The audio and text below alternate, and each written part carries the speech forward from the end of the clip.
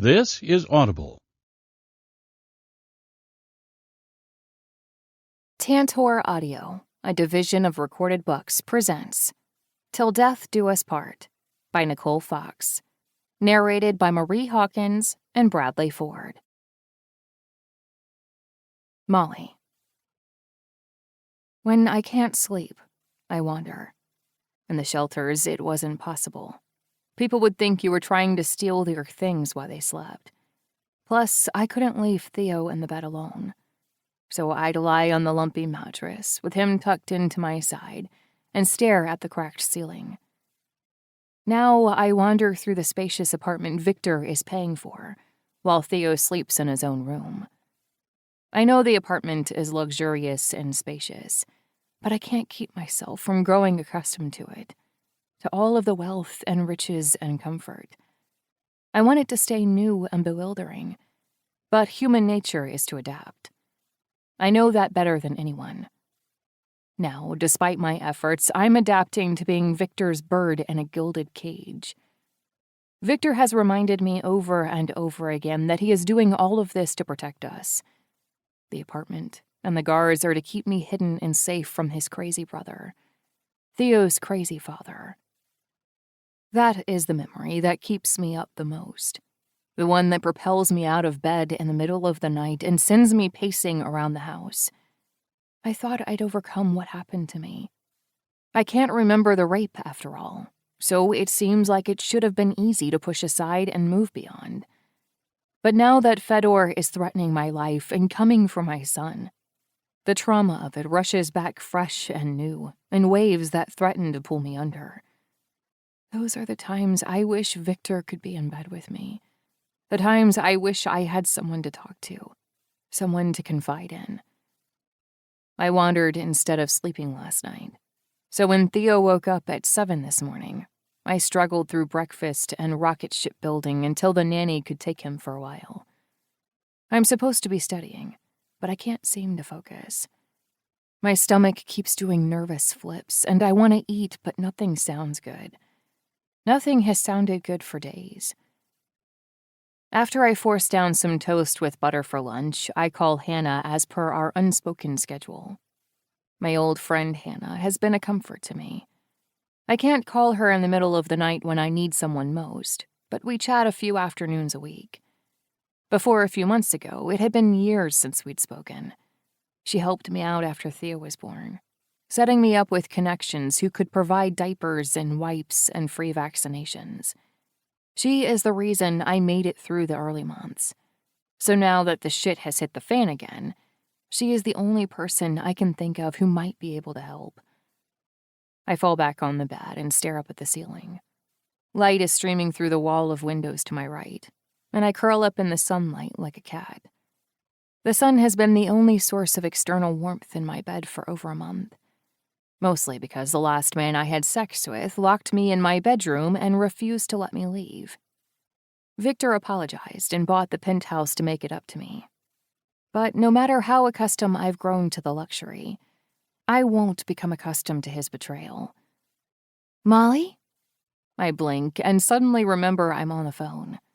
I'm here. You got quiet, Hannah says. My service is shit, so I thought maybe I dropped the call again. Honestly, it could be my phone or my service, maybe both. But I don't have money to fix either. The phone in my hand is brand new. Viktor just set it up for me a few weeks ago. He said he wanted me to be able to talk to my friends and get in touch with anyone if I needed to. But I know he is probably using it to track me. I want to throw the phone across the room, but guilt holds me in place. Viktor cares about me. Sure, his care feels like a prison sentence. It is suffocating and overwhelming and toxic in more ways than I can count. But isn't that what I always dreamt of? All those nights sleeping in shelters with Theo tucked into my side, I stared at the ceiling and prayed for someone who would care, someone who would take care of us. Now I have it. I wonder how fast Hannah would trade places with me if she could. I'm sorry, I say. I know what that's like. She sighs and then seems to brighten. Speaking of, how are things going with your sugar daddy?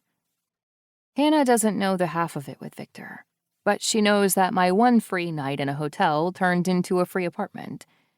She assumes Viktor is taking care of me because I'm his mistress, and crazily enough, that story's more palatable than the truth. So I let her think what she wants. I'm in an interior design class now, I say. Only one, and it's online, but it's a start. I wouldn't have been able to afford the textbooks before. That's amazing. Damn, what do I need to do to find me someone like that? Get raped by the brother of a crime boss, have his secret baby, and then go into hiding at his brother's apartment to keep him from killing you and stealing your son. I laugh and change the subject. How are you? It's the same old story, she says. Except now it's the same old story without Matt. Matt is Hannah's son. He is almost 6. She had him when she was even younger than I was when I had Theo. Why? What happened to Matt? He is living with his dad for now. She says it casually, but I can hear the hurt in her voice. I just couldn't swing it. I was working too much to pay for this shitty apartment, and then I couldn't afford daycare. Everything was kind of falling apart. Why didn't you tell me? I ask. We've been talking a few times a week for weeks now. You could have said something. Would it have made a difference? The question isn't meant to be biting, but I feel the sting of it regardless. Hannah helped me after Theo was born. She was most of the reason we made it through the first year at all. And in her time of need, I let her deal with everything on her own. Maybe not before, but it would have now. I have help, Han. The words are out of my mouth before I can really consider them. What does that mean? She asks. Is your sugar daddy a pimp or something? Why would he do anything to help me? Ew, no, I'm not a prostitute. Viktor just values me, I say, wincing at the words. Loves me certainly isn't right, but values me makes it sound like I'm a prized hog. Both options suck. If I tell him my friend needs help, he might help. I don't know if any of this is true. I never would have guessed Viktor would trap me in a bedroom rather than let me leave his apartment, so clearly I don't have a full grasp of what he will and won't do. But I can't sit by and let Hannah suffer. Not when there is something I could do. I'll talk to him, I say. Give me some time and I'll ask him. Hannah is in the middle of thanking me when her phone really does drop the call. And not a moment too soon either. The second the phone beeps in my ear, telling me we've been disconnected, my stomach roils. I sit up and press a palm to my belly, trying to understand the feeling. But a second later, I know exactly what is happening. I jump out of bed, wrench open the bathroom door, and barely make it to the toilet before my lunch comes pouring out into the bowl. I heave until there is nothing left, and then fall back against the wall. Immediately, I feel better. Though I wish I didn't.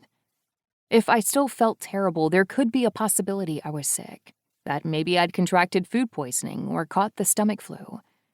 But I feel amazing. I curse under my breath and close my eyes. Viktor and I haven't had sex since he locked me in my bedroom. There were a few times where things got close. The day he moved me into the penthouse, he refused to let his men do all the work and pitched in himself. He carried boxes up the stairs and inside, and when he started getting hot, he took off his sweater and finished the job in a tight white undershirt. The way it clung to his muscled chest was obscene. And when the house was empty, save for the two of us, I nearly forgave him just so I could run my fingers across his abs.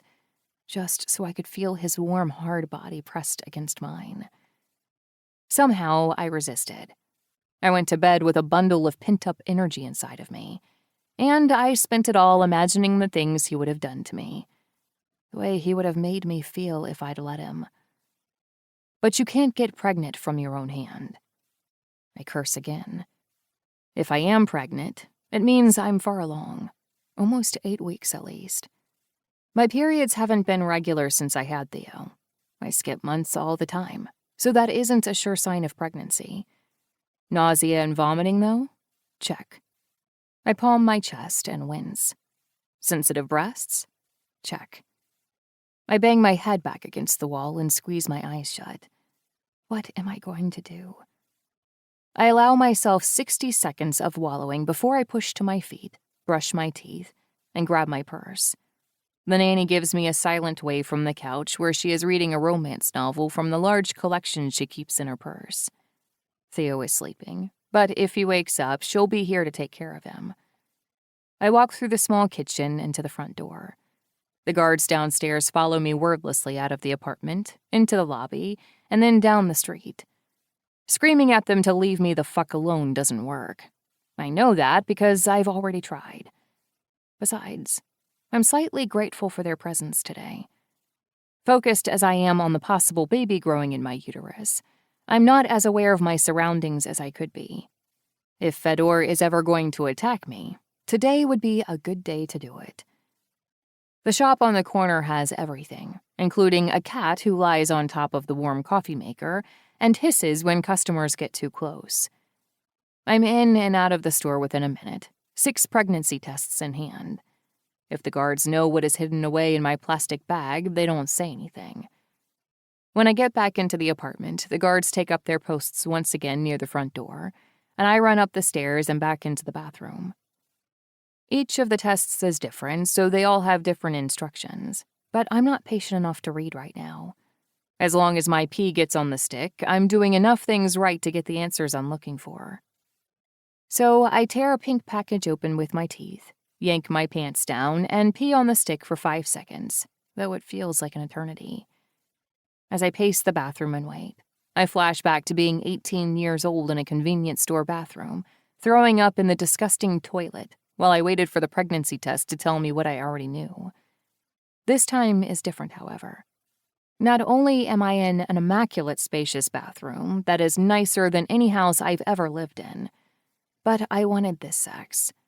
Regardless of how I feel about Viktor in this very second, the last time I had sex with him was incredible. It was hot and full of passion. Most importantly, I remember every pulsing, aching second of it. This baby is wanted. Fear clenches my heart, making it difficult to breathe, but the truth remains. If I really am pregnant, I want this baby. When I found out I was pregnant with Theo, I didn't want him. I knew I couldn't get rid of him, but I wasn't happy. The warm glow of love didn't wash over me when I realized I had a life growing in my belly. I felt used and hollowed out and raw. I'd been raped, and my life was veering off course, and there was nothing I could do. Of course, Theo is my everything now. He is my reason for living and breathing and fighting. But I didn't know that at the time. Now, knowing how much I love Theo, I know how much I would love this baby too. That is what scares me. Caring for another person that much when life is so insane and dangerous.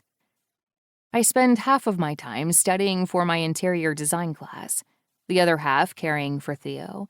And during all of that, I'm worried sick for Theo's safety. There isn't a second of my day where I get a reprieve from worrying about him, from wondering when Fedor will strike next. Can I handle feeling that way about 2 human beings? My phone beeps to tell me the 3 minutes are up, and I reach for the first test more out of instinct than a conscious decision.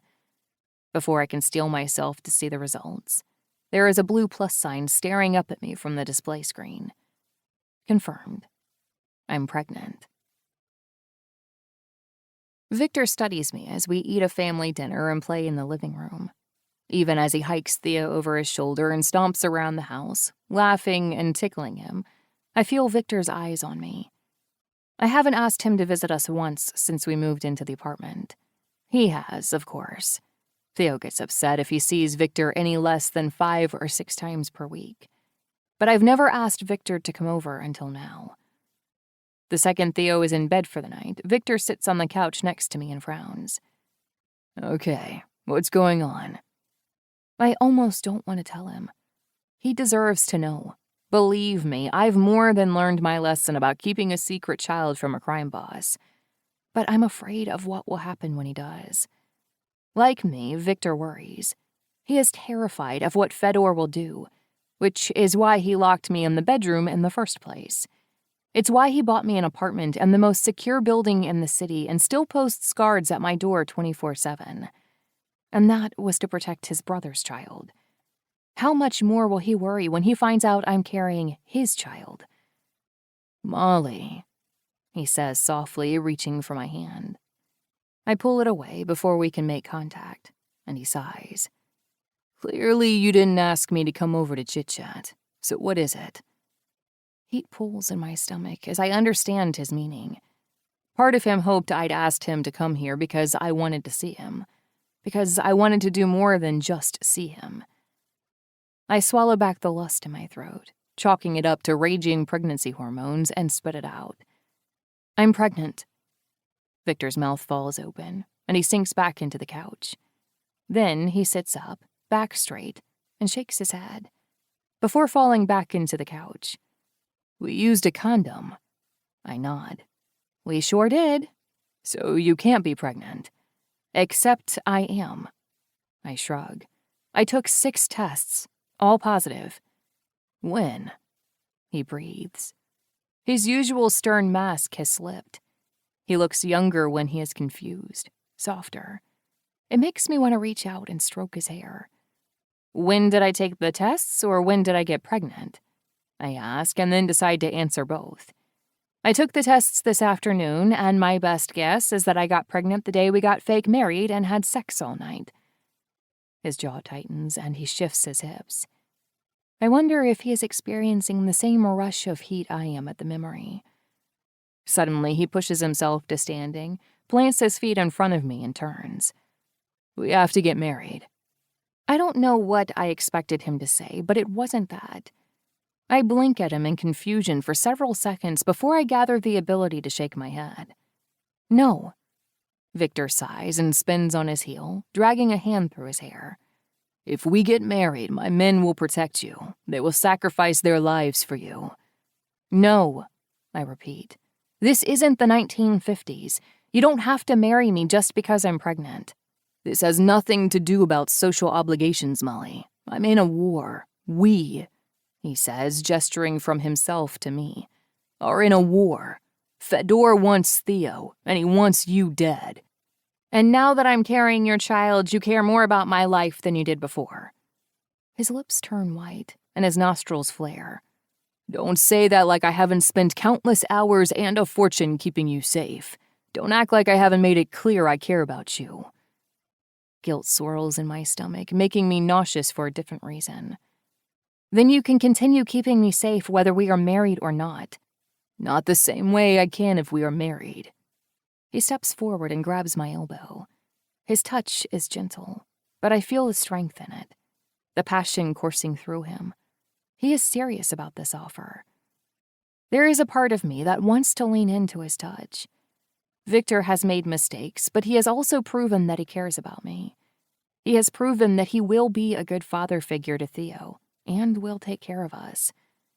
It would be so easy to give him what he wants, to surrender myself to him and let him lead me through life by the hand, providing what I need along the way. His hand slides up my arm, cupping the back of my arm and drawing me closer to him. I could lay my head on his chest, curl into his warmth, and nod my head. That's all it would take. "Marry me," he whispers, his breath warm on the top of my head. Goosebumps trail down my back, and I push him away and shake my head to clear it. "No," he growls, frustrated. "Why are you making this so difficult? Why is marriage your solution for everything?" He narrows his eyes. "Fake marry me at least. Let me tell my men this is real. They all know the justice of the peace before wasn't real. We aren't living together, so they've worked out that this isn't a serious arrangement. Pretend." I've been there before. I fake married Viktor, though I didn't know it was fake at the time. And I can't go back to that. Letting people think he's my sugar daddy is one thing, but pretending to be his wife when really we are... I'm not sure what we are. No, I can't do it. I won't. I'm done pretending. His hands fist at his side, and he turns away from me, his body shaking. "You are carrying my child. but you won't let me do anything to protect it. I have a say. Not over me and my body, you don't." We stare at each other, a silent standoff. I refuse to back down. Not on this. I've been pushed around by so many people in my life, but I'm done with that. Not anymore. Not again. Finally, Viktor turns away. "This isn't over." "Yes, it is." I grab his keys from the coffee table and hold them out for him. "I think you should go." He could tell me that I can't kick him out of a house that he pays for, that I don't have any control over him. I almost expect him to say all of those things, but instead, he snatches the keys from my hand and storms towards the door. "This isn't over," he repeats again before the door slams closed. He locks it before stomping down the hallway. Viktor. The bar is dim. The windows were long ago blotted out with signs and black smears of paint, giving it the appearance of eternal night. Right now, I'm grateful for the gloom. It makes the scene in front of me easier to digest. I feel a tacky squelch under my boot. Peter grabs my arm and pulls me to a stop. "Careful."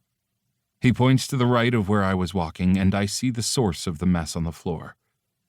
The body is wedged between the bar stool and the wood paneling of the bar like it slumped down there and didn't move again. Not surprising, considering the person's head is sitting in a bowl of peanuts on the bar. At least, I think it's the same head. There are several other dead bodies missing heads of their own.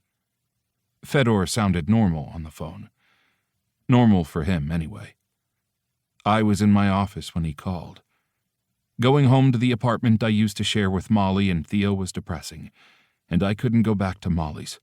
No matter how badly I wanted to talk with her and figure out what we were going to do about the baby, she didn't want me there. So I stayed at the office even later than usual. Maybe I should have thanked Fedor after all.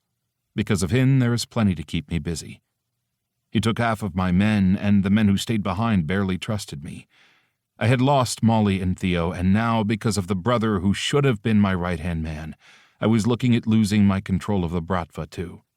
Everything was going to shit. When Fedor called, I naively thought it could be to make amends. No matter how many times Fedor fucked me over, I wanted to think of him as my little brother, as the boy I'd cared for and protected our entire lives. I didn't want to see him as the monster he'd become. "Working late?" he asked. I didn't want to think about how he knew, about whether I was being watched or followed or what it would mean for Molly. If Fedor knew she was pregnant, he'd go after her in a heartbeat. I couldn't let that happen. For sanity's sake, I convinced myself it was just a lucky guess. "What do you want, Fedor?" He let out a sharp, bitter laugh. "Well, I was going to see if you wanted to get a drink with me, but I can guess what your answer will be. You don't sound very happy to hear from me." "Maybe that's because you betrayed me and took my men," I growled. Fedor sighed. "They came with me willingly, brother." "You always had a hard time distinguishing between the two," I said, grinding my teeth at the thought of Fedor touching Molly. Hurting her. This time Fedor genuinely laughed. The sound was so sharp it surprised me. "Ha! See, brother? You need to come down to the bar. The patrons here would laugh their heads off at that joke." Something in the tone of his voice alerted me to a scheme. He wasn't calling for a chat. He sounded too proud of himself. As soon as I hung up the phone, I called down to the bar where our men liked to hang out. When no one answered, I called Peter, and we went to investigate. "What the fuck?" Peter mumbles, pressing his forearm to his nose to keep out the coppery smell of the blood. "What kind of monster could do this?" "Who do you think?" I know the answer, but it doesn't seem real. I keep expecting it all to be fake, to realize the bodies are props and the blood is corn syrup. Because imagining my baby brother could be capable of bloodshed and carnage like this is beyond me. There is no doubt Fedor did this, however. I told Molly we were in a war. Maybe she'd finally understand what I mean if she saw this. I dismiss the idea the moment it pops into my head. I don't want her or anyone else to see this.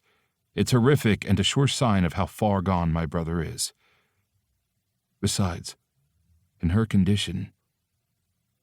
I haven't seen her since last night, but I had a doctor sent over early in the morning to confirm everything. I'll probably get an earful about that later for not running it past her first, but that argument would be a welcome reprieve from what I'm seeing now. But there are civilians here, Peter says. By my count, he only killed 2 of our guys. By my count, too. My guess is Fedor didn't want to kill too many potential soldiers. That's what my men are right now. Potential recruits for Fedor's growing army. As he continues his random trail of terror, he is scaring once loyal men into fighting with him. They are so afraid for their lives that they are pledging loyalty to someone as obviously out of his mind as Fedor. The Italians can't agree with this. I pinch the bridge of my nose and close my eyes, trying to think, trying to be logical.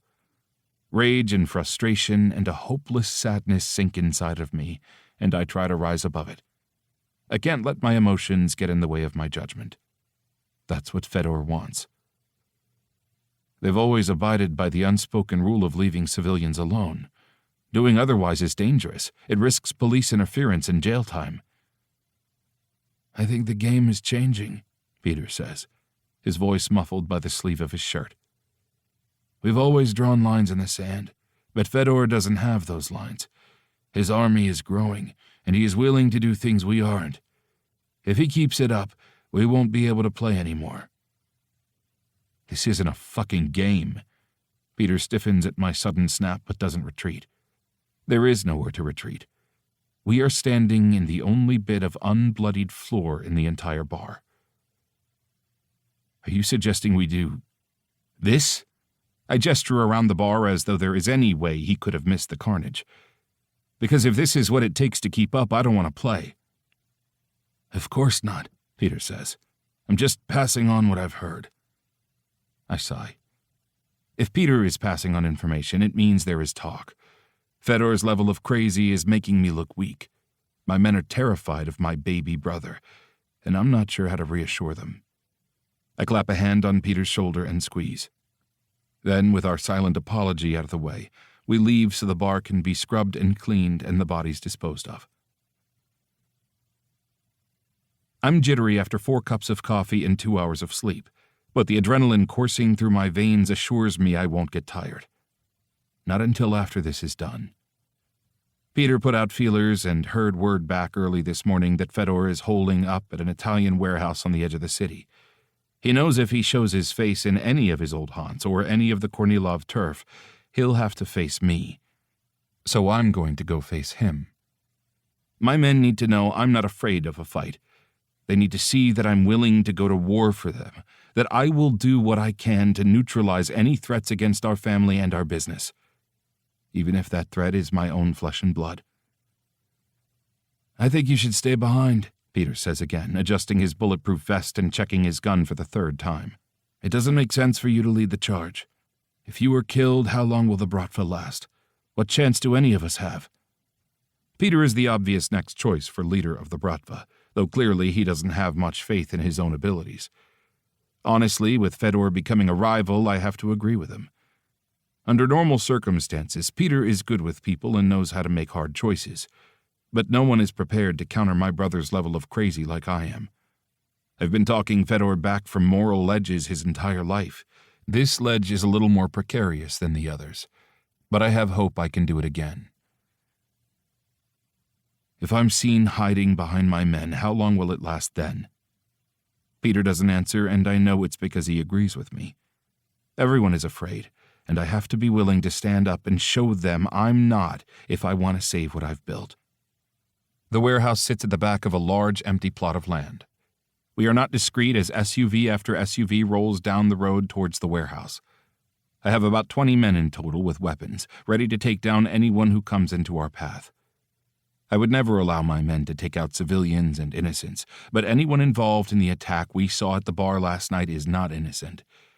They deserve to pay for what they did. The plan is to jump out the moment the cars stop and lay waste to the warehouse. Bust out windows, shoot through walls, and storm inside and take it if the opportunity presents itself. I don't want to lose any men. I don't have many left to lose. But I want to make Fedor understand that I will not roll over and let him treat the city like his own hellish playground. I want him to know I can kill, and I will if pushed. As soon as the SUV screeches to a stop, Peter and I share a look before throwing open our doors and jumping from the car.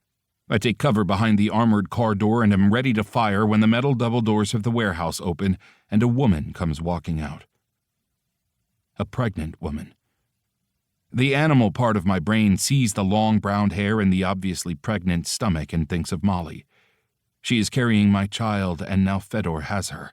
He has captured her and is going to kill her in front of me. I'm so overcome with terror and rage and blind panic that it takes me several seconds to realize Molly isn't showing yet, and Fedor doesn't know she's pregnant. This woman can't be Molly. I lift a hand for my men to hold, and on cue, Fedor comes walking out of the warehouse with his gun raised, pointed directly at the pregnant woman's head. We're far enough away that I can't make out the woman's face, but I can tell by the shaking in her shoulders that she is sobbing. Her arms are raised in surrender, and my plans of revenge fall around me like ash. To take out Fedor, I'd have to kill a pregnant woman. He knows I never would. He's counting on it. Peter's words from the bar ring in my head. His army is growing, and he's willing to do things we aren't. If he keeps it up, we won't be able to play anymore. I can't play anymore. Part of me wishes I could rationalize this woman's life as a necessary cost of ending my brother. After all, killing her and her unborn child would be far less than the death toll Fedor could rack up if left unchecked. In a utilitarian sense, killing her is the right thing to do. Still, I can't stop myself from lowering my gun. I can't. I won't. I signal for my men to stand down and then rise to my feet. Peter hisses through the car to ask what the fuck I'm doing, but I can barely hear him over the blood pounding in my ears. I walk out from behind the car door and start moving towards the warehouse. I only vaguely recognize someone is standing next to me, and I turn and realize it is Peter. His eyes are wide, scanning the warehouse windows, looking for snipers or anyone who would shoot at us. But I can't be worried about that right now. This needs to end. Now. As we approach, I can see Fedor is smiling. He is grinning, actually. His face is split wide with obvious joy at what is happening, in stark contrast to the sobbing woman in front of him. Her eyes are red and puffy, snot is dripping from her nose, and her entire body is trembling. "Did you really think you could just show up and kill me so easily?" Fedor asks, peeking out from behind the pregnant woman but keeping most of his body shielded behind hers. "I thought you'd be smarter than that, brother." "And I thought you'd be a human being," I snap back. "Who is your human shield?" Fedor's lips pull back in disgust. "Just some slut." There is no warmth in his eyes. No caring for the woman or the life she's carrying. There is no sign of humanity in his electric green eyes, and I feel like my brother is dead. Because the man standing in front of me is not the brother I knew. "This isn't you," I say, deciding to speak my mind. "Come on, Fedor, you're better than this." Fedor shrugs. "Perhaps, though I honestly think this plan is pretty smart, especially given my time constraints. We hit the bar last night, and I only realized afterwards that you might be a little upset about it. So I rounded up some passers-by and brought them back to the warehouse." Passers-by. "There are more?" "Inside," he says with an excited nod. "About 10 of them. Well, 11 if you count the baby." He points his gun at the woman's stomach and she flinches. Fedor grins even wider at her fear. "Stop." It's a sharp command, and for a second Fedor listens. His smile fades away and his expression softens. He looks like a guilty little kid, like the brother who drew on the walls and stuffed a whole roll of toilet paper in the toilet and cried when he was caught. For the briefest of seconds, I see the boy he once was. "You're not a monster, Fedor. Don't become one." Then his green eyes burn brighter and his smile is back, but this time it has an edge. "I'm not a monster, brother. I'm a leader." As he speaks, people separate from the shadows behind him, and I recognize the dons of the Mazzeo family, Mario and his son Rio. They flank Fedor on either side, arms crossed over their chests. They'd make a powerful picture if Mario didn't have a large bruise under his right eye. Clearly the old man has been beaten recently. I wonder if it was Fedor or one of his men. I wonder how many people he's threatening to maintain his power. Mario, I say softly, appealing to the mercy I know he has. This is madness. Don't support this. His soft chin lifts, but his son moves to stand partially in front of him. Don't address my father, Rio snaps. Fedor's chest inflates now that he has backup. You're the only one unwilling to do what is necessary to take control, Viktor. Everyone else understands that sometimes people have to die. The sooner you realize that, the better chance you'll have of saving a scrap of what you've built. Innocent people never need to die, I shout, hands fisted at my side. What you did to those civilians at the bar is unconscionable. Mario flinches like the imagery of what happened there pains him, but Fedor laughs. I hoped it would make an impression. My idea. Every person who spoke ill of me in that room had their tongue removed. My stomach turns. You fucking psycho. His nostrils flare and he readjusts the gun in his hand. I'm afraid I've pushed him too far and he's going to shoot the woman just to make a point. But he doesn't. His entire body stills. You've always thought you were better than me. You've always seen yourself as better than me and our father and our family. But deep down we are the same, he hisses. And if you're going to win this, you are going to have to let go of this high and mighty bullshit, brother. There will be no talking him down from this. I see that now. It is hopeless. I have to fight if I want this to be over. But not today. What happens now? I ask. How do we walk away from this? We don't walk away. You walk away. So you can shoot me in the back? I shake my head. Not a fucking chance. You're the one who came here with an army, he says. Then his mouth curls into a smirk. You know what? Take the pregnant woman. He shoves the woman towards me, and she stumbles, catching herself before she falls. Then she freezes. Like me, she is wary of Fedor's motives. Consider it an act of goodwill, he says. I'll let her go with you. You can feel like a happy little hero, and I won't shoot you in the back. Why should I believe you? Fedor shrugs. You said it yourself, brother. I'm not a monster. I guess you're just gonna have to hope you're right. I don't believe that anymore, but Fedor is right. If I stay here, he may grow bored and decide to shoot me for fun. I hold out a hand for the pregnant woman to take, and she looks at it with wide eyes. I know she wants to reach out, but she's too afraid to move. So I take a careful step forward and wrap my hand around hers. Her fingers are ice cold, but she grips my hand like her life depends on it. And right now, it does.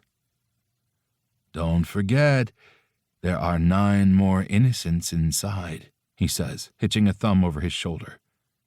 Don't be stupid. Slowly, we all back away. The tension in the air is thick. It feels like walking backwards through a minefield, holding my breath, waiting for the earth to explode around me. When we finally reach the car, Fedor lifts his hand in a wave and then ducks back into the warehouse. I don't even begin to relax until the warehouse is out of sight and we are back amongst the tall buildings of the city. But really, I won't be fully relaxed until Fedor has been dealt with. I won't be able to stop looking over my shoulder until my baby brother is dead. Molly. My interior design textbooks sit in front of me, open but unused.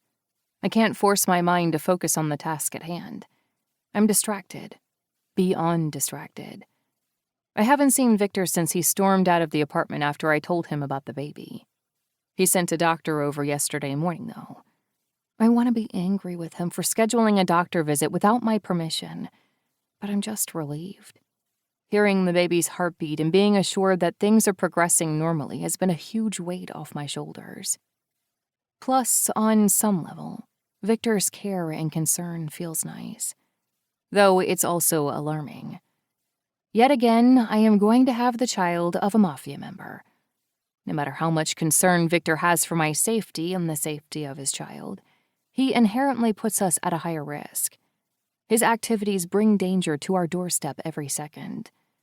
Not to mention, the Mafia members in question are brothers deadlocked into a violent war. The only way I can see to get out is to not have the baby. But the second the thought crosses my mind, I push it away. I had Theo when the entire world was against me, and I still love him more than myself. I can't imagine my life without him, and I know I'll feel the same way about this baby when he or she arrives. Vaguely, I hear the door opened, and I assume it's the nanny bringing Theo in from their daily trip to the park. I'm still staring blankly at the book in front of me when I see movement near the door.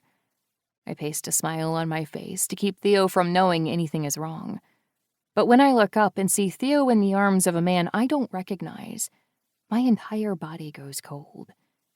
The smile slips from my mouth and shatters on the floor.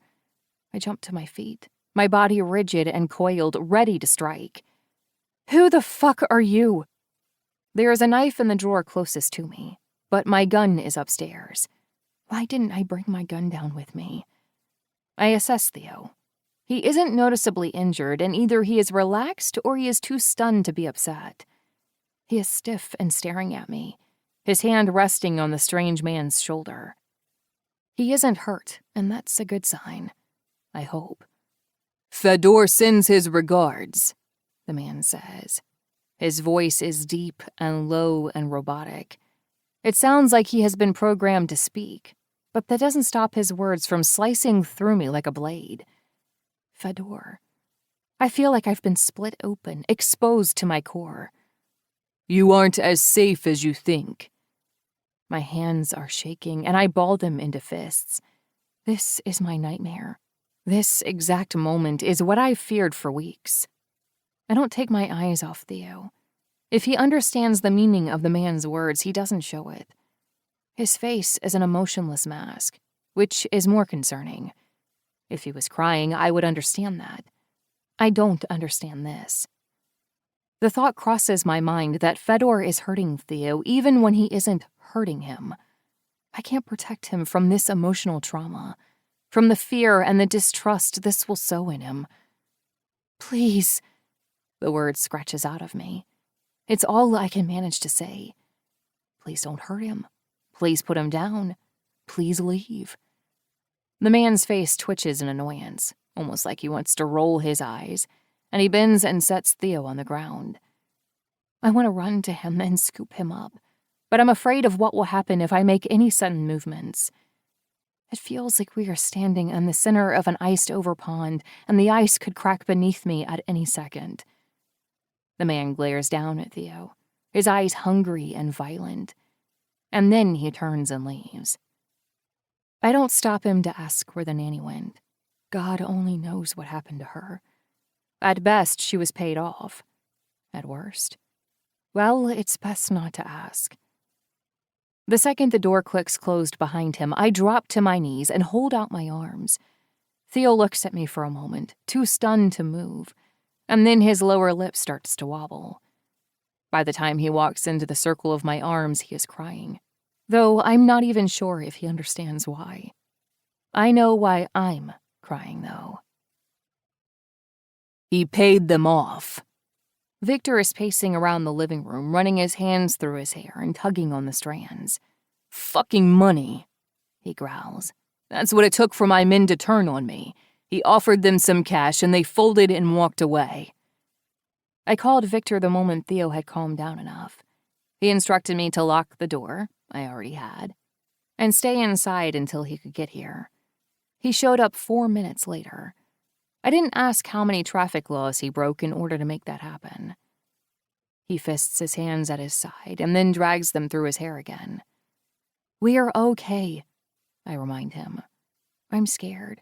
So scared, I'm not sure I'll be able to fall asleep tonight. But I'm fine.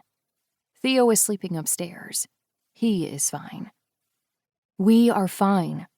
He could have killed you both, Viktor says, spinning on his heel and facing me.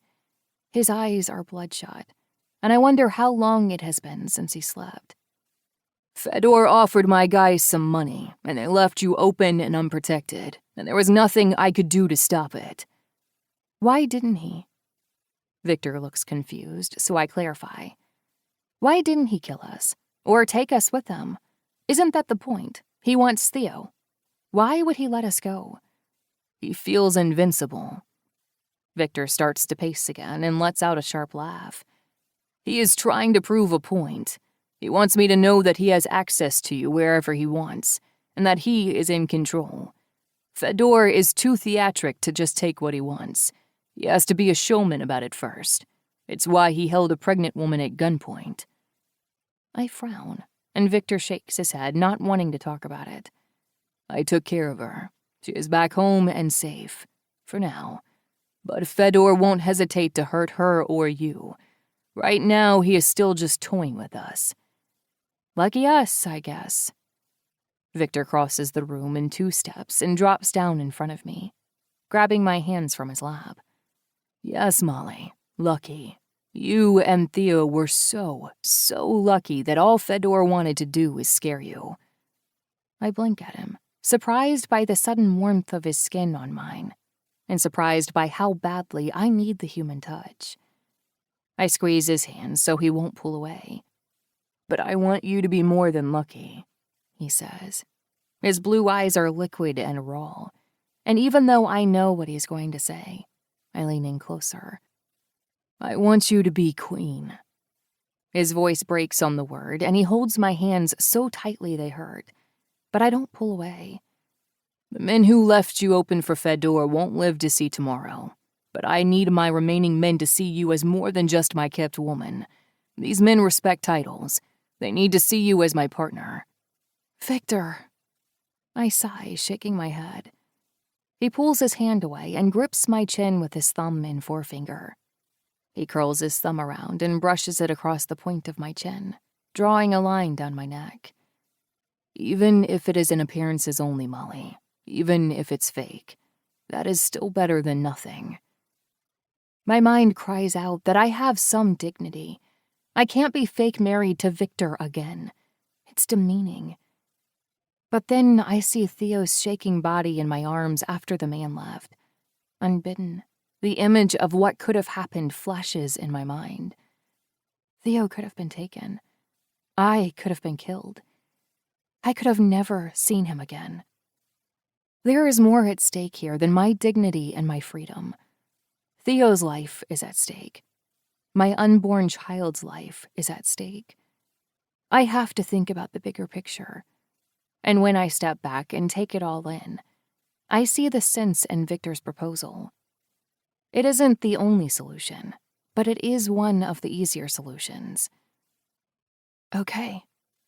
My voice is barely above a whisper, but Viktor tenses as I agree.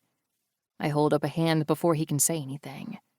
But once this war is over, Theo and I have to be free to leave. We'll discuss that when the time comes, Viktor says. I narrow my eyes. We have to be free to leave. I can't enter into this if it's going to end with me locked in a bedroom. How do you feel about a bathroom? He raises a brow, his mouth quirking up in a barely there smile. I can't believe you're making jokes at a time like this. I'm appalled, but also grateful for the lightness. The day has felt heavy. It's nice to see him smile. He lets my chin go and leans back. If you really want to leave when this is over, we'll talk about it. I want him to agree to my terms, but I know this is the best I can hope for right now. So grudgingly, I nod and agree. If Viktor's idea of a fake marriage isn't the best solution, it is certainly the most expedient. By mid-afternoon the next day, we are standing in front of a justice of the peace, a different one from the first time we were married, though Viktor assured me he is still only an actor, and reciting our vows. The crowd for the wedding is intimate, limited to Peter and a few other high-ranking members of the Bratva who will serve as witnesses. Viktor looks dashing in a dark gray suit that squares his shoulders and highlights his trim waist and strong thighs.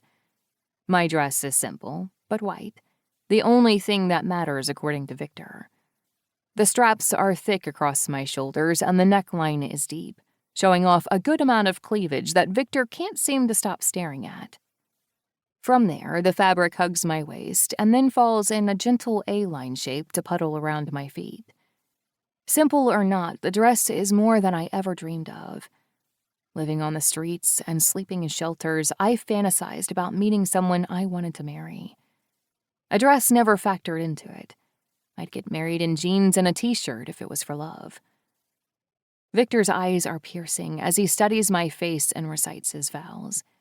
It's the second time he has spoken these words to me, vowing his protection and love and generosity.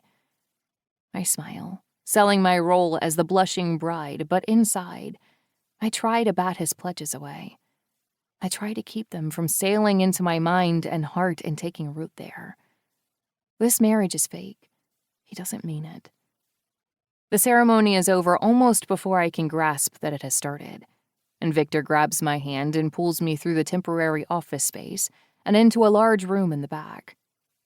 Long white fabric panels hang from the walls, and the ceiling has been decorated with a tangle of fairy lights and tulle. Soft music is playing through a set of speakers, and there is cake and punch. I open my mouth to try and give voice to my surprise, but none come. Viktor squeezes my hand and presses his warm palm to my lower back. I didn't ask them to do this. They did it for you. For the first time, I let myself look at the faces of the men standing around the room. Many of them have women tangled in their arms. They are all smiling and at ease. But more pressingly, they are looking at me, at us. They wanted to please their queen, he says, lifting my arm over my head and spinning me gracefully away and then back into his body. I press my hand to his chest to stabilize myself and marvel at the solidness of Viktor's body. It has only been a few weeks since we've been together, since I've seen all of him bare and exposed, and I'm still constantly surprised by the strength of his body and the feel of it under my fingers. Viktor cradles my body to his gently, swaying us around the dance floor as music plays. When the song is done, he keeps hold of my hand and leads me around the room, talking to each guest. Almost all of them congratulate us and then take my hand and press it to their foreheads. Their loyalty, Viktor whispers in my ear. His breath is warm on my neck, and I shiver, wishing he would never stop whispering to me. The night is a whirlwind, and we leave to cheers and whistles and excited applause. Viktor helps me into the passenger seat of his car, ensuring my dress won't get stuck in the door, and then drives us quietly and expertly through the city, navigating traffic fearlessly. I'm surprised when he pulls up in front of my apartment rather than his own. We haven't discussed it, but I assumed we would be consolidating our living arrangements post-marriage. Yet, Viktor helps me out of the car and allows me to unlock my own front door and step inside. Theo is with a new nanny and several guards who have proven themselves incredibly loyal, so the apartment is quiet. I feel Viktor behind me as I walk into the kitchen, but when I turn around, his hands are in his pockets, almost like he is trying to restrain himself. Should we have a drink? I offer, unsure how else to end this night. Then I remember the baby and laugh, breaking the tension. Not for me, though. Viktor smiles and moves to get glasses from the cabinet. Virgin? Considering our last fake wedding night, you know the answer to that, I joke. Viktor smiles, but I notice a tension in his jaw. I defer the drink mixing to him. Viktor made sure the liquor cabinet was well stocked before we moved in, so I assume he will make a better drink than I ever would. I watch as he slips out of his suit jacket and begins measuring and shaking and pouring. His button-down shirt is pulled tight across his muscled back and his biceps. I like watching Viktor move. He has an inborn grace, a rhythm entirely his own that lures me in like a siren's call. No matter how complicated being with him is, I can't seem to pull away. I can't seem to want to distance myself from him the way I know I should. When he hands me a deep red drink, I take a long swallow without asking what it is. "Juice, sparkling water, and a lime," he says with a shrug. "Virgins aren't my specialty." I snort, almost sending the mocktail out my nose, and clamp a hand over my mouth. When I manage to swallow, I laugh. That feels like an understatement. He seems to relax as he makes his own drink, his shoulders easing, a small smile on his mouth. It's nice to see him like this. I tilt my head to the side and watch him until I feel butterflies fluttering in my stomach. It's too early for it to be the baby, and the drink is sans alcohol, so there can only be one cause. Viktor puts the lid on the shaker, grips it with both hands, and mixes it vigorously. His muscles flex and strain under the thin fabric of his shirt, and he nips at his lower lip. I spin away from the sight and walk out onto the balcony for some fresh air. Fake wedding. Fake wedding, I remind myself. I didn't even want to do this. I had to be convinced to marry him, so I can't possibly be enjoying this. It wouldn't make any sense. The evening is cool, and I feel goosebumps spread across my back and shoulders. As soon as they appear, a warm hand smooths across my skin, and I gasp. "Sorry, I didn't mean to scare you," Viktor says softly, his words whispered on the back of my neck. "You didn't," I assure him. I turn around, pressing my back to the railing, and face him. I don't have any reason to be scared anymore, right? I'm safe now? Viktor tips his glass back, swallowing half of the drink in one go, and then presses his lips together. "You are safe. 100 times safer than you were before, at least." "Good." He nods, and then swallows back the rest of his drink. Mine is still mostly full, but my stomach is too busy doing flips to enjoy it. I don't know if it's pregnancy nausea or nerves or both. "There are guards at your door who know failing to protect you will be the end of their lives," he says. "You will always be protected. Even when you're alone in the apartment, you really won't be alone." I set my glass down on the glass table and fold my hands in front of me. "What about tonight?" "The guards followed us from the venue. They are on duty right now." I shake my head and step forward, grabbing Viktor's glass. It is empty, so he doesn't resist as I pull it from his hands and place it next to mine. When I turn back to him, I can't look up at his face yet, so I stare at my hands as they work their way up the hard planes of his chest. "I mean, will I feel alone tonight?" He pauses for a second, and then lays his large hands over mine. "Only if you want to, Molly." Finally, I let myself look into his face. His eyes are wide open, sky blue, and I see hope in them, desire. And even though our wedding was a farce, I see a promise there too. Viktor will take care of me. He'll protect me and Theo and our unborn child. He is going to do everything he can to keep us all alive. And for right now, that is the only vow that matters to me. I shake my head. "I don't want to be alone. I want you to stay." He lets out a breath, and then we are kissing. His hands pull me against him, one around the back of my neck, the other curled around my waist. My body molds to his in the same way my mouth does, soft and warm and eager. A breeze cuts through the balcony and I shiver. Viktor shifts his arms to my waist, picks me up, and carries me inside without ever breaking the kiss. I reach for the couch as we pass it, assuming we are going to stop there, but Viktor growls and shakes his head. "On the bed. I want you on the bed tonight." Tonight? Our wedding night. Again, I remind myself this is fake, but it doesn't feel fake. When he lays me down in the bedroom, he steps back and lets his eyes devour the sight of me. He bites his lower lip. "That dress is sinful," It's white. I smile, hoping it's dim enough he can't see how easily I'm blushing. Viktor crawls over and lifts me up against his chest. He pulls the zipper slowly down my back, and then works his hands over my shoulders, pushing the straps down my arms. "It's a lie," he whispers in my ear. He grips the neckline and begins peeling it down my body, revealing more and more of my skin with each inch. "You aren't innocent, or pure. You're wretched, Molly, just like me." Distantly, I think I should be offended, but Viktor speaks each word like a caress.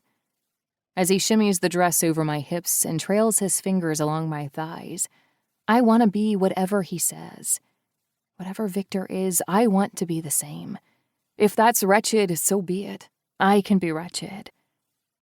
The second the dress is off my legs, Viktor throws it over his shoulder, and I lunge forward and begin undoing buttons as fast as my fingers will go. Viktor leans forward and licks the side of my neck from my collarbone to my ear. He sucks my earlobe into his mouth, and my body is on fire. There is heat pooling between my legs, heavy and pressing, and it needs attending to urgently.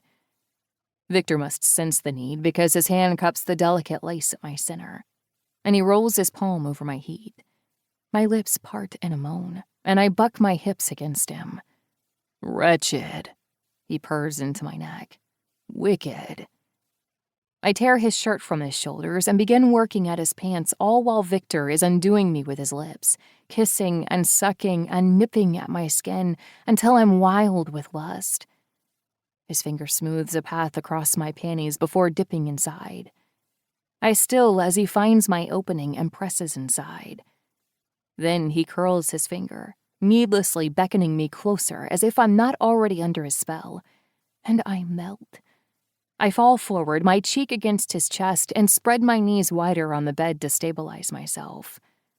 Viktor is on his knees too, and from my lazy position lying against his warmth, I slip my hand inside his unbuttoned suit pants and stroke the hard length of him.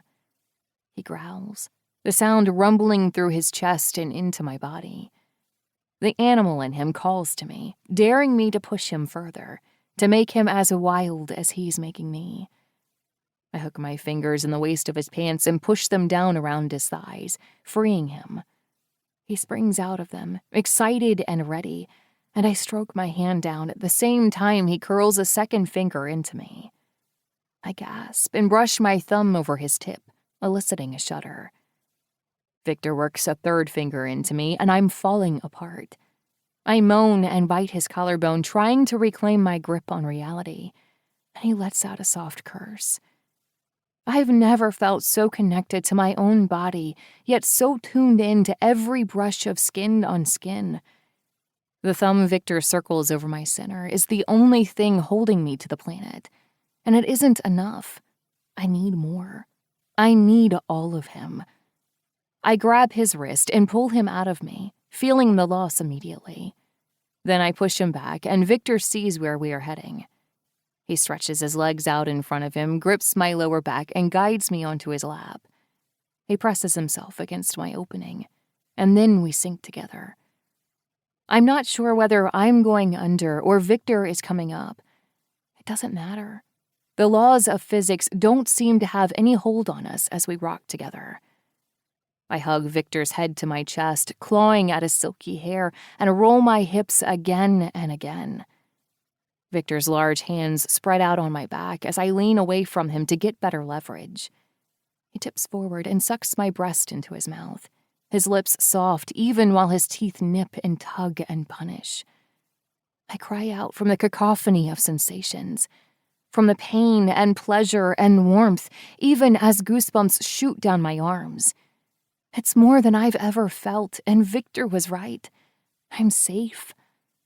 I can feel it with him. A perfect bubble around us, protecting us from the rest of the world in a way I've never experienced before. My legs start to shake with the beginning of my climax, and Viktor tips me back, until I'm lying down and he is over me. His elbow presses into the mattress on one side, while his other hand explores the topography of my body, brushing my nipple, and strokes my waist and grips my hip. I bring my knees up and wrap my legs around him as he dives into me again and again, and when my orgasm comes, I bury my face in his shoulder, clinging to him with all of the strength I have left. He falls not long after, his lips pressed to my neck, whispering words I can't hear but can feel. They're his vows, his wicked, wretched vows, whispered in the throes of passion, and they mean more to me than anything he has said in front of the witnesses. When he is done thrusting and his weight presses down on me, I curl my fingers around his square jaw and draw his lips up to mine. Against his mouth, I whisper my own wretched vows. I give him the only thing I have left to give, my trust. Viktor. I left Molly's late in the morning before Theo was set to arrive home with the nanny. We slept next to each other all night and woke up together like any normal married couple, except we weren't married. Molly tucked her body against mine like a small spoon, nudging her hips back until I slid into her and took her gently like it was normal. Like we spend every morning this way. Except we don't. There are lots of reasons to maintain 2 apartments. My men won't ask questions if we don't give them reason to, which is why we have to do the swearing-in ceremony. When I told Molly about it the night before, she was hesitant. "I thought we already said our vows," she said. "We did, but the ceremony is a chance for the Bratva to pledge their loyalty to you as well." She frowned, a wrinkle forming between her brows. "Wasn't the reception enough? They all seemed respectful." I shook my head and pushed a strand of hair behind her ear, ignoring the nervous flutter of her lashes at my touch. "This is how things are done. I want my men to view you as their queen. I want them to know that your life is as important as mine or Theo's. You will be as good as blood now." "Won't they be upset with you when they find out this is fake?" The question plays in my mind again now as I towel off my damp hair and slip into a fresh suit. The short answer is yes, they will be angry. The more complicated answer is that I hope they will never find out the marriage is fake. My secret hope is that Molly will realize this marriage is more than just protection. I hope she'll come to enjoy my company and decide to stay. If she does, we'll file the paperwork and have a private ceremony all to ourselves. Outwardly, nothing will change, and my men will never know I violated a sacred Bratva ritual. I know there is a possibility Molly will leave once this war is over. I know there is a possibility I'll have to confess everything to my men and risk losing even more of their trust. But I can't think about that now. Right now, the only thing that matters to me is keeping Molly and Theo safe. Even my allegiance to the Bratva has to come second. Another thing I hope my men never find out. Peter knocks on the bathroom door, pulling me from my thoughts. "I have to leave to set up. Are you picking up Molly, or should I have the guards bring her?" I know the men I have posted at Molly's apartment are trustworthy, but I still can't bring myself to let them drive her around the city, especially before the ceremony has been performed. "I'll pick her up." "Okay." Peter's voice tapers off, but I don't hear his footsteps walking away. After half a minute, I walk over and pull the bathroom door open to find him still standing there. "What is it?" He looks ashamed to have been caught, but then his shoulders slump forward. "I was debating whether I should say something sentimental." I raise a brow. "Like?" "Like how you are not only my leader, but my family," he says, looking down at the floor. "And as my family, I'm happy that you are happy. I know this marriage to Molly is partly out of a desire to protect her from Fedor, but I know you care for her, and I'm happy for you." I clear my throat. "You're right. That was sentimental." Peter runs a hand over the back of his neck and takes a step back from the door. "Yeah, I think I've decided against saying it." "Probably a good idea," I say, trying not to smile. Peter lifts a hand and disappears down the hallway. When I close the bathroom door, my smile fades. I'm lying to everyone, fooling even my top advisor in order to protect Molly. I hope, in the end, it is all worth it.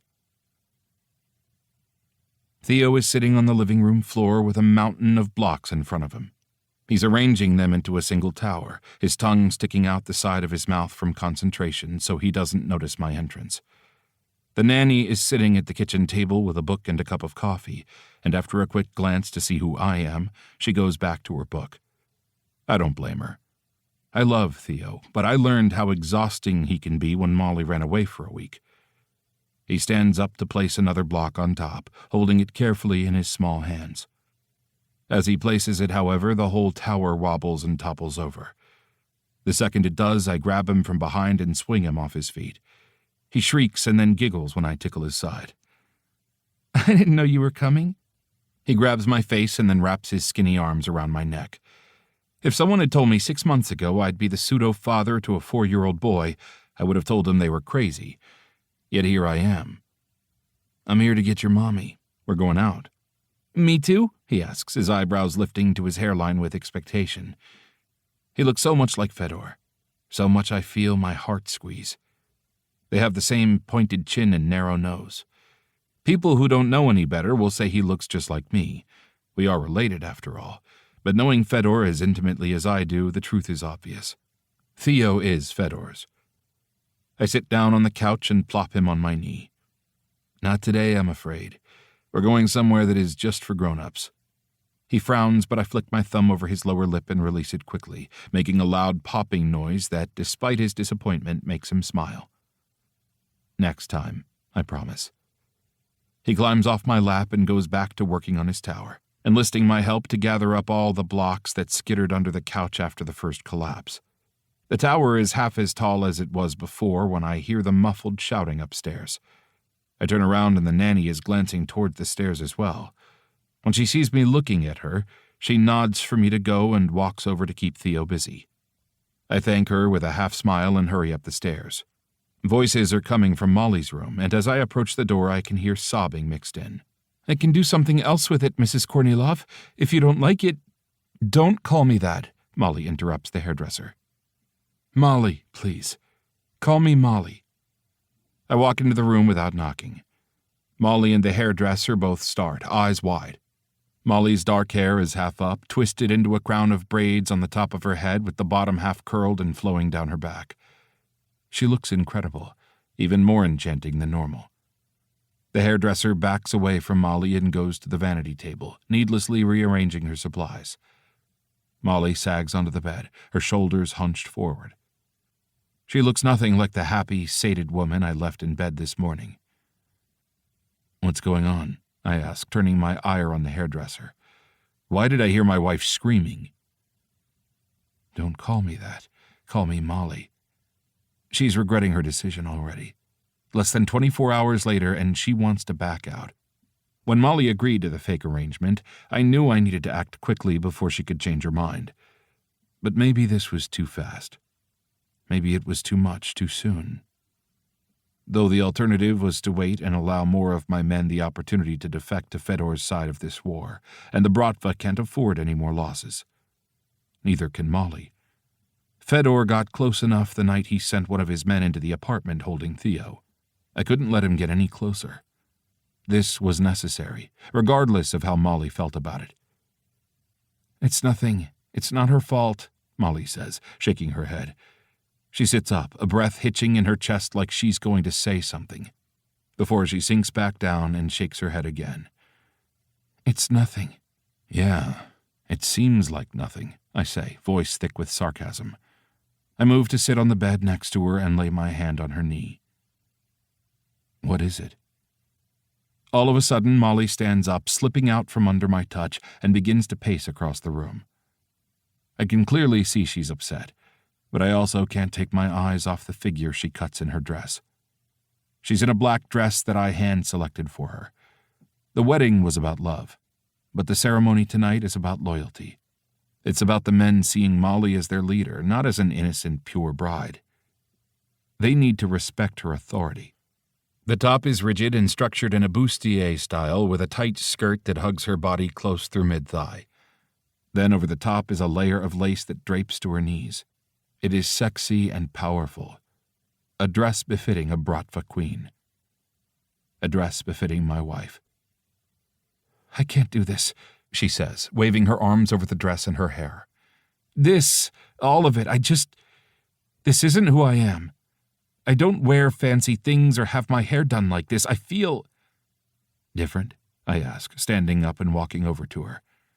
Molly pulls her hands away when I reach for them, but I grab them anyway and lay them against my chest, pinning them there with my own hands. You are different now. You should feel different. Not really, she whispers, glancing nervously towards where the hairdresser is pretending not to listen to us. I know what she means. She isn't really different. We aren't really married. I shake my head. No, really, you are. But I'm not. Molly raises her voice and pulls away from me, tucking her hands behind her back. I've been dirt poor my entire life, and now, overnight, I'm some rich Bratva wife who has a hairstylist. This isn't me. I feel ridiculous. I don't know how to fix this right now. Not when we need to be at the ceremony in 20 minutes. If it's about your hair, I'm paying this woman twice her normal fee. She can change it. The hairdresser turns around, her cheeks flushed with embarrassment, and nods. I can. I'll do whatever you like. It isn't the hair, Molly says more gently, addressing the stylist. It's fine. I'll be fine. Let's just finish up and get this over with. Molly turns away from me and goes to sit at the chair in front of the vanity again. I can see tension in the hunch of her shoulders, but I can't do anything about it now. Based on what I overheard before walking in, my presence is only making things worse. So I turn and leave, pulling the door shut firmly behind me. I'm not sure what happened between last night and now. I'm not sure how Molly went from clutching me and surrendering to me to this, and even worse, I can't fix it. As her husband, I should know how to calm her. I should know what to say. Yet I don't. I run a frustrated hand through my hair before I remember it has been gelled into a respectable style. I try to flatten it back down as best I can and then go back downstairs to sit with Theo until Molly's ready. Once we get through the ceremony, we can talk about everything. I can comfort her. At least, that's what I tell myself. Molly claims she isn't ready to be a Bratva wife, to be the queen. But she could have fooled me. The ceremony is a success. She smiles and looks at ease even as her finger is pricked and her blood is spilled over the Bratva symbol. When she's asked to repeat her oath of loyalty, she stumbles over a few of the words, but she remains confident and strong. I can tell my men respect her when they make their own oaths. I can feel it in the tone of their collective voice. They will protect her. When we walk back to the car afterwards, I open Molly's door for her and then walk around the front, hoping the strangeness from before has passed. Hoping I can chalk it up to pre-ceremony nerves. Those hopes are dashed the second I close the car door. How much did I fuck up? Molly asks, dropping her head in her hands. I'm so surprised by the sudden change in her that I don't say anything for a second. Molly tips her head back against the seat, her eyes closed. Everyone knew something was wrong. I used the wrong silverware and misspoke during the ceremony, and God, my hands wouldn't stop shaking. I might as well have hung a sign around my neck. Faker. No one noticed anything. I thought you did great. She looks up at me, her face twisted in disbelief. Don't lie to me. You more than anyone know how important it is that we each play our parts, and I'm fucking it up. No, you aren't, I say, this time more forcefully. My men loved you. If they don't now, they will. You did great. You're safe now. We are safe. She takes a deep, shuddering breath, and I can see her lips trembling. Her hands shake in her lap. You don't know what it is like to be me, Viktor. You have always been wealthy. You've been a part of this world forever, and you are always, always in control. Of yourself? Of those around you? You don't know what it feels like to be tossed around by life. I want to let Molly think whatever she wants. I want to throw the car into drive and speed away from this night, from this conversation. Soon enough, Molly will find her footing. Everything will work out, I'm sure. Still, For some reason, I stay put. For some reason, I tuck the car key in my pocket and sit back in my seat, settling in to tell a story I never planned to tell. Did I ever tell you how my parents died? Molly goes still the way all people do when I bring up the subject of my parents. No one wants to touch it. It's uncomfortable and messy, and more importantly, I don't like to tell it. The story makes me look weak. It isn't something I broadcast. She shakes her head, and I take a deep breath. It was a fire while we were sleeping. The only reason I woke up is because Fedor came into my room to tell me. I'm still not sure why he didn't go to our parents' room. Maybe the way was blocked with smoke, or I'm not sure. I never asked.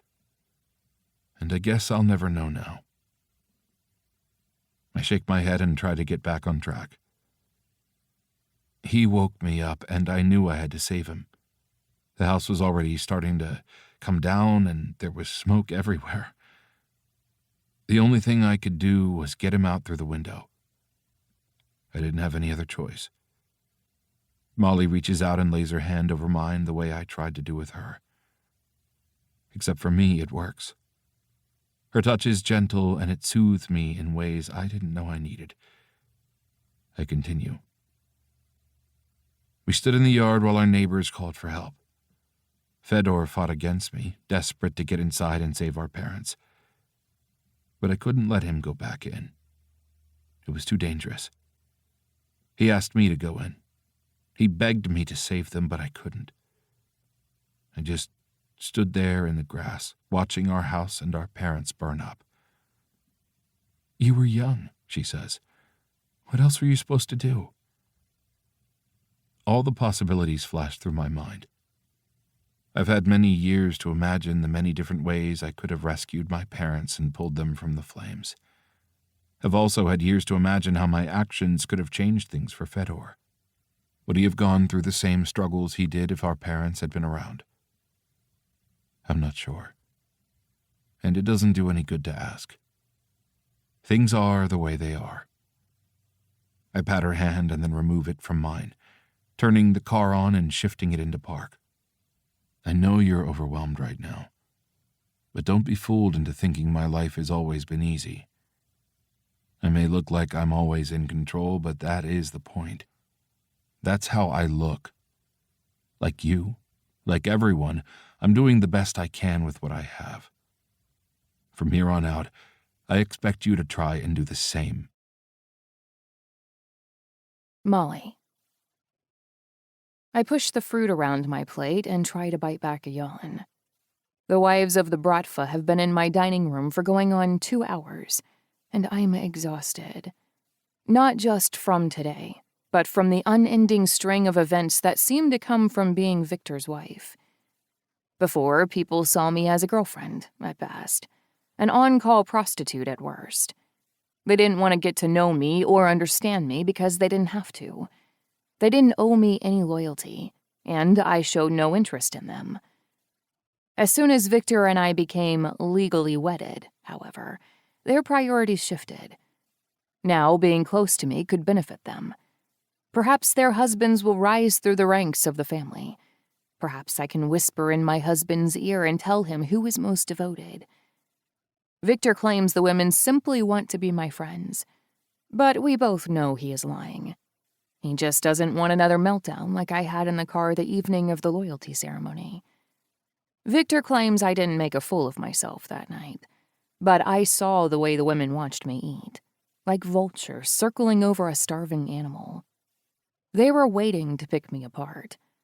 But as I continue on day after day, they put away their claws and replace them with smiles. Molly, aren't you hungry? You've barely eaten, dear. You need to keep up your strength. Nadia has dyed blonde hair, and each of her boobs is as big as my head. I know that her husband is a lieutenant, but I can't remember which one. Another woman, Tasha or Mila, I can't remember, wags her brows in my direction. Especially as a newlywed, I'm sure Viktor keeps you busy. Bratva men are insatiable, Nadia says, adjusting her V-neck shirt to show even more of her cleavage. 5 years in and Mikhail still can't keep his hands off me. I assure them I ate a large breakfast, but the truth is that pregnancy nausea has made it impossible to eat anything other than plain crackers, or, bizarrely, onion rings from the diner George is working at now. He owned a liquor store, but after becoming my personal guard for a short time and getting tangled up in the Bratva mess, the location became too messy. So he bought out part of his brother's diner and now sends Viktor home with giant bags of onion rings for me and the growing baby. I could use some of those onion rings right now. The women talk about the other Bratva wives who aren't present at our little powwow, but I don't recognize any of their names and don't care enough to ask for further clarification. So I just nod and smile with the rest of the group and hope they don't notice I'm drinking sparkling juice instead of champagne. It has been a week since the wedding, and I've only seen Viktor a total of 10 hours maybe. He has been sleeping at his place, partly because I haven't invited him to stay over at my apartment again, and partly because his place is closer to a lot of the motels the Bratva is running. Viktor is still working to undo the damage Fedor caused when he set fire to several of the motels and destroyed the product they had hidden away there. A lot of the renovation is done, from what Viktor has said, but they are still trying to recover the money they lost in weapons and drugs. Ironically, Viktor is pushing for better promotion of the motels to bring actual customers in. Prior to the fire, they didn't care about people visiting the motels at all, since that wasn't how they made their money. But now Viktor is accepting extra cash flow wherever they can get it. I joked a few nights ago that he was becoming a legitimate businessman, and he laughed at the idea. It was nice to see him smile. Now he is busy, and I have to keep the Bratva wives happy. Even though I'm surrounded by people, I feel entirely alone. When the women finally finish the champagne and decide to leave, I'm happy to be alone.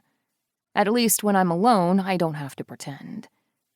The moment the women are gone, I change out of one of the 8 identical skin-tight dresses Viktor had delivered and into my favorite pair of gray sweats. I wrap myself in a fluffy white sweater, grab my design textbook, and head down to the living room. The class I'm in is online and mostly self-led. All of my assignments have to be turned in by the time the final is administered, so I have time to get everything accomplished. But with my new responsibilities to the Bratva, I'm going to have to set aside time to study if I want to stay on top of it. Though what is the point of it all now? I've done my best not to think much about my future. If I think about things one day at a time, it keeps me from feeling an overwhelming sense of existential dread. However, the sudden realization that this might never end washes over me. Getting out of this kind of lifestyle is hard. I know better than anyone that even the smallest amount of contact with the people in it can yank you in. So, what if I can't leave? What if, even after the threat of Fedor has subsided, I can't get away? The Bratva wives will find it strange if I want to get my degree or do an internship. I certainly wouldn't need the money. I try to push the thoughts from my head, instead focusing on the hope that it will all work out. But they crowd into my brain until I can't think about anything else. Just as I slam my textbook closed, there is a knock at the door. Since the wedding, I don't have to answer my own door, but I still get up out of habit. I'm halfway across the living room when the guard comes inside to tell me there is a woman at the door for me. I assume it is one of the Bratva wives who forgot something, so I don't ask who it is and tell him to let her in. A minute later, the guard ushers in a woman I barely recognize, a woman I haven't seen face to face in years. "Hannah?" I ask, mouth hanging open. Hannah rushes across the room and wraps me in a hug, and it is all I can do to force my arms to encircle her. I told Hannah I'd ask Viktor about sending her some cash, but things have been so crazy that I forgot. About the money and Hannah, if I'm being honest. "What are you doing here?" I ask, holding her back by the shoulders. "How are you here? What?" "All good questions," Hannah says, tucking a greasy strand of hair behind her ear and turning in a circle to take in the apartment. Her sneakers are filthy, her jeans have worn holes in the knees, and she is wearing 2 oversized jackets instead of a coat. When she finishes her circle, her eyes are wide. But my question is, what do I need to do to get a place like this? I ignore the question and grab Hannah's arm, dragging her towards the couch. Sit down and tell me how you are here. She runs her hand over the couch cushion, admiring the fabric, and then sighs. I lost my apartment. I slide my touch from her elbow to her hand and squeeze. Shit. Yeah, shit, she agrees. I couldn't have my son with me since I didn't have a place to stay, and I couldn't get a job to get a new place. I was in a shit-filled rut, and I thought a small trip would help me get out of it. A trip? I ask, trying to follow her thinking. Like a vacation? How is that going to help? What are you going to do? Hannah looks up at me, her eyebrows raised and expectant. I kind of hoped you would be able to help. As if to drive the point home, she looks around the apartment again. When she turns and sees my balcony and the view of the city, she sighs. Oh, wow. Guilt coils in my stomach. I'm sorry. I told you I'd talk to Viktor, but I just got distracted. It's okay, Hannah says, folding her hands in her lap. I hate asking for handouts anyway. You know I wouldn't if I wasn't in trouble. I know. You helped me when I had no one else, so I owe you. She gives me a nervous smile, her eyes going glassy, and then she blinks away the emotion and leans back in the cushions. How is your sugar daddy anyway? I quickly battle with myself, trying to decide how much I should, tell Hannah about my situation here. Before I decide, I'm keeping track of too many lies as is. I might as well be consistent. He is my husband now. Hannah's mouth falls open, and I'm tempted to reach out and close it for her. Shut up. I nod. A week ago, it was a small ceremony. The baby is my secret, mine and Viktor's. It's too soon to be telling people anyway. Plus, I'd like to wait until Fedor has been neutralized before I tell anyone else. He will be sure to strike where Viktor is weakest, and if he knows I'm pregnant, he'll come after me. I quickly talk Hannah through the justice of the peace, leaving out any mention of the loyalty ceremony with the Bratva, and then turn the questioning back to her. You still haven't explained how you are here, I say. How did you know I was living here? Do you promise not to get mad? No. I nod. I promise. Hannah sighs, her shoulders sagging forward. I guessed you'll find my phone password. I blink, stunned at the admission, and Hannah holds up her hands as if to physically stop my train of thought. I guessed the secret question to your account and got access. God, I know that's terrible. I could have just texted and asked to come, but I was desperate and, if I'm being honest, afraid you'd say no. I would have. It feels terrible admitting it to myself, but I would have turned Hannah away. I would have told her things were too crazy, and I couldn't handle guests right now. It would have been true, but only partially. The other reason would have been that she might end up involved with dangerous people who could kill her to get to me. I wonder if I shouldn't still refuse her. If I shouldn't call the guards to escort her out. Even if she never spoke to me again, at least she'd be safe. Hannah slaps a hand over her forehead and shakes her head. I'm an idiot. I betrayed your trust, and now I'm sitting here asking you to let me crash with you for a while. What was I thinking? You weren't. I pull her hand from her face and look into her eyes. As soon as I do, I recognize the same desperation that used to be in my own eyes. When you're living day to day, you don't think long term. You do what you have to do to survive. I understand. Once again, her eyes go glassy. Stay, I insist, before I can second-guess myself. I have a guest room, and you are welcome to it. Stay. Oh my God, Molly, you are an angel, an absolute angel. Hannah throws her skinny arms around my neck, and I pat her sleeve, cringing away from the sour smell coming from under her arms. 2 things, I say. First, don't hack into my accounts again, okay? Not cool. She nods in agreement. Second, I peel her arms from around my neck and push her up from the couch and towards the stairs. Go take a shower. You stink." She sniffs herself and then wrinkles her nose, laughing in embarrassment. "It has been a few days. No showers on the bus."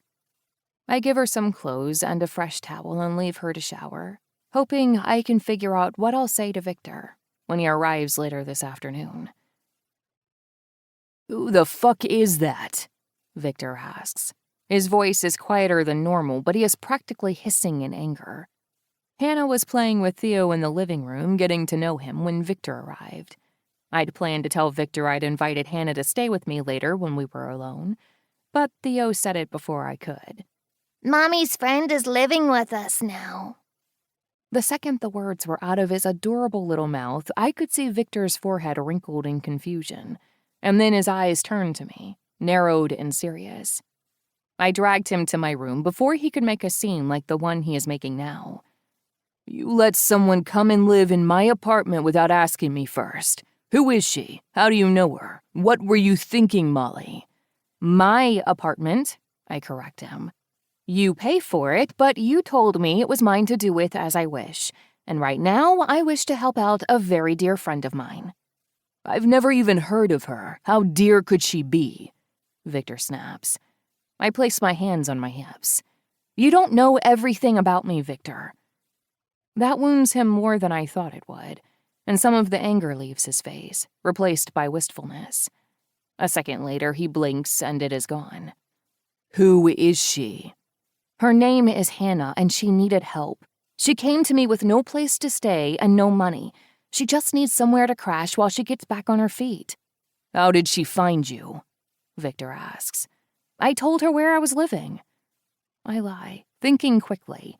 If I tell Viktor how easily Hannah gained access to my location, he'd lock me in a cage and throw away the key. He'd never let me out of his sight again. If I want any semblance of freedom, I have to lie to him. Besides, I'll change my passwords later. It won't happen again, so there is no need to worry him. He folds his arms over his chest. "What else did you tell her?" "I told her you're my husband." His eyes flick down the length of me and then away. He nods. "Have you told her about the Bratva or Fedor?" It's hard for him to even say his brother's name. I shake my head. "Good. Keep it that way." I cross my arms to mimic his posture. "Is that an order?" Fire flares behind his eyes.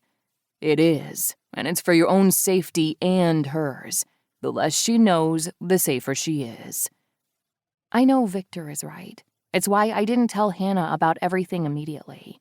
I don't want her getting tangled up in this. Still, Viktor's command chafes like a collar around my neck. I don't like being told what to do. "Plus, the less she knows, the less she can pass on to our enemies," he adds. "She wouldn't do that," I insist. Viktor shrugs. "You never know." "I do," I say. "I trust Hannah. She has always been there to help me when I need it. I know her better than you."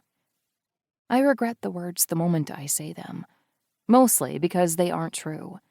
Not anymore, anyway. I have only spoken to Hannah a handful of times over the last few years. I don't know much about her life at all anymore. Viktor turns away, waving over his shoulder. "I won't spoil your fun then. Good night, Molly." I hear him say a short but sweet goodbye to Theo before the door closes, and he's gone. Viktor. I call Peter again and let it ring 5 times before the automated voice clicks on to tell me the recipient of my call can't make it to the phone and his voicemail is full. I know. I'm the one who filled it. We're supposed to meet this morning to talk about consolidating the business. The renovation to the motels is costing more than we expected, and I'm not confident we'll make back the money we're spending fast enough for it to matter. Besides, we're operating with fewer men now that Fedor took half of them, so fewer moving parts mean fewer things to guard. It might make more sense to sell off a few non-essential motels that we aren't currently using for stash houses, consolidate our men, and use the money from the sale to cover losses. I planned to talk it over with Peter, except he hasn't shown up. Peter has never been late to a meeting before. He has shown up half drunk and in pajama bottoms before, but he has never been late. All I can think is that he's dead. Somehow Fedor got to him and he's been killed. I call anyone who might have an idea where Peter is and asked everyone at the office, but no one has seen him all morning. Shit. I call him again and again for almost an hour, growing more frantic with every unanswered call. Then, just when I've decided to get up and go search the city for him myself, he answers. "Hello?" he says, out of breath.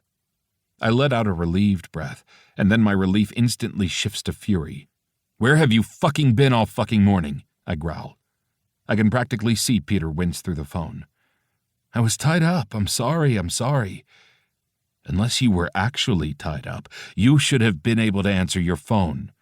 We had a meeting this morning, or we were supposed to." "Where were you?" I press. There's a moment of hesitation, a beat of silence too long to miss. Then he answers. "My mom is sick, and I don't have cell signal in her apartment. It's a dead spot for some reason. I'm sorry." "Aunt Vera?" I ask. "Why didn't you just say so?" Peter and I have a working relationship, but he is still my family. I'm his boss, but I like to think I'm not a monster. "I don't know," Peter sighs. "I didn't want you to think my attentions were divided. I thought I could handle it all without telling anyone. I'm sorry." I'm still frustrated, but it feels wrong to yell at him about this. "Just get your ass to the meeting," I command. "That will show me your attentions aren't divided."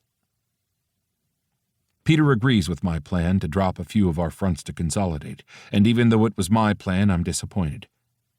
I built those businesses myself. I put them in place and kept them running. They made us money and operated as stash houses for our less legal dealings. Even though I didn't go around bragging about them, I was proud of what I'd built. And now, because of my own brother, I have to give some of them up to protect what I have left. It is necessary, but the meeting leaves me feeling restless. I have too much energy to just go home. I need to go out. Before Molly, that would mean stopping off at the club, tossing back a few drinks, and then dragging one of the willing club girls back to my bed. I'd fuck her until exhaustion and then kick her out to find her own way home. Now I just want Molly. I've been trying to keep my distance from her, not only to give her time to adjust to this new element in our relationship, but also because I need to keep my sights focused on Fedor as much as possible. I need to stay cold so I can react and make decisions as necessary, and being with Molly gets me anything but cold. I'm calling her before I even realize what I'm doing. She sounds hesitant when she answers. "Hello? Do you want to go out with me?" Again, I'm operating on autopilot. The question blurts out of me before I can find a more eloquent way to phrase it. "Like to lunch?" The silence stretches out so long I'm sure she is hung up, but finally, Molly clears her throat. "Hannah would have to watch Theo." That isn't a refusal. She's willing. I'll call the nanny to come back over too. I hope she can't see my offer for what it is, distrust of her friend. Just in case, I add. To my surprise and delight, Molly doesn't argue or refuse. She tells me to pick her up in 20 minutes. She meets me outside wearing a devastating pair of jeans and a low-cut gray sweater, and I whisk her towards my favorite lunch spot, a quiet Italian joint with flickering candles on the tables and soft music in the background. When I'm halfway there, however, I remember the night after the ceremony, the way Molly felt uncomfortable in the fancy environment of etiquette and gowns. The Italian place isn't fancy, but it isn't what she's used to. On nothing more than a feeling, I turn away from where I was headed and casually scour the roads as we drive, searching for a suitable alternative. When I see a greasy spoon I've been to a few different times, I pull over and help her out of the car. The booths are lined in red vinyl, neon lights wrap around the ceiling, and pictures of Elvis and Marilyn Monroe cover the walls. It is Americana in all of its glory. The menu is too. Nothing but hamburgers, French fries, and milkshakes. Given Molly's recent penchant for onion rings, I know she'll approve. The smile on her face as we are seated confirms it.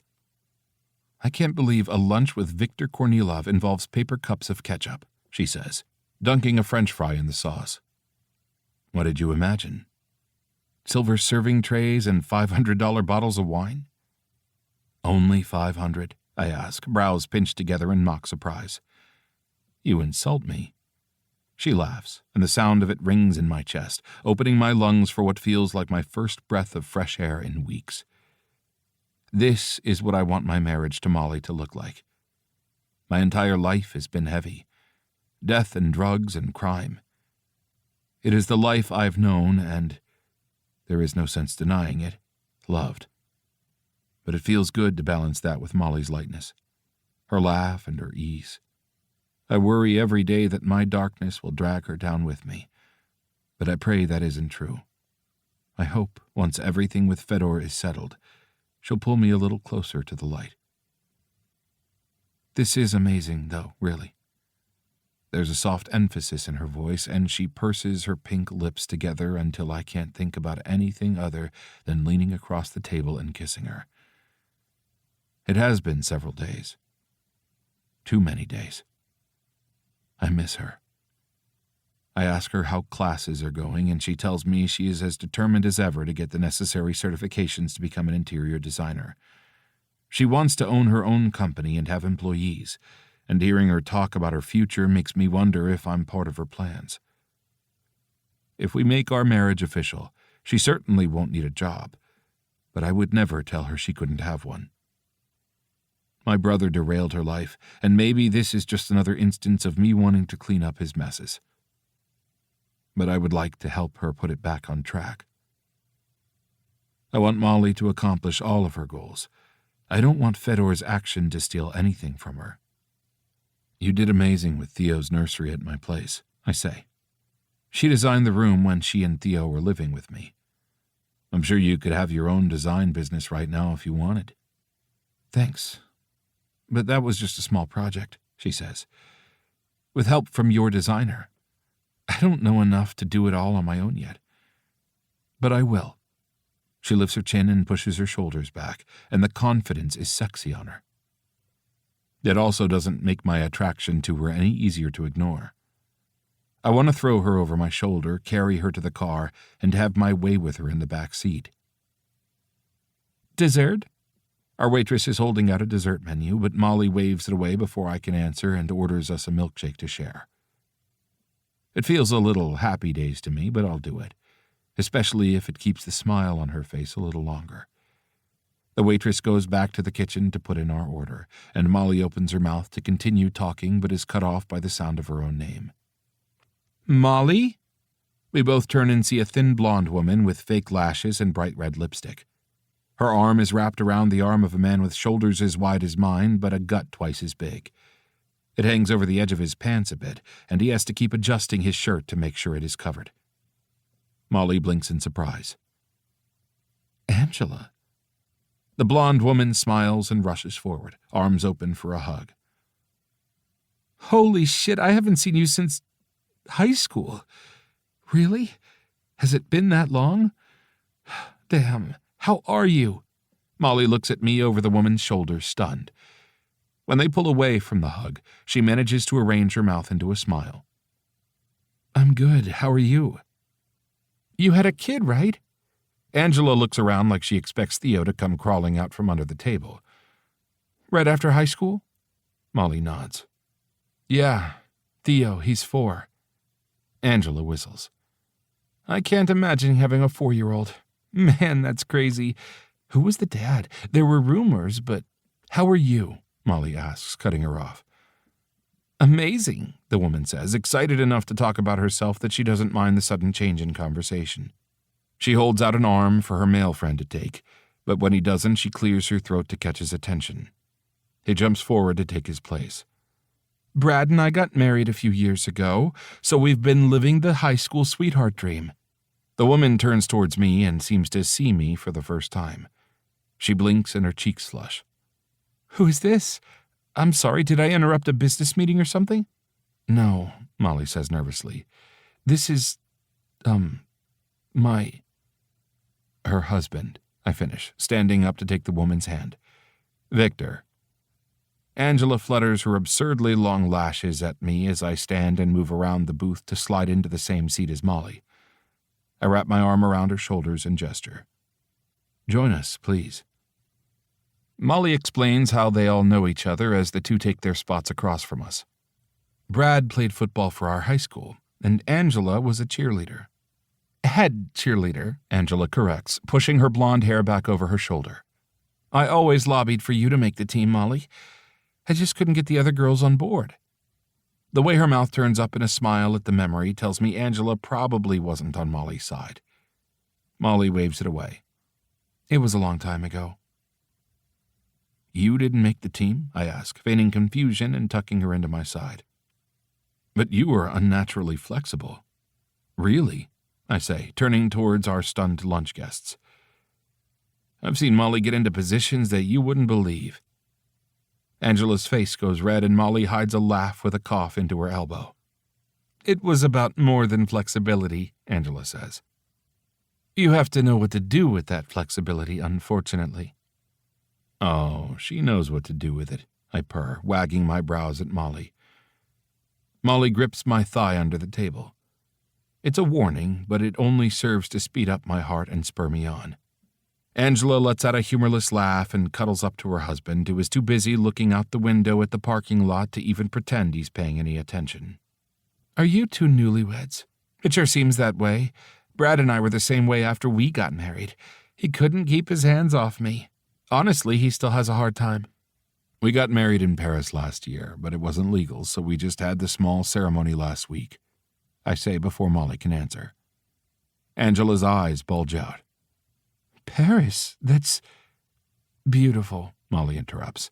He proposed to me at the top of a mountain in Switzerland. We were married in Paris 2 months later, and now it's finally official. It has been a whirlwind.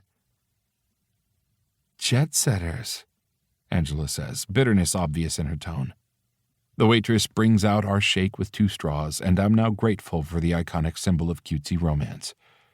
Molly and I both drink from the shake while staring into each other's eyes and trying not to laugh. Angela talks about her job as a legal assistant and Brad's position at the construction company, but Molly and I one-up each of her stories with tales of our fictitious travels and wealth. By the time we finish our shake, Angela is begging her husband to slide out of the booth so they can escape. It is late. We should really order and get going, she says, pinching her husband's arm. It was great to see you, though, Molly. Molly squeezes my bicep and waves to her high school friend, and the second Angela and Brad are out of earshot, she collapses into a fit of laughter, her head on my shoulder. She stays close to me all the way out to the car, and when I climb into the driver's seat, she sighs. That was amazing. Do you know how long I've wanted to stick it to Angela? God, she is unbearable. She seemed it, I agree. Molly reaches across the console and grabs my hand, squeezing my fingers. Thanks for that, Viktor. Even if it was all bullshit, it felt good. It did. It felt so good. I wish I could whisk Molly and Theo off to Switzerland and Paris. I wish I had the time to woo them both the way they deserve. But keeping them safe is my main priority right now. It has to be. As much as I want to daydream about a future where Molly and I are carefree jet-setters, I have to be practical. Right now, I have to be a mob boss above everything. Molly. We should go to lunch sometime, Hannah says. I'm not used to being cooped up in an apartment all day. Maybe tomorrow? She volunteered to watch Theo while Viktor and I went to lunch today, but I still feel guilty about using her for babysitting her first whole day in town. Sorry you feel cooped.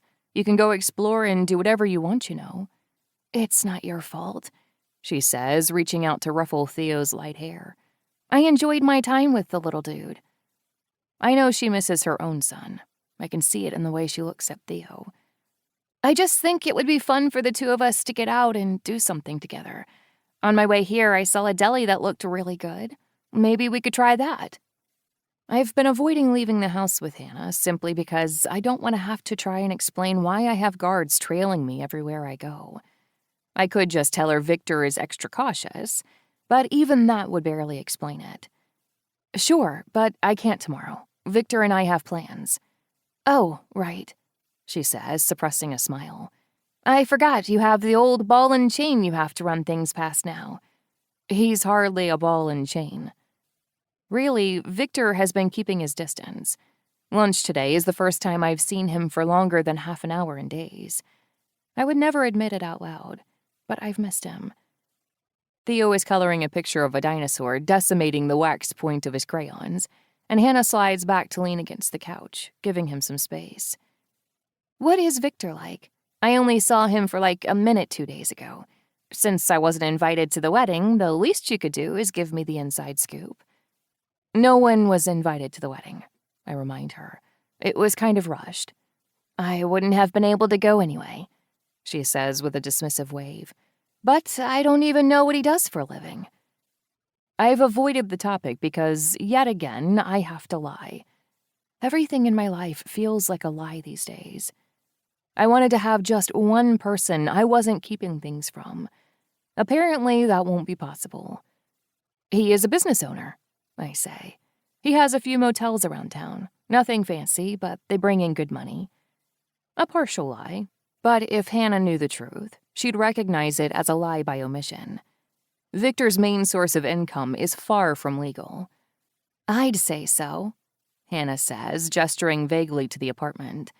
He has enough money to set you up in a place like this, and he must have his own place, right?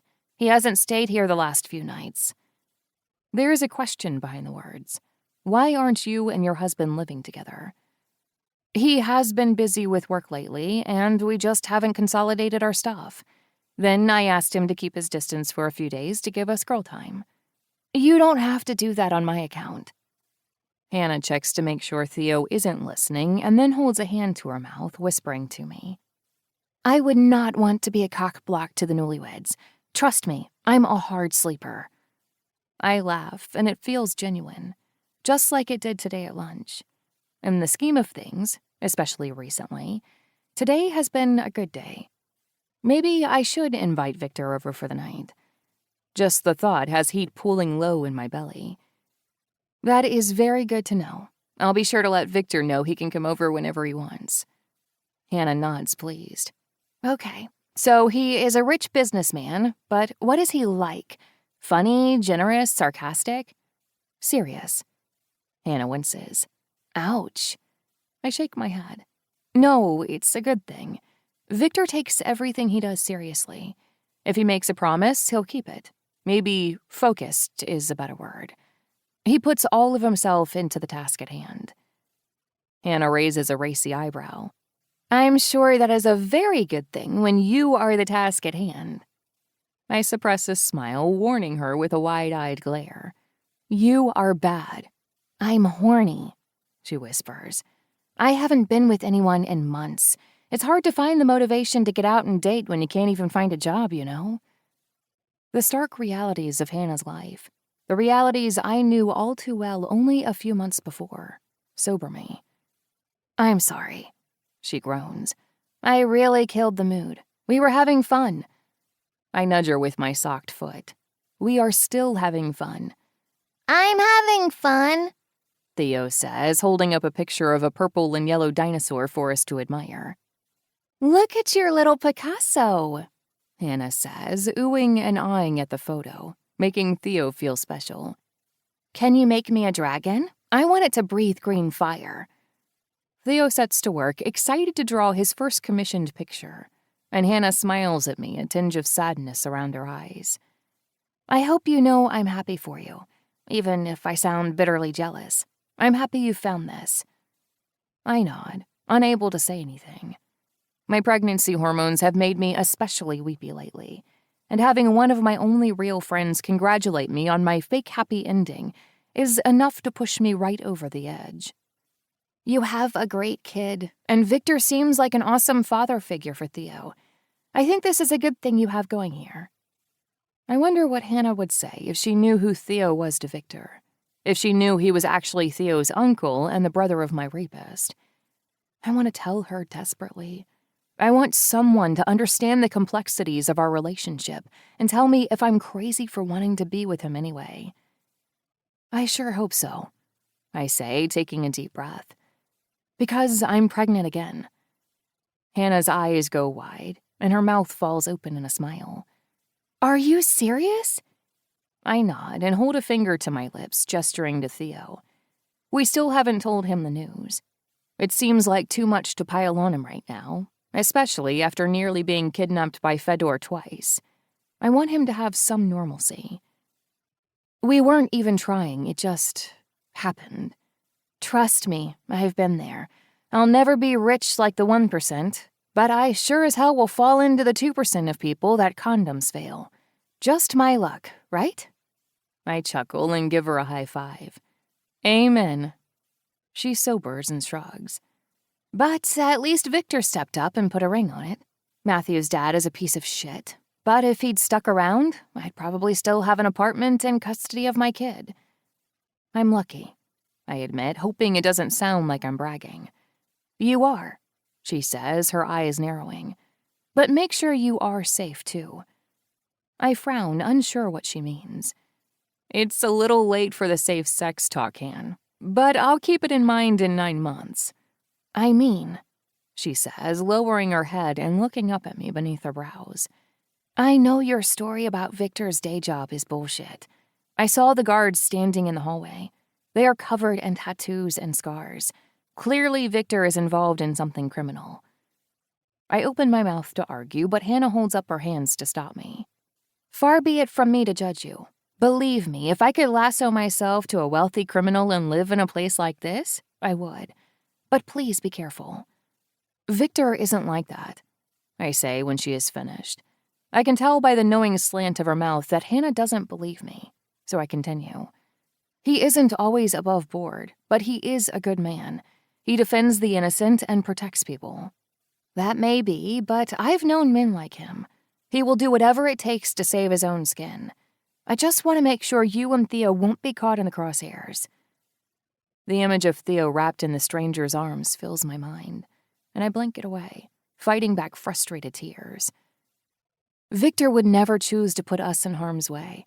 He loves us both, and he'd rather die than let something happen to either of us. She pats my hand and gives me a condescending smile. Whatever you need to tell yourself to get to sleep. Fire fills my chest, and I stand up, yanking my hand away from her. Don't come into my house and tell me who my husband is.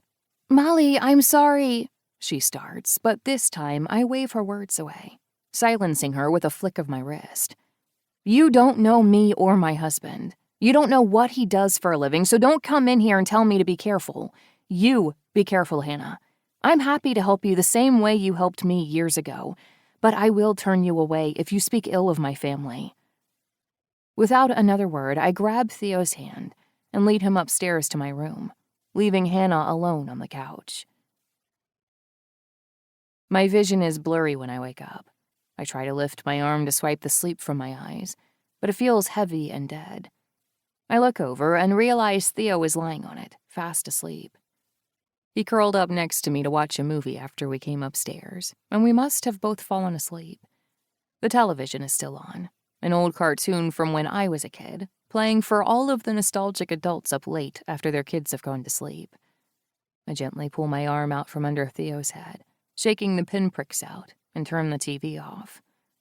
I try to listen for signs of Hannah moving around the house, but it is silent. She is probably in bed or gone. From the way she made it sound, she doesn't have anywhere else to go. But given what she seems to know about Viktor's business and the way I spoke to her, she might be in fear for her life. I sigh and press the heels of my hands into my eyes, trying to rub the exhaustion from them. I shouldn't have gotten angry with Hannah. Her words came from concern, I know that, but she doesn't have the first idea of what I'm going through. She imagines me as some wide-eyed woman in love, or if not love, then lust. I could see in the way she spoke to me that she thought I walked into this relationship blind, wooed by the wealth and finery to the point I would risk the life of my own son. She doesn't know the first thing about my relationship with Viktor. She also doesn't know anything about Viktor. I've had more than a few complaints about his conduct over the last few weeks, but at the end of the day, everything he has done is to protect me and Theo. I can't fault him for that. My phone vibrates next to me in bed, and I see Viktor's name on the screen. It is late, far later than he has ever called me before, and my heart leaps into my throat as I answer, afraid of what news I'll find out. Hello? My voice is raspy, and I clear my throat. Sorry, did I wake you? I was already awake. What's going on? Nothing. He sounds out of breath and exhausted. Did you call to talk to Theo? Viktor rarely calls to speak with me. If he has something to say to me, he'll come by the house. But he has called to talk to Theo a few times. Their connection is growing stronger every day. And while it is precious to see how much Theo likes Viktor, their bond concerns me as well. What if we leave, and Viktor can't be there anymore? How will Theo handle that? No, he says quickly, almost emphatically. Are you okay? If he doesn't want to tell me what he has been doing, then fine. I trust him to tell me things when and if they concern me. But I still want to check on him. If he has been in a fight or some kind of conflict, I want to ensure he hasn't been hurt. He sighs. I'm fine, just tired. Go to sleep, I say. I'm tempted to tell him to come here. I'll clean him up and put him in bed next to myself and Theo. A happy family. But the image feels like a pipe dream. I will soon. I wanted to talk to you first. There is a long silence, neither of us saying anything. I keep waiting for him to deliver some piece of news or ask me a question. Finally, I realize he just wants to talk, to hear my voice. The realization makes my stomach flip. Theo is asleep next to me, so I'm probably talking quietly. I say, unable to think of anything else. Can you hear me? I can hear you, he breathes. How are things going with Hannah? If I tell Viktor what Hannah said about him, what she may or may not know about his business, he might request that she leave. Honestly, that might be the safest thing for Hannah to do anyway. But I'm not ready to get rid of my friend. The other Bratva wives don't understand me at all. They know who I appear to be now, but they don't know anything about my life growing up or what I have been through. It feels good to have someone around who I can relate to. I want Hannah to stay. Fine, she wants to go to lunch soon. Viktor hums, concern clear in his tone. We'll take the guards with us, I say, assuaging his worries before he can give them voice. I'll be careful. Just tell me where you decide to go. I want to know where you are. I agree, and we slip into silence again. I don't have anything else to say, but I don't want to end the conversation until I know Viktor doesn't need anything from me. Finally, Viktor speaks. I guess I also called to gauge your interest in coming to a dinner I'm hosting in a few days, he says, for the Irish. Like a party? He hums in assent. Fedor has allied with the Italians and taken some of my men, so I need to do what I can to strengthen the alliances we already have. I've rented out a restaurant and have everything set up. You would just need to go and stand by my side, my beautiful wife. There is real tenderness in his voice, and it makes me feel lightheaded. I think that might have been the point. You called to gauge my interest, or to tell me I need to be there? Because it sounds like this isn't something I can skip. He hesitates and then sighs. I need you there. So you're telling me where I need to be. I'm asking you to want to be there with me, he says, sounding more exhausted than I've ever heard. I know you don't like these kinds of events. After the loyalty ceremony, I wanted to give you space from those people and that environment. But this is important. The Irish can offer support that will change the outcome of this fight. Plus, it will be delicious food, gowns and suits, and live music. I'll try my best to make it bearable for you. The fact that he cared about my discomfort and sought to separate me from it is heartwarming. But that isn't the only thing filling my chest. To my surprise, excitement is bubbling up. I want to go. After our lunch at the diner, I realized I like pretending to be Viktor's wife. Out in public, in front of other people, even though it is a lie, it is an easy lie. I can let myself lean into him and gaze at the handsome lines of his face and body. At home, I have to distance myself. I have to think constantly about what my next move will be after this war is over, and how attached Theo is growing to Viktor. When we were out together, however, I can just be with him.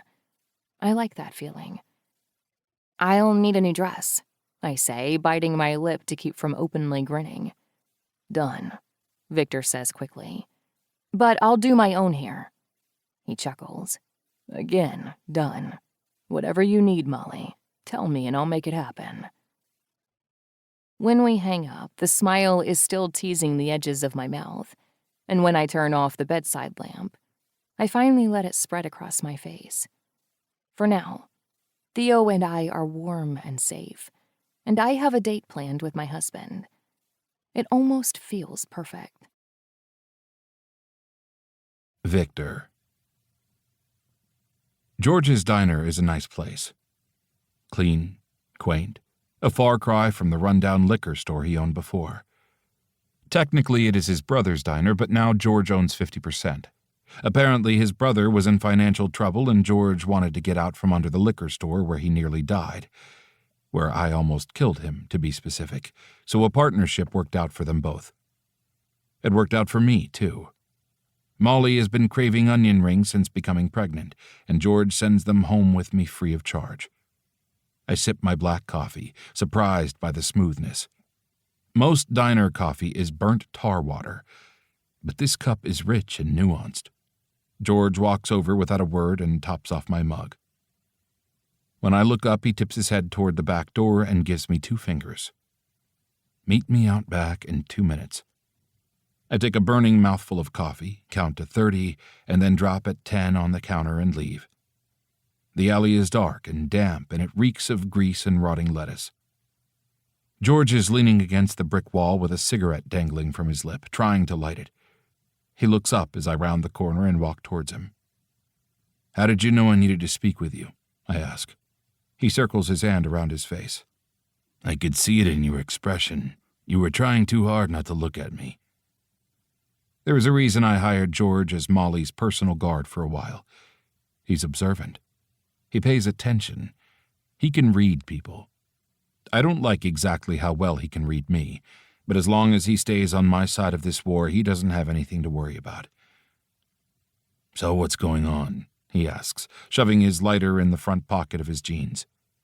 They hang off him a little looser than they used to. He's lost weight since I first met him, and his arms are a bit thicker around the biceps. Having his life put in danger probably gave him good reason to want to get back into military shape. "I need your help. Well, actually, I want your help." "You have guys? What could you need with me?" "That's the problem. I don't know who my guys are right now." "How much do you know about Fedor's operation?" "As little as possible," George says, holding up a hand to stop me. "And I'd like it to stay that way. I knew too much before, and I don't want to get into trouble again. I'd be happy to flip burgers and refill coffee until I die. Thank you very much." I respect that. Sometimes I have the same dream, getting away with Molly and Theo, starting over somewhere else. I've considered it, but like it or not, this life has its hold on me, and I won't be getting out anytime soon. I'm not even sure I actually want out. "Then I won't tell you more than you need to know," I assure him. "Basically, I'd like to hire you to be my eyes. One of my guys is sneaking around on me, and I don't trust him. Normally, I'd confront him, but something like that could split loyalties in the Bratva in 2, and I can't afford that right now. I need this to be discreet." George flicks ashes on the ground. "What do you think he's doing? Could this get me killed?" "Not unless you're stupid, which I'm pretty sure you're not." He raises an amused eyebrow at me. "Your confidence in me is inspiring. I don't know if he is skimming money or meeting with my brother, but I want to figure it out, and I'd like to pay you to help me," I say. "My rate is far higher than what you make here at the diner. It shouldn't take more than a few days." George clears his throat and stands tall, his cigarette dangling from his hand at his side. I don't owe you anything anymore, Viktor. I paid my debt. We are square. If anything, I owe you, I tell him. You saved my wife and son. Once again, he raises an eyebrow, this time in surprise. I hadn't told him Molly and I got married. We don't owe each other anything, he says. This is a business deal. I'm doing this because I trust you. I trust you not to risk my life and to pay me fairly. Done. George drops his cigarette and crushes it under the toe of his boot before extending his hand. We shake on it. What's the name? Expect all of the details soon. But his name is Peter. His brows pinch together. Your consigliere? I nod solemnly. The very same. Shit, he breathes. Shit indeed. The two men are young and obviously members of the Italian Mafia. They wear their colors proudly.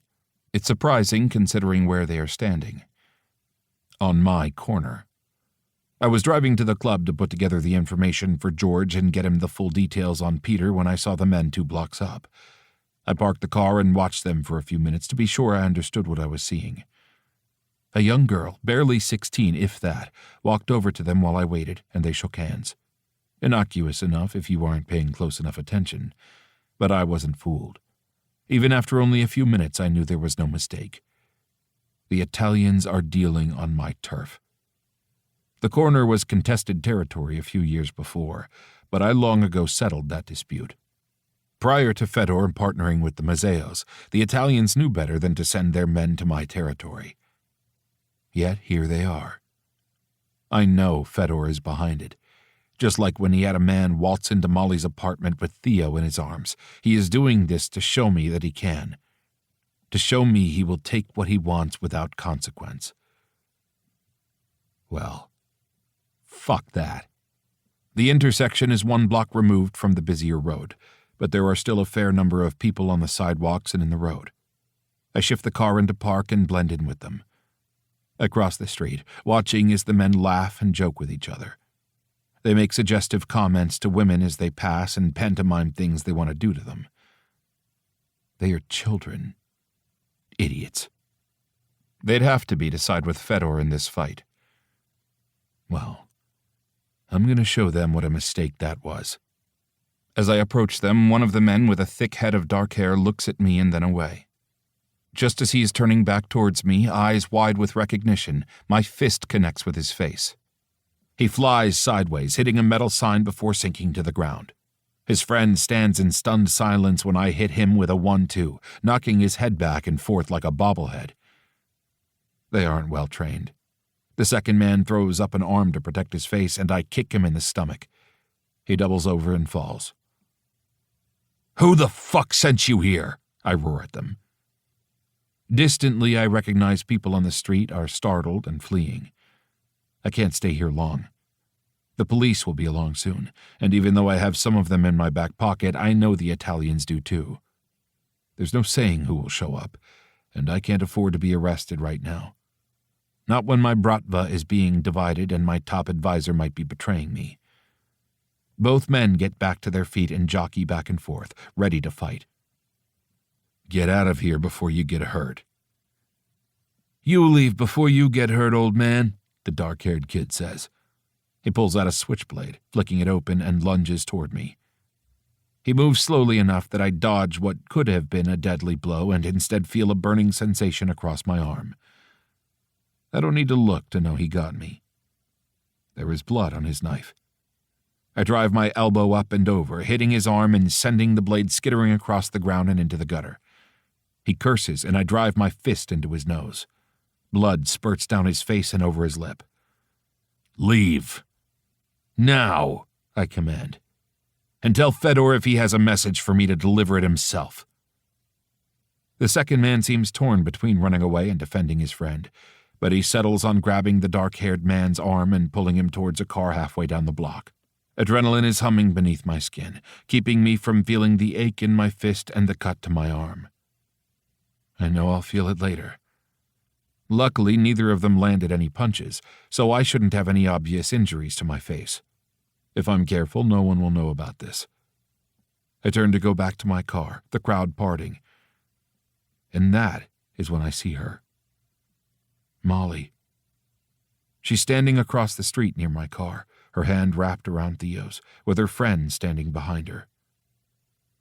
But all I can really focus on is the shocked expression on her face. And the anger. A million questions run through my mind in a matter of seconds. What? How? Why? Then I see the guards tailing them, and the greasy bag of food in Molly's other hand. She told me Hannah wanted to go out for lunch soon. Apparently they did. Unfortunately, they chose this exact time and place. I rush down the block towards them, and Theo pulls away from me, partially hiding behind his mom's leg. "It's okay, bud," I say softly, holding up my hand. My knuckles are bloody, and I pull my hand back, tucking it behind my back. I can't even look at Molly. "What are you doing here?" She holds up the diner bag silently. I take a deep breath. One problem at a time. I kneel down and hold out my other hand to Theo. "I know that was scary, bud. But those were bad guys. I was just taking care of them." Theo is peeking out at me from behind Molly's legs, and I don't blame him for being scared. He has never seen that side of me before. I've kept it purposefully hidden from him and Molly, for that matter. If they don't need to see my violent side, then I don't want them to. It isn't my best quality. "It's okay," Molly says, ruffling Theo's hair. I'm surprised she's encouraging Theo to forgive me, but then I realize it is for Theo's sake, not mine. Molly doesn't want Theo to be afraid of me, even though she knows he probably should be. Eventually, Theo lays his hand in mine and lets me hold it. Molly, I know, won't be as easily swayed. Hannah is standing behind her, eyes wary. Molly just looks livid. If smoke could come out of her ears, it would. "Molly, what?" "Your arm," she says, nodding to the cut. "You should go to a hospital." I shake my head. "It's fine." I want Hannah to disappear.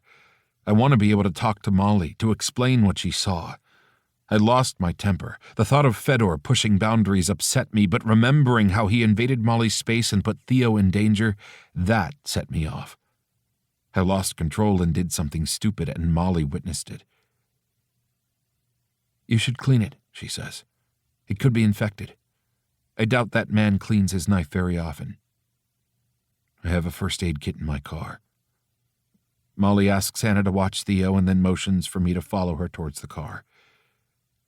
I'm not concerned about the cut, but I do want to talk to her alone. We climb into the front seat and Molly pulls out a small first aid kit from the glove compartment. She moves quickly and efficiently, her hands steady. Hannah and Theo are looking in the window of a toy store on the street. I see the guards in the rearview mirror, so I allow myself to ease back and focus on Molly for a second. "Molly, not now." She shakes her head and then grabs the hem of my shirt and pulls it up. "Take your arm out." I do as she says, surprised by that fact. In different circumstances, I'd grab her face and force her to look me in the eyes. I'd pull her brown eyes to mine and make her listen to me. With Molly, however, I don't want to push her away. My fondness for her is a weakness, one I don't want to be rid of anytime soon. She dabs a disinfectant to the cut and it stings, but I don't wince or pull away. I've handled far worse pain than this. "I came here to... not... now," she repeats. Her pink lips are pressed into a thin line, and she tucks a strand of dark hair behind her ear before unwrapping a large bandage and placing it over the cut. Blood starts to leak through the bandage immediately, and her brow furrows. "You need stitches." "I'm fine." Molly rolls her eyes and gestures to the wound. "You might bleed out on the way home, but sure, you're fine." Then she looks down at the console. "There's blood all over your car." I don't care. She ignores me and pulls a wrap out of the kit and begins winding it around my arm. The pressure seems to help, and after a few layers, there is no more blood seeping through. As soon as she finishes, I reach for her hand, but she pulls away. I'm not ready to talk to you, she admits, taking a deep breath. I don't know what to say. You were supposed to tell me when you left the house. She looks up at me, her eyes fiery and sharp as a blade. I'm going to go. Let me drive you. The guards can take Theo back. We need to. I'm going to take my car. She pulls away and is out of the door before I can stop her. Molly. Hannah is pale and silent the entire way home. When we get back to the apartment, I go lay Theo down for his nap, and then find Hannah in the kitchen. She's eating some of her leftover French fries that have to be cold by now. She looks up as I enter and gives me a small smile. How freaked out are you? I ask, not wanting to avoid the elephant in the room. I'm worried about you, she says, even as her voice breaks. That was quite a scene. I don't know what to tell her. I could tell her the truth, that Viktor's life looks like that a lot. It was the first time I'd really seen it firsthand, but I've bandaged him up enough times to know he puts himself in harm's way every day. However, I don't think that information would comfort Hannah at all. I could lie, but she would see right through it. After seeing Viktor fight that way, taking down those two men like it was nothing, no one could deny he is very practiced in hand-to-hand combat. I could also be honest with Hannah and myself, because until this point, I've been lying to myself too. The truth is, I saw Viktor take out those two men, and while I was horrified that Theo and Hannah saw him that way, and that he had put himself in danger, I also found it incredibly attractive. Viktor's body was strong and capable, and he overpowered two men by himself. It was barbaric and harsh and violent, and underneath my horror was lust. A primal attraction to the strongest man in the vicinity. That reality scares me more than anything else. I am still trying to decide what to tell Hannah when the door to the apartment bursts open and Viktor comes charging into the kitchen. The second he sees me, he tips his head towards the hallway. We need to talk. He is fuming. In the car, he was quiet and respectful. He allowed me to bandage him without complaint and talk back to him. But it is clear he is done with that now. Now, we are going to fight. Hannah's eyes go wide, and she disappears into the living room without a word. I follow Viktor into the hallway and towards the study on the opposite end of the apartment. The second I close the door, I spin around and start talking before he can. You attacked two men on a street corner in the middle of the day. What in the hell were you thinking? I say, fighting the tremor in my voice. You could have been killed. You were alone. Where was Peter or any other enforcer to help you? And you did it in front of Theo. I try to organize my anger into coherence. I've been terrified for weeks that something would happen to you or someone would break into this house and hurt me or my son or my unborn baby. But turns out, I should have been worried about you walking around and putting yourself in life and death situations. I mean, for God's sake, Viktor, what would happen to all of us if you died on a street corner fighting off dealers? Where would we be then? Viktor steps forward into my space, his body close enough that I have to stop to draw in a sharp breath. You were supposed to tell me before you left the house, he says, reminding me of my promise. I had no reason to believe you or Theo or your friend would be anywhere close to that scene today. Hannah. Her name is Hannah. And so much for keeping your business secret from her. She got an eyeful today. Fuck Hannah, Viktor says harshly, his neck turning red. I'm worried about you. Why didn't you tell me where you were? What would have happened if you'd run into those two men on your own? They recognized me, so I have every reason to believe they would have recognized you too. You could have been hurt or kidnapped or worse. We had guards, I say, rolling my eyes as if that very scenario hadn't already played in my mind. Besides, that area was supposed to be Kornilov territory, right? Even if I had told you we were going there, you wouldn't have done anything differently. Or have territories changed since the last time we spoke about it? No, he says, nostrils flaring. Okay then. I cross my arms and hold my ground. So if I'm not safe in territories that are supposedly safe, then where am I safe? The question comes out hot and angry, but there is a current of fear beneath it. Where are we safe? Viktor steps forward until his chest is pressed against mine. I want to pull away from him for the simple reason that his nearness makes my head fuzzy. But I don't. I stand firm. He lays a hand over my bicep and drags it down until his fingers tangle with mine. You're safe here, with me. The words crack the ice around my heart, and I can feel myself melting into him. Despite everything I've seen today and all of the chaos happening inside my brain, Viktor's touch has a way of slicing through all of it and getting straight to the heart of me. I tip my head up to look at him, and his blue eyes are studying my features, outlining every edge like he's trying to memorize me. Then his lips are on mine. I don't know if I lean into it or if it's Viktor who closes the entire distance on his own. But once his lips are on mine, I don't care.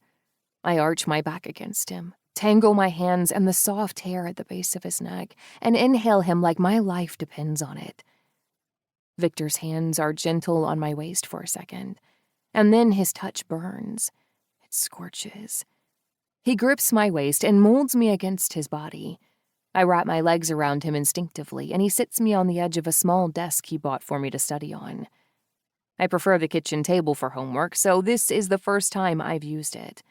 And I'm guessing after we are done, I won't be able to sit at this table and focus on anything academic ever again. His body is warm on the inside of my thighs, but there is too much material between us, too many layers separating our bodies.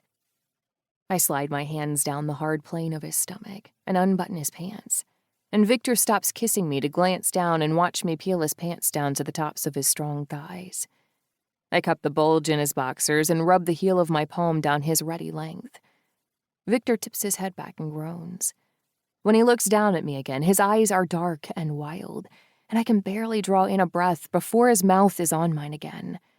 His tongue swirls into my mouth, drawing mine out for a dance, and his hips roll against my hand.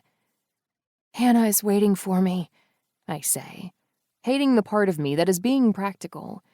I don't want to think about anyone or anything beyond this room. Not right now. Not while his body is pressed against mine. Fuck Hannah, Viktor repeats, though this time his voice is a gravelly whisper. I slide my hand inside his boxers, and he tenses as my fingers wrap around him. I'd prefer if you fucked me instead. Viktor's mouth tips up in a wicked smile. Gladly. His mouth curls around my jawline and down my throat as I stroke him. He licks my collarbone and rolls his palm over my breasts while I smooth my thumb over his tip. Quieter, he says in my ear, his teeth nipping at the lobe. I realize all at once I was moaning, and I bite my bottom lip. Viktor pulls back to look at me and groans. Quiet, I tease while teasing my hand down the length of him at the same time. It's hard when you look that good biting your lip, he admits, the words almost lost in the huskiness of his voice. His fingers dig into my hip, and then he pulls me down off the desk and puts my feet on the floor. I reluctantly relinquish my hold on him, and am immediately rewarded by Viktor dropping to his knees and unzipping my jeans. He pushes them down and then walks his fingers up the outside of my thighs when he returns to my panties. My knees feel weak. I have to grip the edge of the table to keep from falling over. The feeling is only compounded when he lets my panties drop to the floor and presses my knees apart. His lips are soft on my calves, the backs of my knees, and the untouched skin of my thighs. My entire body is shaking by the time I feel his breath on my center, and I can't stand the weight anymore. I curl my fingers in his hair just as he buries his face in me. A stifled scream forces its way out, and I lean back against the table to keep from falling. Viktor sucks and probes and nips as though he knows better than I do what I need, what feels good. No, not good.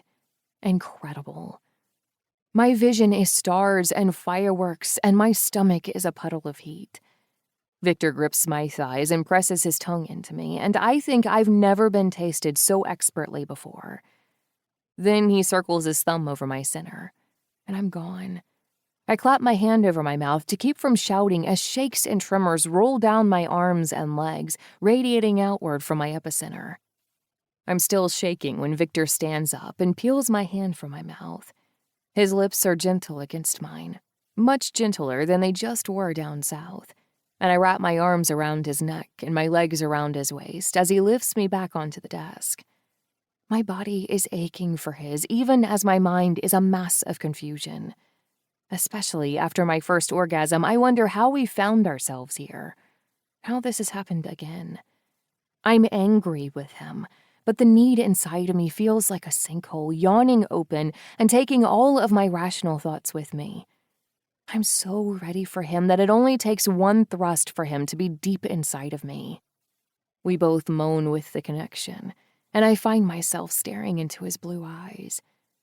They are lidded, pupils blown wide, but I feel safer with this wild version of Viktor than anywhere else in the world. How is that possible? His life is violence and crime and constantly checking over your shoulder.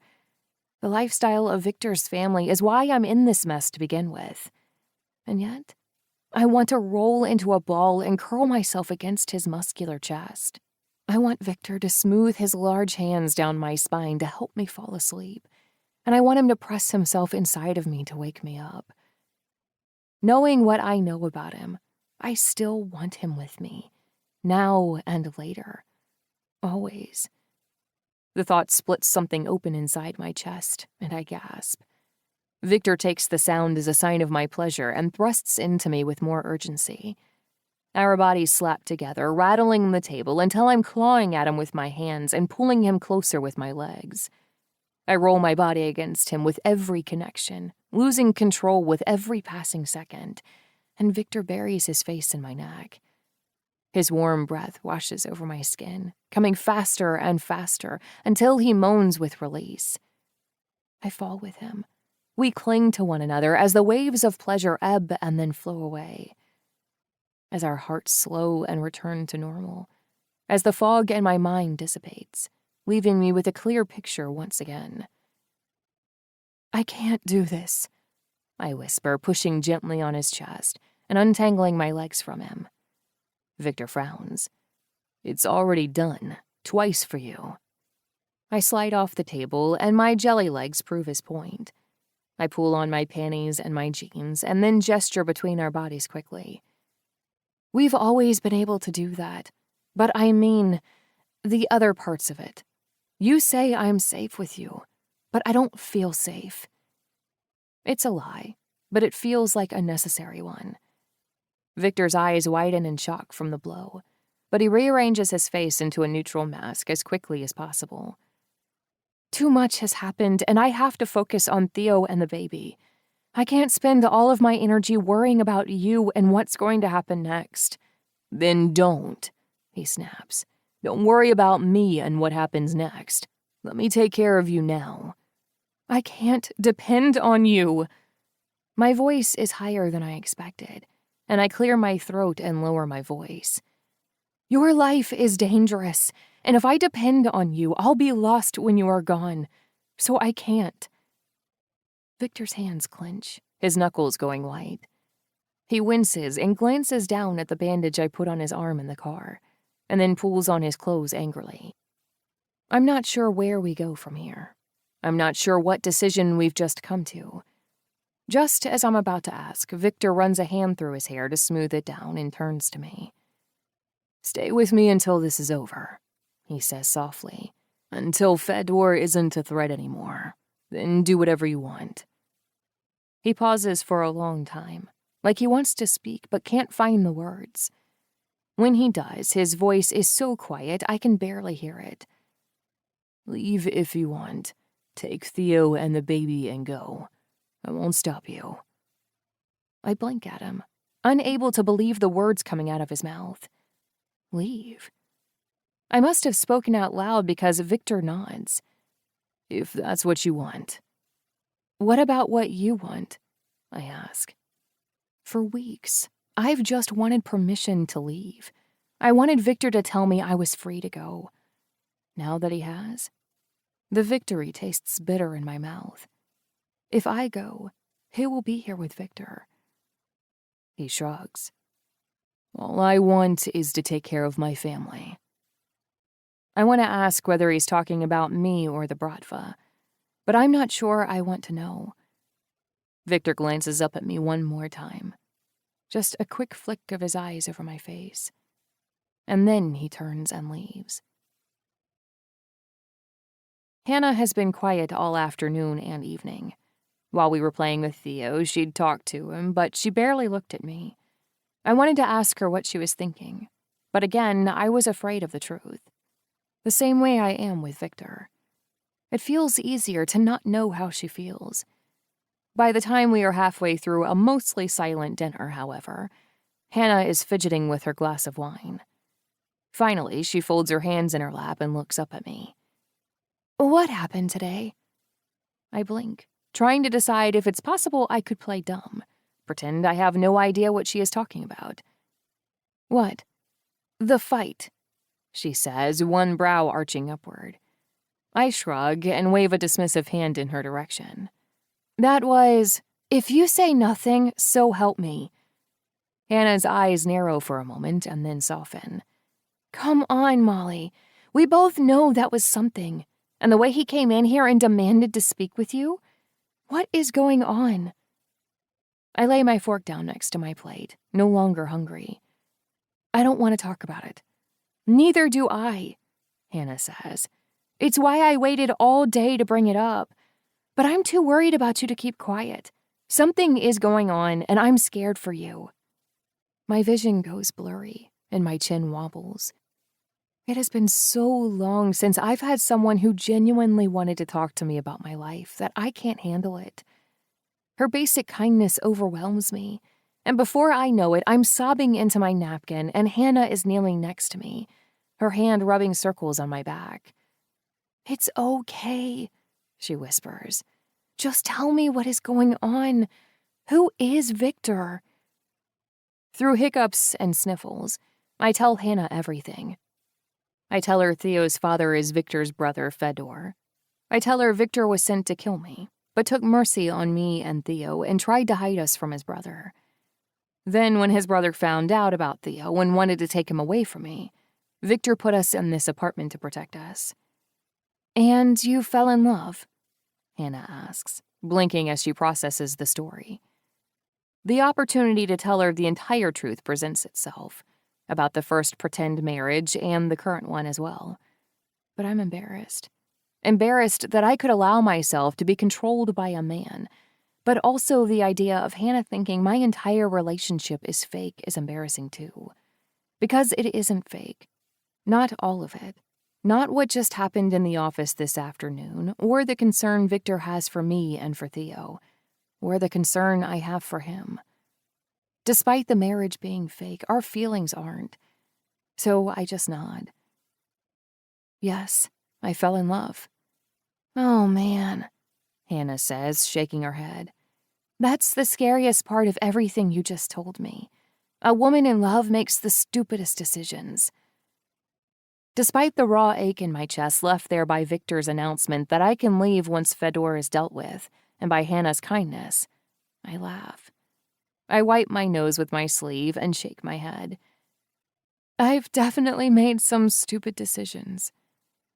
Hannah wraps her arm around my shoulders and presses her cheek against mine. That's okay. I'll be here for you. You aren't in this alone anymore. I'm so relieved. I feel like I could cry more. Viktor. It has been 2 days since Molly and I were together in her office, and nothing has gone right since. She told me she didn't want to do this anymore. This. Us. I knew that she had doubts about our arrangement, but I always assumed she'd come around eventually. The way she looks at me makes it obvious there is a connection there. Something more than just the physical. I assumed once Fedor was taken care of, we would have time and space for that connection to grow. Now I'm not sure. She expressed her desire to leave, so I compromised. My big stupid mouth said she could leave when this was over if she wanted. I can't hold her against her will. I mean, I can, but I shouldn't. I won't. So much of Molly's life has been without her consent, and I don't want to be responsible for any other bad memories for her. Telling her she can leave was the right thing to do. But now there is a time bomb ticking over my head.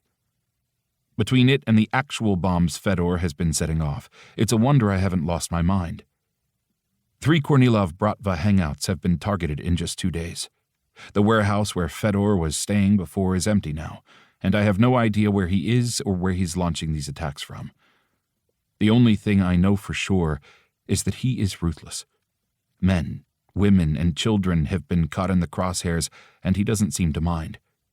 He is a far cry from the boy I remember screaming at me the night our parents died. Fedor fought my tight hold around his middle, digging his fingernails into my arms to try and free himself to get inside and save them. He was so angry at me for holding him back, for sacrificing our parents to save him. I'm not sure when that little boy lost his humanity and became the Fedor I know today, but I wish more than anything I could go back and fix it. My men have avoided their regular haunts and are keeping a low profile while I try to figure things out, but morale is low. This dinner with the Irish couldn't have come at a better time. We need allies. Now.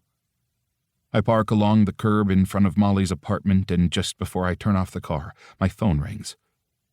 It's George. What do you need? I ask shortly, not wanting to chit-chat. I have plans tonight. And I have information. His voice is gruff. I've been monitoring Peter the last few days, and I've seen him driving into an Italian stronghold every day. To see who? I don't know. He sighs. The damn streets are so narrow that I have to keep my distance to avoid him seeing me, and I lose him every time. I curse. That isn't good. But I need more than a suspicion. If I cast doubt on Peter, the entire Bratva could fall apart. If even my right-hand man is betraying me, what would keep everyone else from deserting me? I have to be absolutely certain Peter has turned his back on me before I do anything rash. I'll keep tailing him, George says. We hang up and I take a deep breath, trying to release the tension building in my neck and shoulders.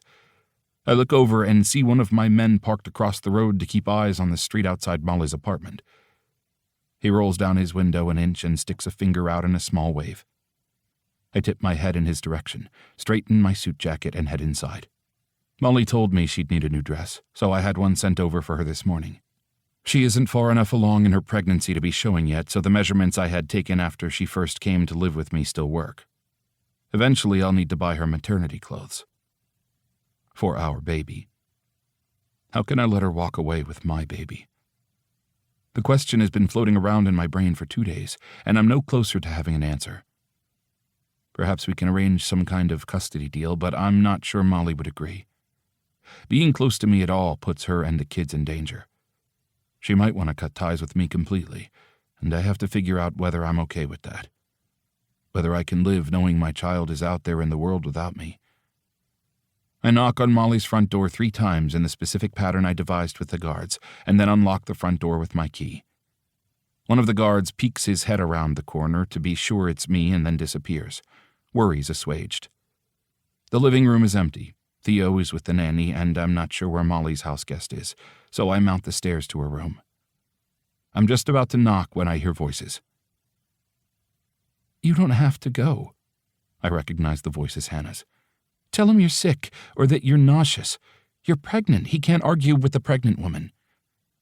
I'm always nauseous, Molly says, even before the pregnancy. This life gives me anxiety. I fight back the flare of anger and concern that rises up in me. That is why you need to get out of here, Hannah says. Let's do it, right now. We'll leave, pick up Theo, and run. Who is better at living under the radar than a formerly homeless woman and a current one? We are society's undesirables.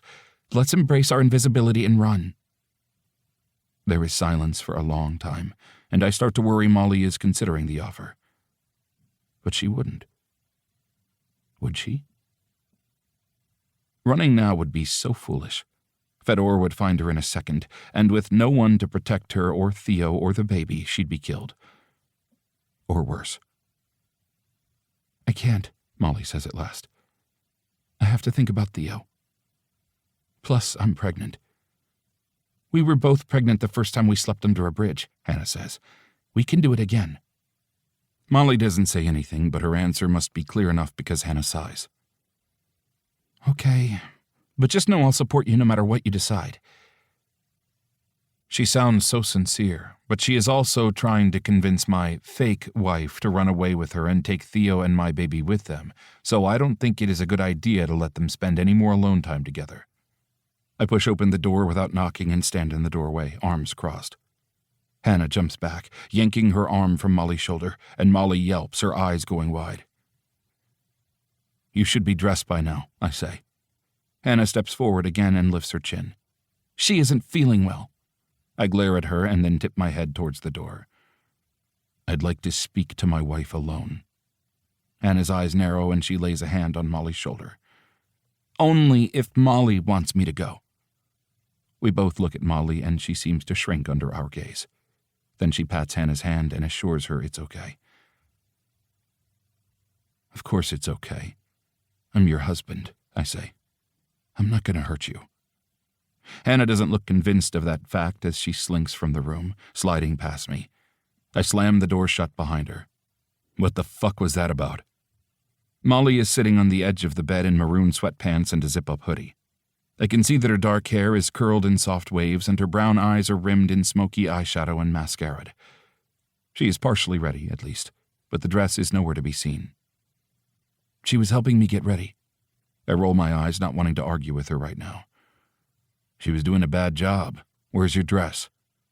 Molly points to the closet, and I open the doors and pull the slinky silver dress out from where it had been stuffed in the back.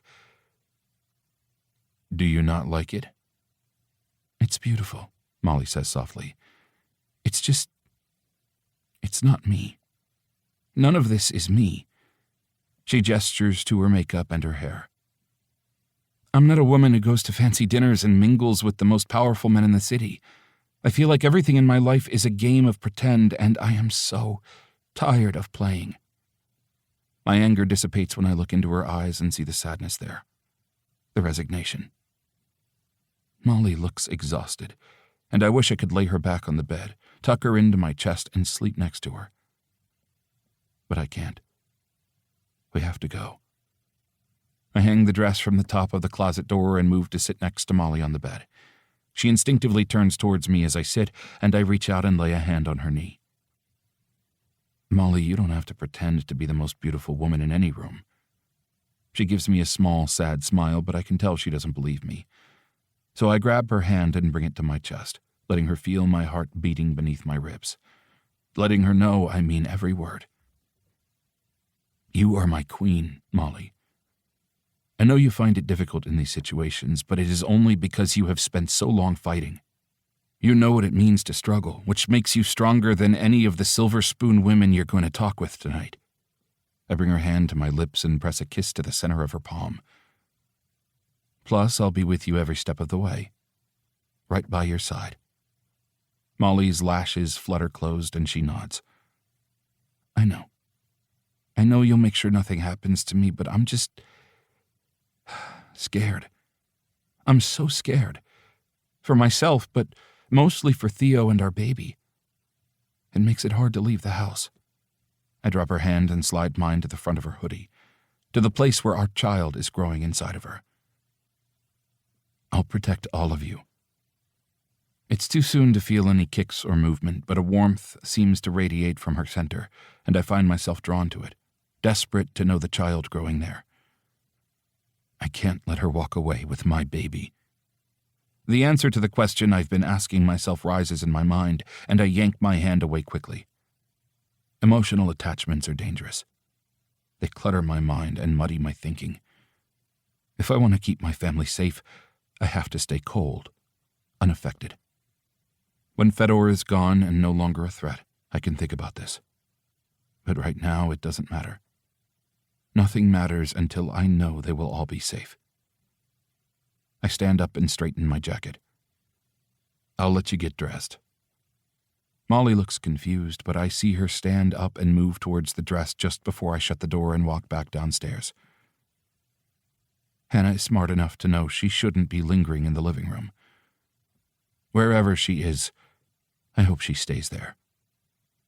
I don't trust her.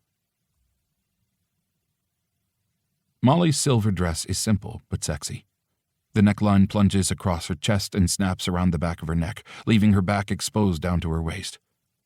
I lay my hand on her lower back as we walk to the car, and it's physically difficult to release her. I'll have to fight the urge to touch her all night. Are you nervous? Molly asks. The question pulls me from my thoughts, mostly thoughts of touching all of her exposed skin, and I realize my fingers are digging into my knees hard enough my knuckles are white. I loosen my grip. No. Are you sure? She asks. You've looked a little nauseous ever since I walked downstairs. Are you sure you aren't the one who's pregnant? We are separated from the driver with a soundproof sheet of glass, but I still turn to Molly with a warning in my eyes. No one else should know about her condition. Not yet. He can't hear us, she says a little louder, a smile tugging the corners of her mouth up. She leans forward and cups a hand around her mouth, directing her words towards the divider. Take the next right. The car continues moving straight and steady. No deviation whatsoever. Go back to the apartment. I've forgotten my panties. This time I reach across the seat and lay a hand over her mouth, though I can barely keep the smile from my own face. What is wrong with you? Weren't you nervous just a few minutes ago? You better not have taken any drugs. You're pregnant. Her eyes go wide. Are you not supposed to take drugs while you're pregnant? For a brief moment, I think she's being serious. Then I see the spark of amusement in her eyes and shake my head. You are bad. And you're smiling, she says softly. Her hand lifts like she wants to reach out and touch my face, and I resist the urge to curl against her palm like a cat. Then she drops it in her lap, her smile dimming slightly, becoming more restrained. If we both went into tonight nervous, I'd never make it through. You're supposed to be the one holding me together, so whatever has you worried, I want to help take care of it. Sorry. I run my hands through my hair and lean back in my seat. I've been distracted lately. It is more than I usually admit to anyone, but I don't feel vulnerable. Not with Molly. I feel safe. The realization hits me all at once, and the thought once again arises unbidden in my mind. I can't let her go. I can't let them go. Molly reaches across the seat and lays a hand on my wrist. Her fingers are long and thin, and her skin is warm against mine. Well, no matter what else is going on, all we need to focus on tonight is being a convincing married couple. I turn my hand over and thread my fingers through hers. I think I can manage that. Her eyebrow arches up in a challenge. Are you sure? Because as a wife, I can be quite demanding. She shifts slightly in the seat, her legs uncrossing, knees falling apart slightly.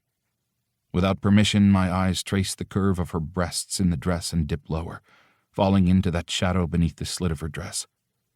I swallow back the desire clogging my throat. What kinds of demands? Molly drops her hand to the exposed skin of her thigh and slides it slowly up, her fingers whispering over her skin in a way that makes me want to grab her firmly, the way she needs to be grabbed. Well, for one thing, you'll have to stay close to me. I nod before she's even finished speaking. Done. Her mouth puckers to one side, hiding a smile. And keep me satisfied. My gaze flicks back up to her face and then down again. In what ways? She shrugs, her hand moving higher, pushing the fabric of her dress aside to expose her upper thigh. So much of her leg is showing that I have to wonder whether the joke about forgetting her panties was real or not. Food if I'm famished, she says, her words breathy. A drink if I'm parched. Suddenly I am parched and my voice is dry when I speak. Okay, I can do that. What else? Molly curves her fingers around her thigh, inching closer to her center, and I can't peel my eyes from her body. I want to watch her touch herself, even if the driver is only a thin piece of glass away from us. I lick my lips. With her free hand, Molly reaches out for me. She slides her hand down my arm until her fingers brush across my palm and then grip my own. She draws my hand across the space between us and towards where her other hand is dangerously close to her sweet heat. The only thing better than watching Molly pleasure herself would be pleasuring her myself. My mind is empty of everything but her as she lays my hand on her thigh. I want her. Now. More than anything, I want you to. She leans forward, her lips parted in delicious seduction. My fingers grip her soft skin through the material of her dress, and I want to tear the fabric off her. She is too beautiful to be covered. Her breath is warm against my mouth when she speaks. Open my door for me. I blink, confused. Molly tips her head behind me, and I look over my shoulder. We're here, she says. I groan and fall back against my seat, and Molly laughs behind me. Come on, husband. It's time to make an alliance. That was my priority 10 minutes ago. Now the hardness between my legs has other ideas. I rearrange myself before getting out of the car and doing as my wife asked. I open her door and escort her inside. Molly. The restaurant is at the top of a skyscraper downtown. 3 of the 4 walls in the dining room are floor-to-ceiling windows, and the room is bathed in the faint glow of the city. Candles flicker on the round tables, a 4-piece band plays softly in the corner, and everyone is dressed in their best. And looking directly at me. At us, really. Viktor has his arm wrapped tightly around me, his fingers splayed across my hip, and I know I should feel nervous. Hell, an hour ago, I was contemplating faking being sick and hiding under the covers. But now, standing next to Viktor with his arm around me, I can't find the fear. Somehow, while distracting Viktor in the car, I managed to distract myself, too. The way his eyes traced my shape, the way he devoured me with his gaze, made me feel powerful. If I can bring a man as fierce as Viktor to his figurative knees, then what do I have to fear from anyone in this room? He told me back at the apartment that he would take care of me, that he would take care of all of us, and I wanted to believe him. At least for tonight, I want to trust that I will be in good hands. I want to trust that he won't let me make a fool of myself.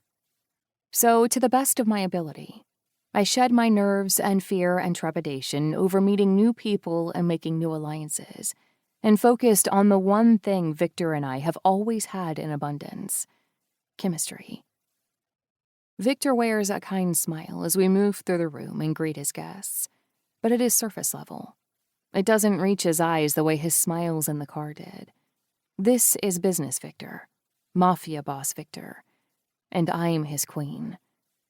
I hold my head high and shake the hands of women who, only a few months ago, would have found me undeserving of the energy it would take them to spit at my feet. Now they bow their heads in small signs of respect and don't make eye contact with Viktor as we pass. But I can feel their attention snag on the two of us, on Viktor's hand claiming my waist and my body molded against his, as though we are carved from the same clay. They may doubt whether we are equally matched in our marriage, but they won't doubt whether there is passion. In the center of the room, with a wide berth around them, stands a couple who I assume are the Irish boss and his wife. Viktor hastily described them in the elevator on our way up. Seamus and Neve are older than I expected them to be. He has a shock of gray hair, and hers is pure white, but trimmed neatly around her ears. They smile as we approach, and Seamus extends his hand to Viktor while his wife smiles warmly at me. I'm not sure what I expected of them, actually. Viktor told me this dinner was to create an alliance.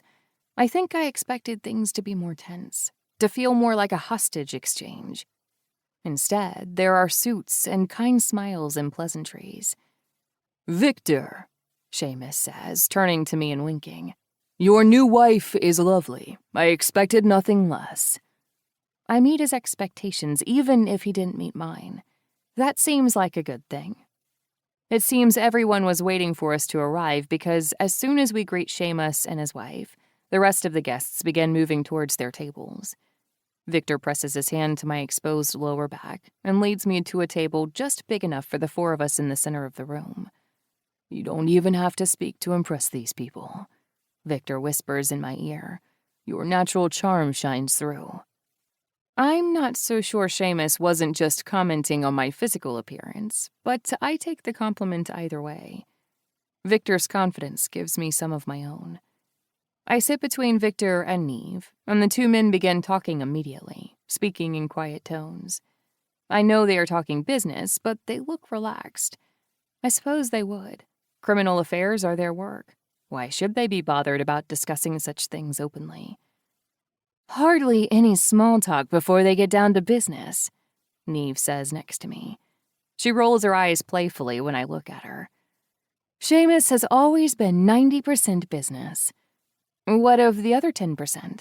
I ask. Neve's eyes spark with mischief. The other 10% is why I married him, and I'm afraid it's indecent dinner conversation. I cover my mouth with my hand and laugh, surprised by her forthrightness. I'm sure you understand, she says, tucking a strand of white hair behind her ear. Why did you marry your Viktor? My Viktor. I do think of him that way, but only sometimes when I lower my guard, when my thoughts are running away with themselves. I was drawn to him the first moment I ever saw him, I say. He seemed bigger than life, tougher than anyone around him, and firm in what he wanted. He overwhelmed me, and I couldn't deny our chemistry.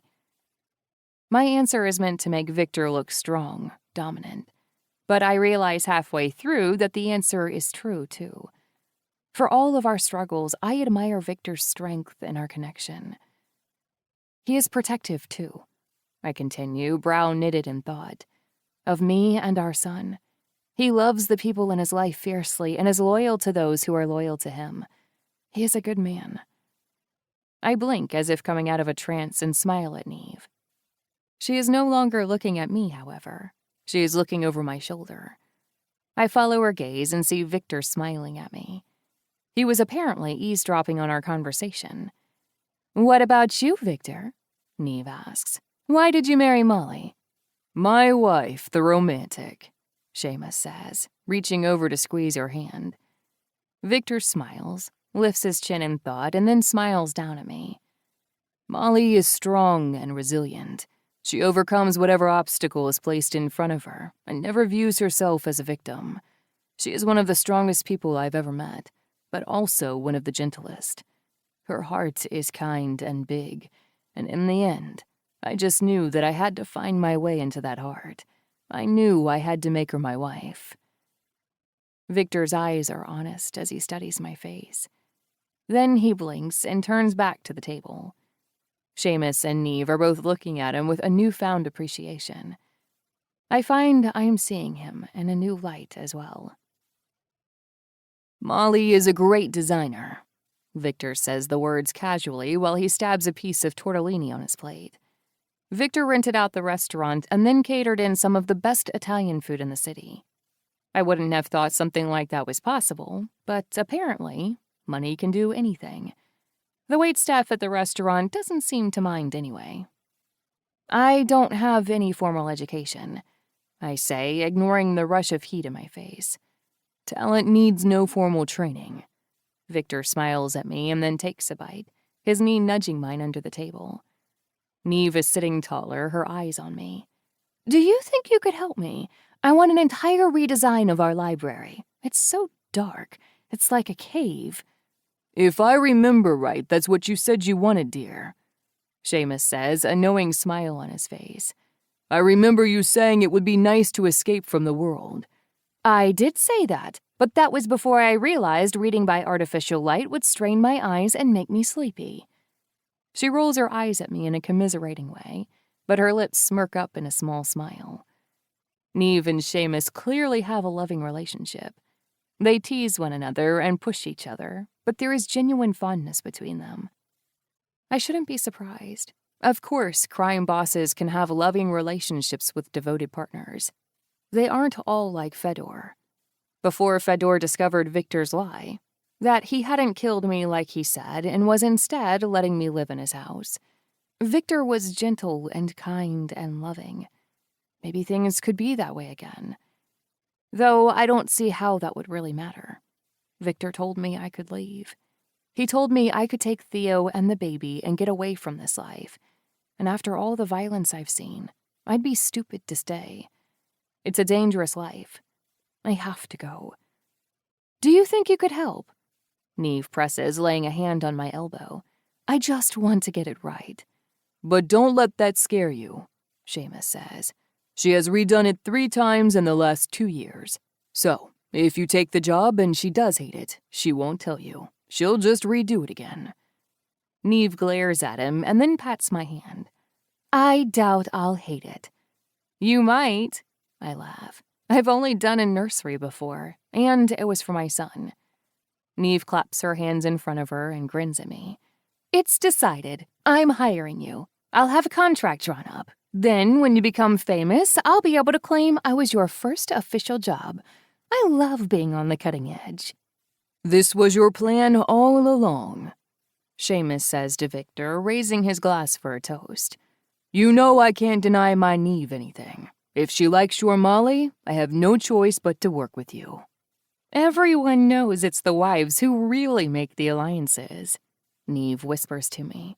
The men only think they are in charge. I laugh into my hand, and Seamus nudges his wife's shoulder. We can hear you, darling. Speak more quietly so we can maintain our illusion of power. The night is going so much better than I ever would have imagined. I'm comfortable and genuinely having a good time. The other women in the Kornilov Bratva seem catty and only wanted to gossip. Half an hour with Neve, and I already feel like she could be my friend. Perhaps there is truth to her statement. Because I will do everything in my power to ensure Viktor never betrays Seamus's trust. I would hate not being able to talk with Neve. Everyone is still chuckling when suddenly, Viktor leaps out of his seat. His thighs hit the underside of the table, knocking everything sideways. Neve's wine glass tips and spills red across the white tablecloth, and Seamus grabs her arm to steady her. I yelp, but Viktor doesn't stop. He knocks his chair back and starts moving around the table towards Seamus's side. For a second, I wonder if he wasn't offended by the idea that he isn't the one in control. I've never seen him lose his temper so recklessly before, though, especially when we are here for the purpose of making nice with the Irish. But the way he is charging around the table towards Seamus makes my heart rate spike. What is going to happen? We are surrounded by the Irish. Viktor and I came alone as a sign of good faith. Surely he wouldn't risk our lives because of a joking comment.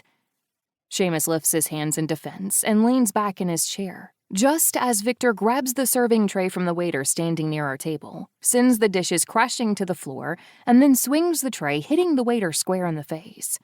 Viktor! I stand up, hand inadvertently falling to my stomach. My instincts tell me to run, to get out of here and find out what is happening later.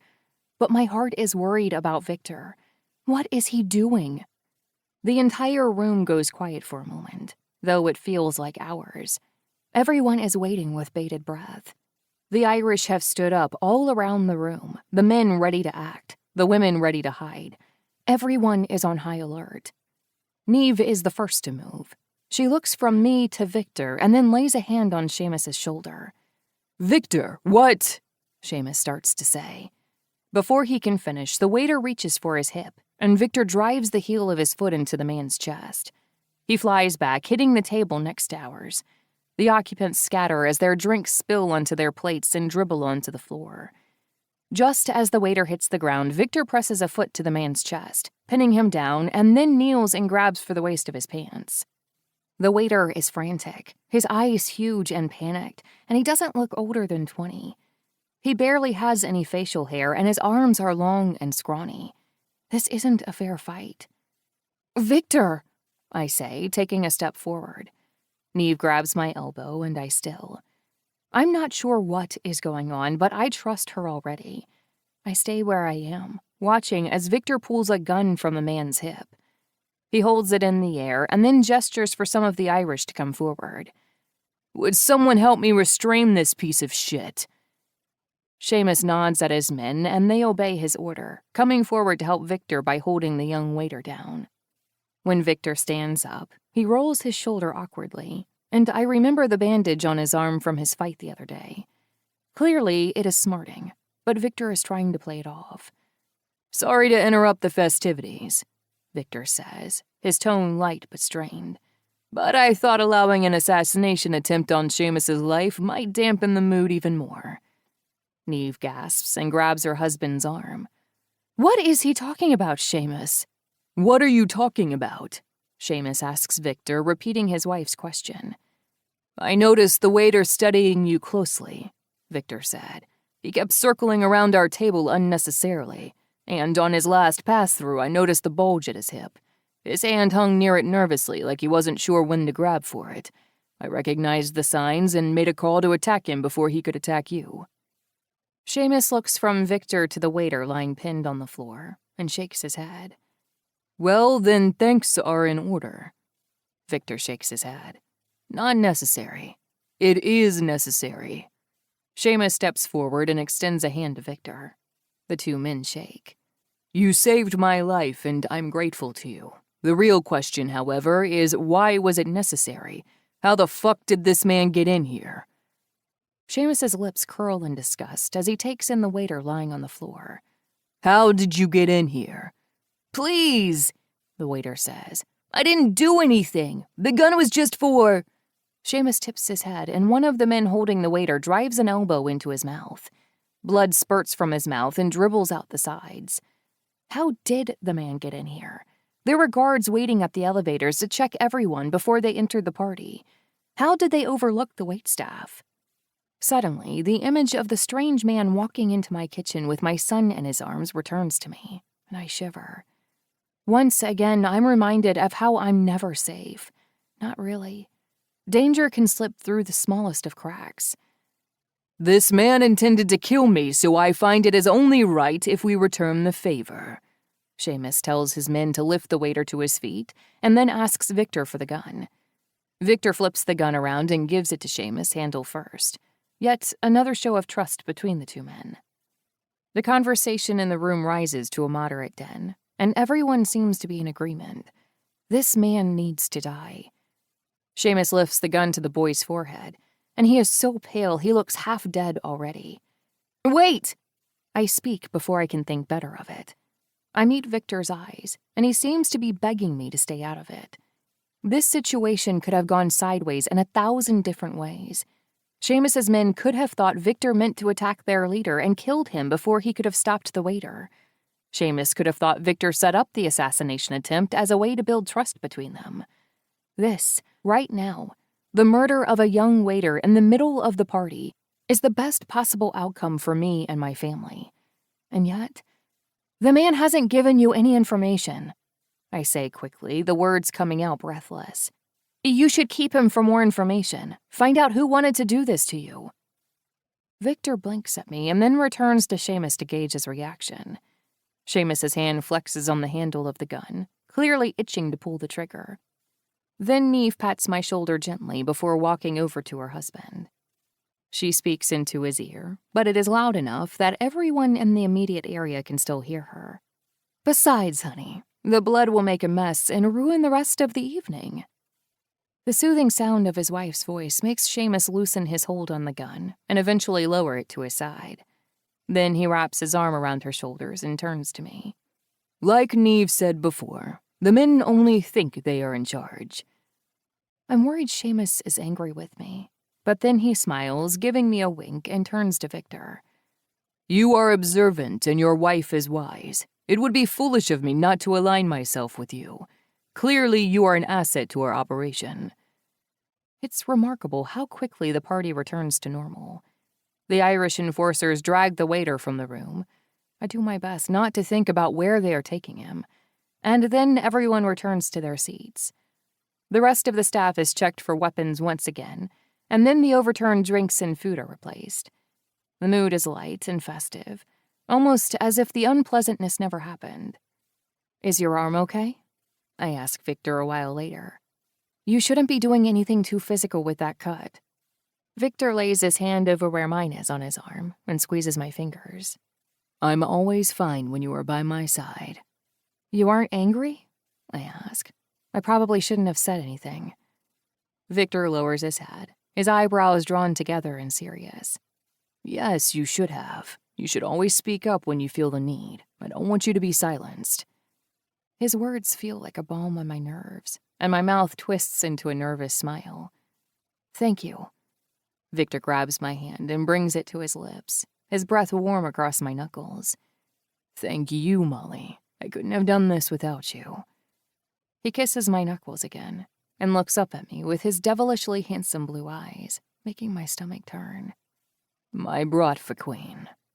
Once again, logic wars with my heart. I should want to run as far from Viktor and this lifestyle as possible, especially after what I just witnessed. Yet I find myself warming to the idea. A Bratva queen. His queen. Viktor. When I knock on Aunt Vera's door, conflicted feelings swirl inside of me. I don't want Aunt Vera to be sick, and yet I also hope she is. Because if she is, it means Peter was telling me the truth. It means that he was visiting his mother when he disappeared off the radar, and his mother's house really is a cellular dead spot. It means there is a reasonable explanation for why George saw him in Italian territory last night. If Aunt Vera is sick, it means that my cousin and second-in-command isn't a lying piece of scum who I'll have to kill. As soon as she opens the door, however, my heart sinks. Vicky, she says, calling me by the name she and my mother used to taunt me with as a child. What a surprise. Aunt Vera has always been a stout woman. There is something square and solid about her, broad shoulders, a thick middle, and legs like tree trunks. When she pulls me into a hug, her grip is firm and strong. So her ailment certainly isn't physical. Good to see you, Auntie. I hug her back and then hold her at arm's length. But you still can't call me Vicky. She barks out a sharp laugh. I'll call you whatever I like. Now, come inside. I've been cooking. I slip my shoes off at the front door. Aunt Vera is always cooking. She likes to have a well-stocked kitchen and something hot to offer anyone who might stop by. For years, her house was full of hungry boys. After her older sons got themselves into trouble and died in prison fights, there's just Peter. I hate the thought of taking him away from her, too. But I'll do whatever is necessary to protect my Bratva and my family. Anything. Are you feeding an army? I tease as I walk into her kitchen. There is a tower of baklava on the table along with a stack of buckwheat pancakes and an entire loaf of sourdough bread. Where's Peter? Baklava is his favorite. The question is casual, but important. Busy with all the work you give him, she says, narrowing her eyes at me. I know she's only teasing. Aunt Vera has told me many times how happy she is that I keep Peter busy. No woman in our family wants her son to be involved in our dangerous lifestyle, but being consigliere to the boss is better than being a soldier. Peter is safer at my side than anywhere else in my operation. I only hope I haven't risked my own safety by trusting him. He hasn't been by to see you recently? Aunt Vera shakes her head and then squints to think. Not for a couple weeks. That toad. You should tell him to visit his mama. Make it an order. I'll do that. I try to sound light, but my entire body is tense. How much betrayal can one man handle? I clear my throat and take a bite of baklava. The honey and walnut balance each other well, and I take momentary solace in the flaky pastry. I might not be getting another one in a long time, if ever. I doubt Aunt Vera would forgive me for killing her last living son, no matter how justified my reasons. How have you been? I ask. She waves away the question. Same. I'm a boring old woman now. You're healthy? I prod. Aunt Vera glances up at me, eyes narrowed. Do I not look healthy? Are you implying I'm old? You just called yourself old. I'm allowed to do that, but not you, she says with a stern finger point. Your job is to tell me I don't look a day over 30. You don't, I lie with a forced smile.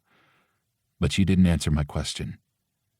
Aunt Vera cuts off a slice of sourdough and slides it across the counter to me on a napkin. I'm healthy as a horse, you worrywart. I feel great. I want to believe she's lying, trying to protect me from the truth of some terminal illness, but I know she isn't.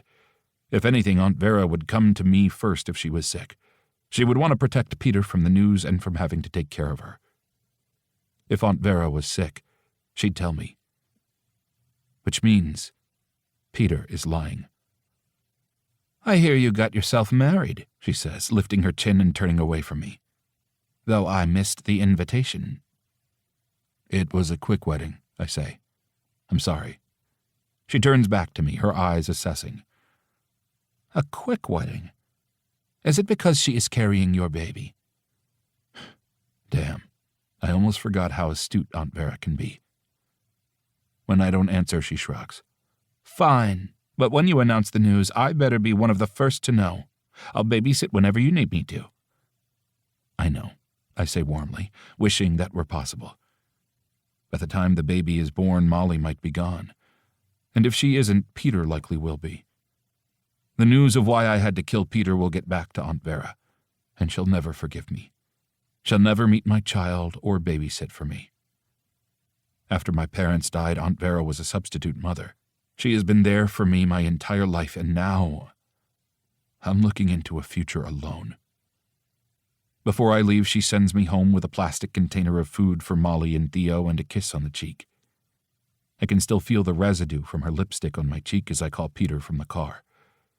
He answers on the third ring with a loud whoop. "You won over the Irish. God damn, Vic. We might actually win this thing." "We will win," I say firmly. Of course. Peter chuckles to himself, excited by the news of the recent alliance. Or at least, pretending to be excited. "So what's going on?" "Nothing. I just wanted to call and check on your mom. Is she still sick?" There is a pause. "Yeah, still sick. Thanks for asking." I close my eyes and shake my head. "Let me know if I can do anything.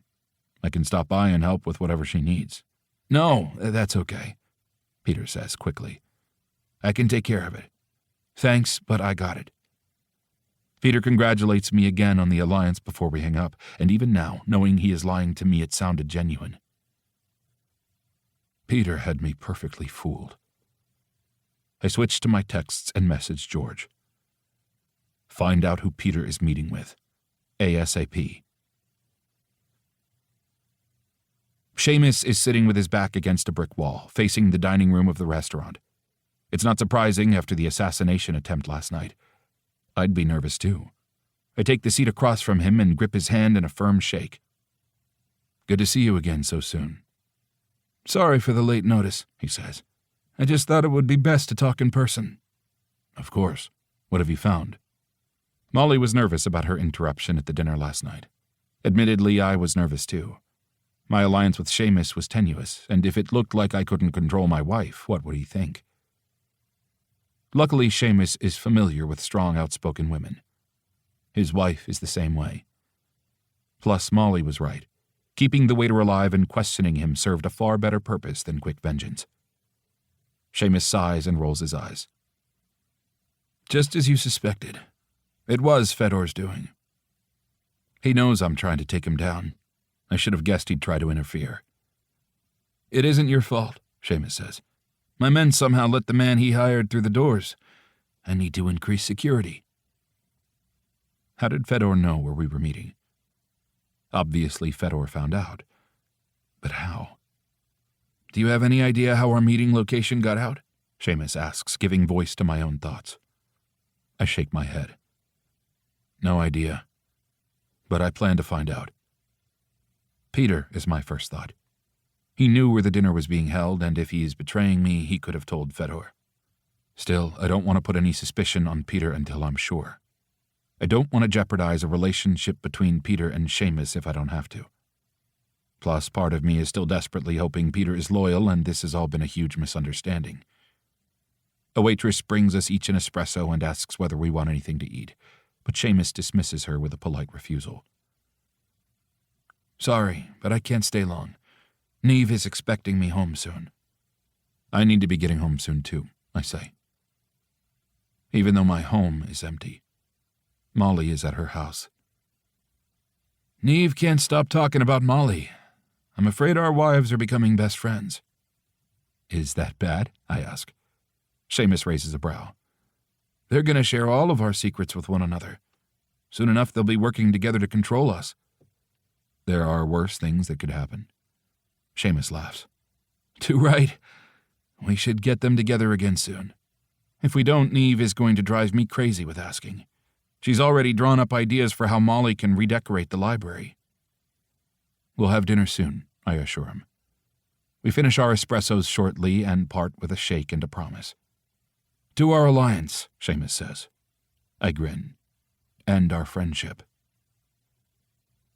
I'm halfway home when the idea of going back to my empty apartment feels too depressing to cope with. Before I know it, I've turned around and am driving to Molly's. I knock 3 times and then let myself in with a key.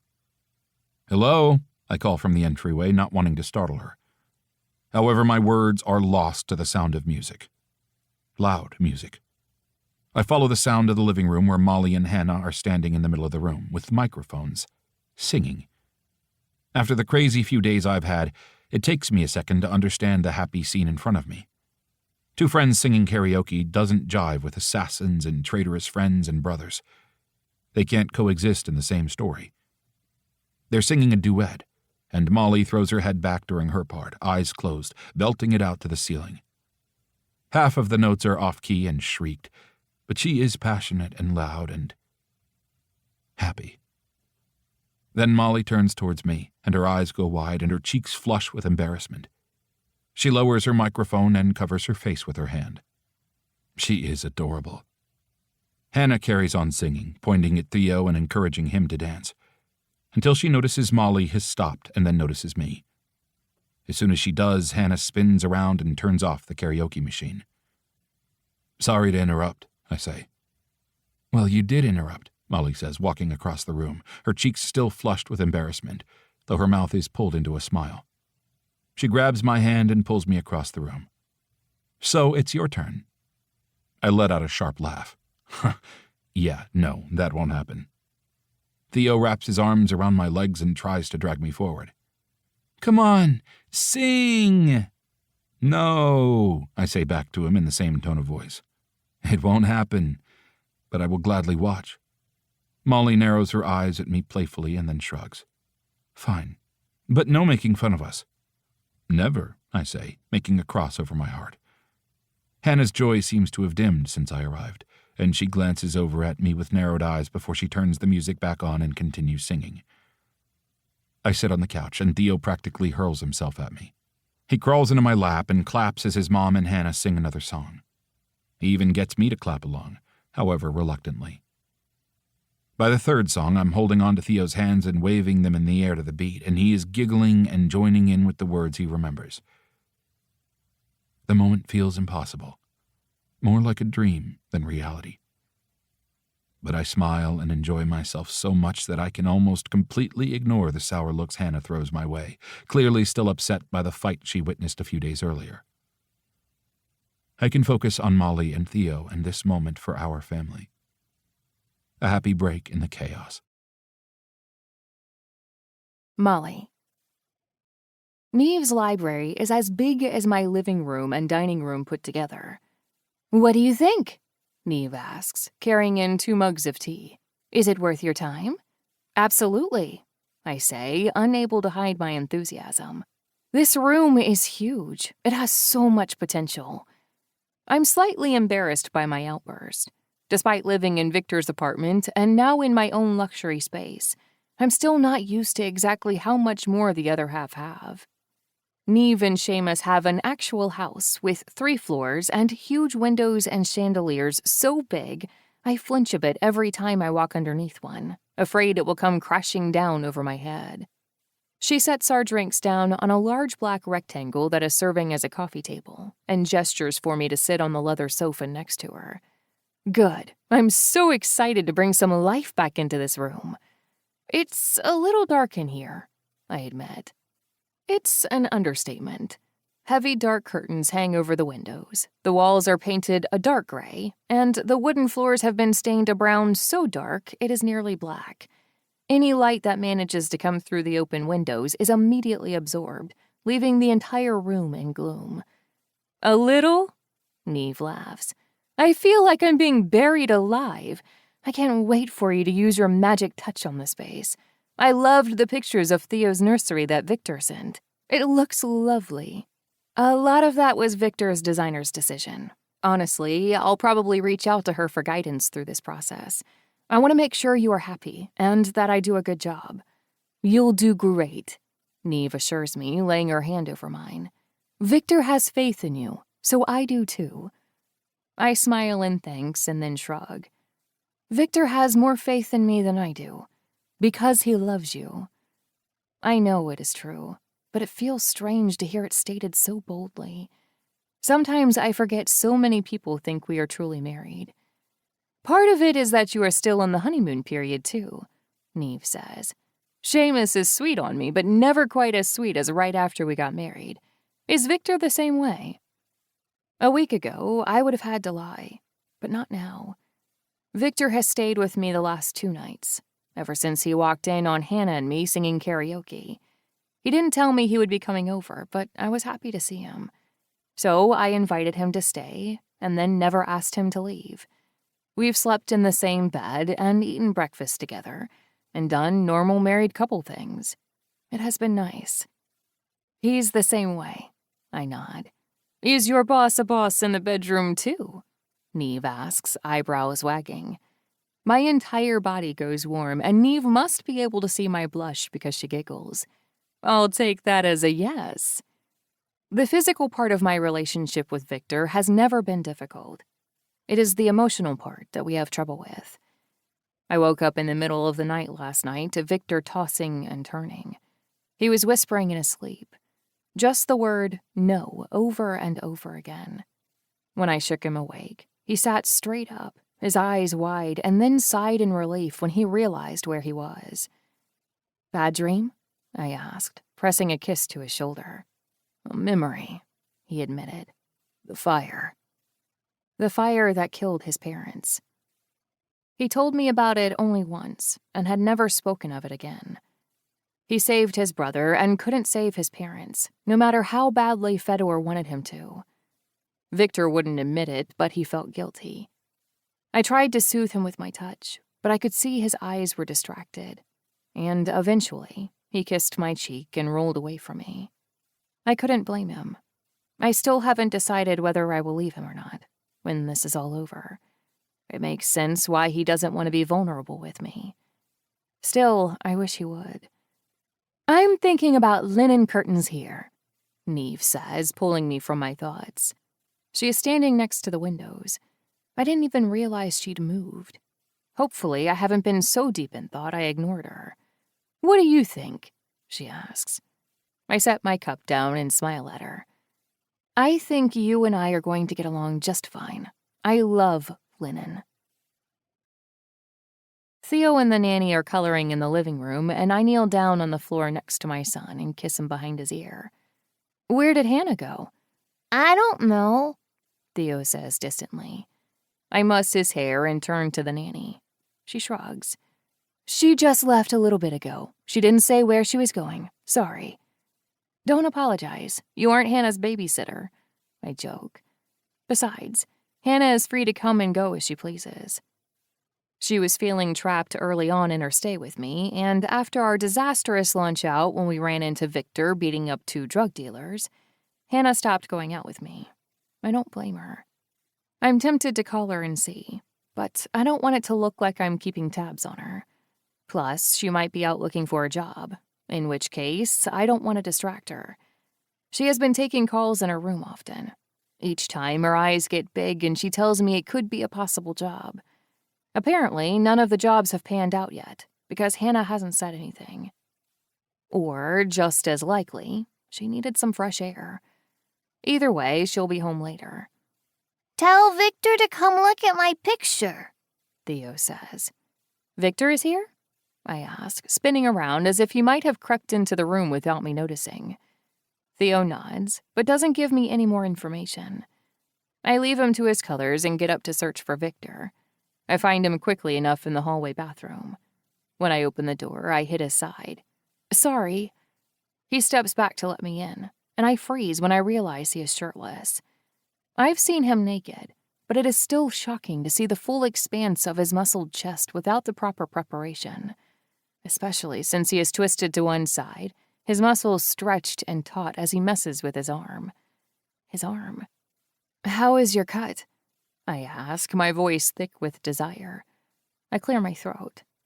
"Fine," he says, but I can see it is bleeding again. I step into the room with him and slide between his body and the sink. "You need stitches." He snorts in disagreement and continues trying to disinfect the wound himself. His arms are thick with muscle, and it's hard for him to reach the spot on the back of his arm. I push his hands away and take over. "What happened?" "Nothing." Another lie. I can tell by the way he won't meet my eyes, and by the grazes on his knuckles. "You can tell me the truth." "I just did." His voice is flat and emotionless, and the distance has me confused and frustrated. I never know what to expect from Viktor. Is he going to be warm and gentle? Or perhaps serious and passionate? Or worst of all, cold and distant? There is no consistency, and I'm getting emotional whiplash. "If I'm your Bratva queen, you can't hide these things from me." I press a cotton ball soaked with disinfectant to the wound, and he winces. "But you aren't," he says sharply. "Not really. We aren't married." The words feel like a slap to the face, and I bite down on my reaction, trying to remain just as cold as he is. It is clear something happened to upset Viktor, and now he is taking it out on me, trying to pick a fight. "Whether it's real or not, it feels real," I snap. "The pregnancy was an accident and the wedding was fake, but we are still a team. We still have a life together, and I deserve to know what is going on with you." Viktor has stilled beneath my touch, and I realize all at once what I've just admitted to. "It's real for you," Viktor whispers. I don't answer, and instead slap a bandage over his wound and rush out of the bathroom and back into the living room where Theo is coloring. A minute later, Viktor follows me. "Molly," he says sternly, but with a hint of gentleness. "Theo wanted to show you his picture." Theo jumps up and holds up his drawing to Viktor, and I'm not at all ashamed of using my son as a shield. I'm not ready for this conversation. I'm not ready to admit my feelings to Viktor, because I still don't understand them. I don't understand what they mean for me or my children or our future. Everything is up in the air, and I don't want to make any commitments that I can't keep. Viktor admires Theo's drawing and pats his head, commissioning Theo to draw him a purple dinosaur blowing green fire. Theo, a born businessman, requests payment in the form of one piece of chocolate from the candy drawer in the kitchen. "Don't sell yourself short," Viktor says. "You can have 2 pieces of chocolate." With the promise of candy, Theo sets to work drawing the best dinosaur he can, and Viktor grabs my hand and pulls me far enough away that Theo can't hear us. "Did you mean that?" he asks. My shoulders droop forward, and I place my face in my hands. "I'm tired, Viktor. It has been a long day. Can we just—" "No, we can't." Viktor slides his hand from my elbow to my shoulder and squeezes. "Talk to me." "Talk to me," I repeat back to him, my words shrill and slightly frantic. "Tell me the truth." "I am telling you the truth," Viktor says, lowering his face to look into my eyes. "Nothing out of the ordinary happened today. These cuts and bruises and scrapes are my normal life, and I promise you, I'd tell you if something beyond the normal happened." "You promise?" He nods. "I swear it. We are a team." My words sound different coming out of his mouth, and they land like physical blows. I shouldn't have said that. His brows pull together, and there is hurt in his blue eyes. "Why not? Did you mean it?" I want to lie to him and tell him it was a mistake. I misspoke, and I take it all back. But I can't. "Yes, I meant it," I admit, twisting out of his touch. I can't think straight with him that close to me. It is why I slipped up in the bathroom in the first place. Having his naked chest 2 inches from my face makes me a bumbling idiot. But the way I feel doesn't change the facts. "It sure as hell does for me," Viktor says, putting himself in my line of sight again. How does that not change things? If you care about me the way I care for you, then we'll be safe. I ask, hating how harsh the question sounds. Then you suddenly won't have any more enemies and my kids will be protected. Viktor stares at me, the lines in his face becoming more pronounced as frustration mounts inside of him. The same frustration that is building inside of me. See? I throw up my hands in defeat. It doesn't matter. This life is too dangerous for my kids, and I won't risk their safety for my feelings. I won't do it, Viktor. He clenches his jaw, making it even more square than normal, and I resist the urge to reach out and massage his cheek. I want to be the person who eases Viktor's burdens, like Seamus and Neve. I want to be the person who stands by his side and makes this life easier to bear. I want to take his weight and carry it like my own, and I want to give him some of mine. But I can't put any of that weight on Theo or my unborn baby. I simply won't do it. So I keep my hand fisted tightly at my side. Finally, Viktor shakes his head. This life is dangerous, but you know I'm working hard to make it less so. I'm doing what I can to get rid of Fedor, and I'm making alliances I never would have made even 2 months ago, because of you. Don't do it on my account, I say, interrupting him. I have to, Viktor grinds out. You are the reason I'm still fighting it all, Molly. You and Theo and our baby. Without you, I don't have a reason to fight. Don't you understand that? My heart cracks. From top to bottom, a line forms in the organ in my chest, and I feel it change irreparably. My eyes fill with tears, and I blink them away. If you were really my wife. Viktor sighs and looks up toward the ceiling, like he is imagining it. If you and I were really married, nothing would be different for me. I would still go above and beyond to keep you all safe. The only difference is that I wouldn't have to wonder when you're going to leave. But no matter what, I'll protect you and our kids until my dying breath.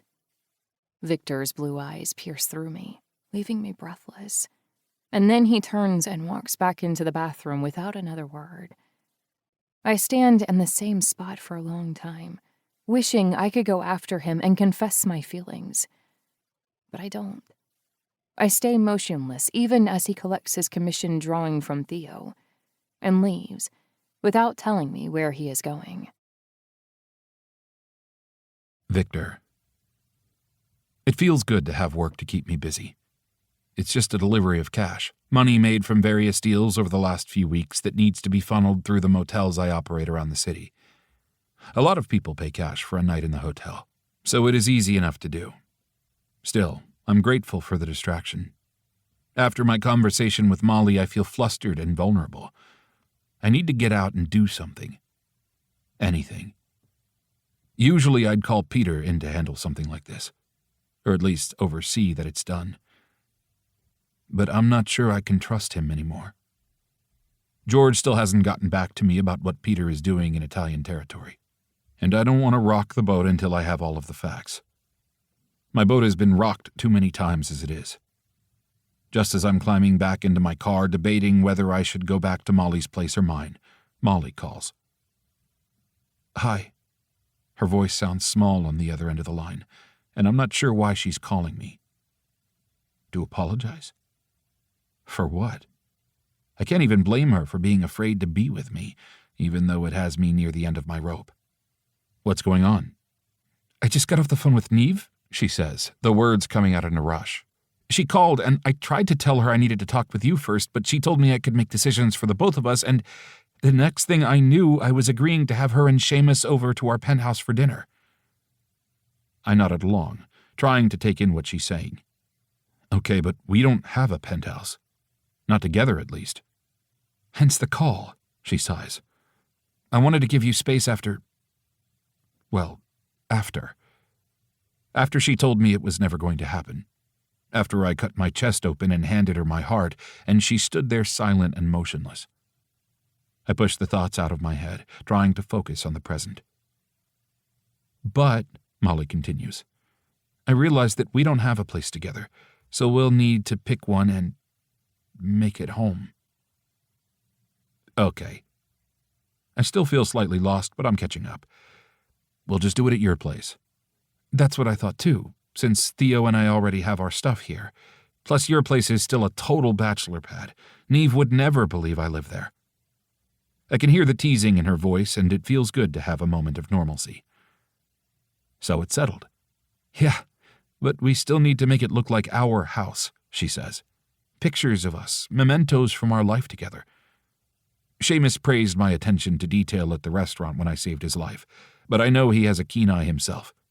Molly and I haven't given him any reason to doubt our relationship as anything other than legitimate, but I don't want to give him any reason to be suspicious. That's smart. I'll arrange a photo shoot. I'll just make a few calls. She lets out a small sigh of relief. Okay, great.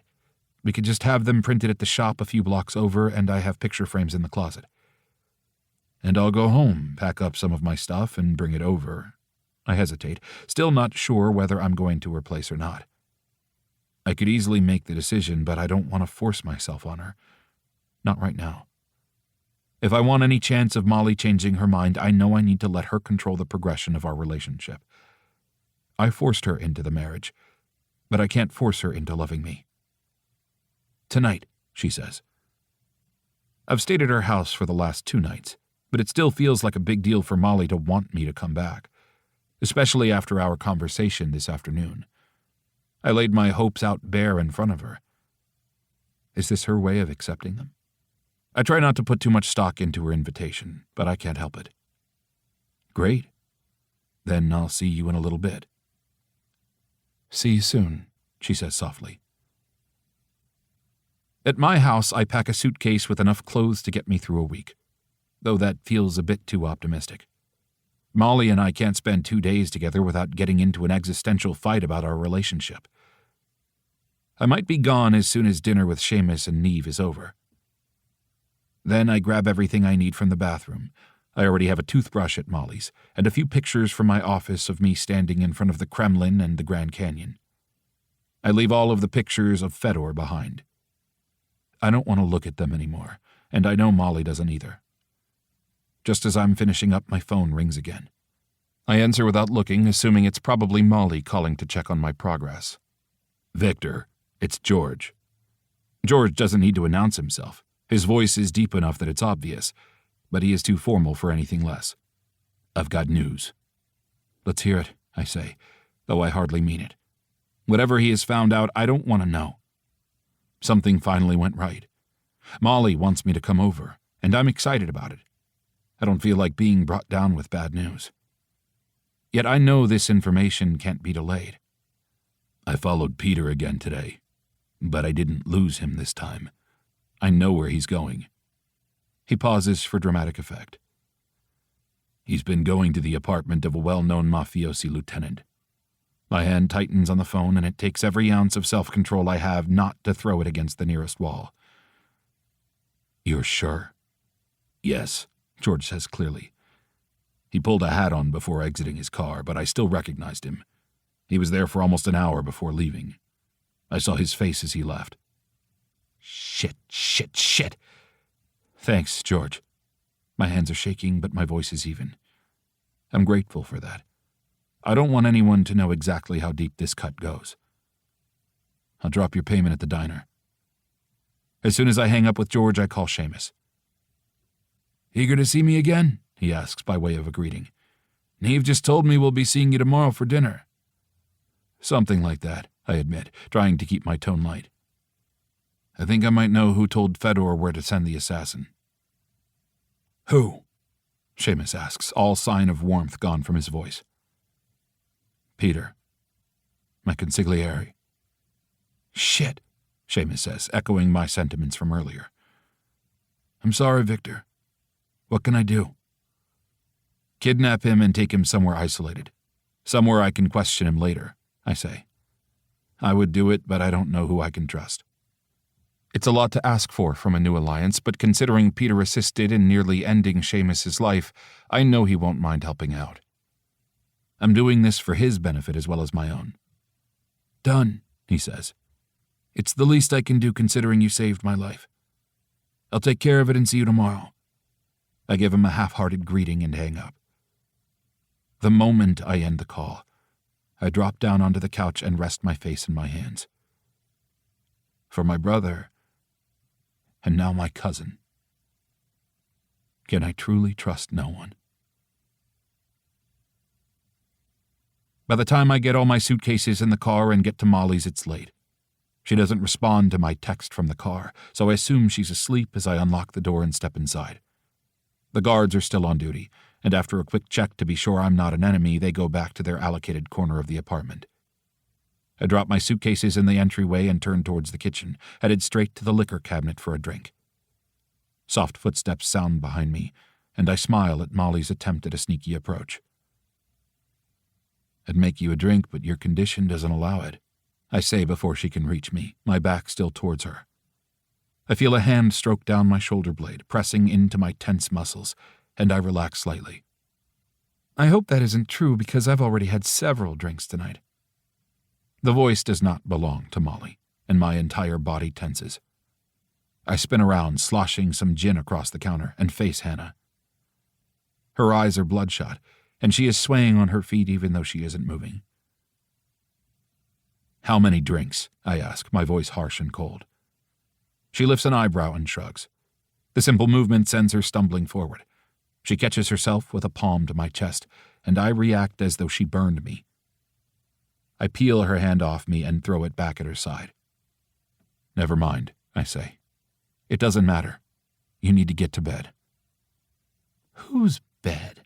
Hannah asks, her mouth tipping into a sloppy smile. I sigh.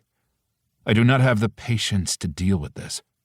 I've barely tolerated Hannah's presence here, mostly because she spends all of her time glaring at me like I'm scum and trying to turn Molly against me. And now she's coming on to me? No, absolutely not. "Yours," I say sternly, sliding down the counter and putting more distance between us. "Or at least it is yours so long as you don't touch me again." "Where's Molly?" "Sleeping," Hannah purrs, resting her hip against the counter and crossing her arms. I realize for the first time that she is just wearing an oversized t-shirt. I assumed she had shorts on underneath, but no. I am seeing far too much of her thighs, and while it isn't tempting, it is maddening. "What the fuck is your problem?" I growl. "Yes, get angry," she says, her eyes widening with a perverse kind of pleasure. "I liked seeing you get angry the other day. You have a powerful punch. I wonder what else you can do with those hands." "I could snap your neck like a twig," I say, my voice a low rumble. "Try to seduce me away from my wife again, and I won't hesitate." Forgetting my drink on the counter, I walk around the island, grab my bags, and jog up the stairs to Molly's room. I plan to tell Molly immediately. This is exactly the kind of thing that could be twisted and distorted to make me look like a cheating piece of shit, and I don't want anything to come between us. Anything else, that is. There are already a million obstacles between us and a happy ending, but I won't let a lying bitch like Hannah be one of them. When I walk into Molly's room, however, she's sitting in bed with the laptop I bought her open, smiling at the screen. "You're home," she says. Home. That single word is more powerfully seductive than anything Hannah just tried in the kitchen. The simple idea that Molly is happy to see me and wants me here, that I could ever belong here with her and Theo, is enough to get my engine revved. "Hi," I say, dropping my bags and crawling across the bed. I lean over the computer screen, stroke Molly's cheek with my palm, and tilt her face up for a kiss. Her lips are soft and pliant, and she releases a small moan as I slip my tongue into her mouth and nip at her lower lip. When we pull apart, her brown eyes are glazed over. "Wow," she breathes. I roll over and lie next to her, my hand slipping under the covers to rest on her exposed thigh. "What was that for?" she asks. I shrug and circle my finger over her smooth skin. "Just hello." "In that case, goodbye." She waves at me, her hand curled under her chin.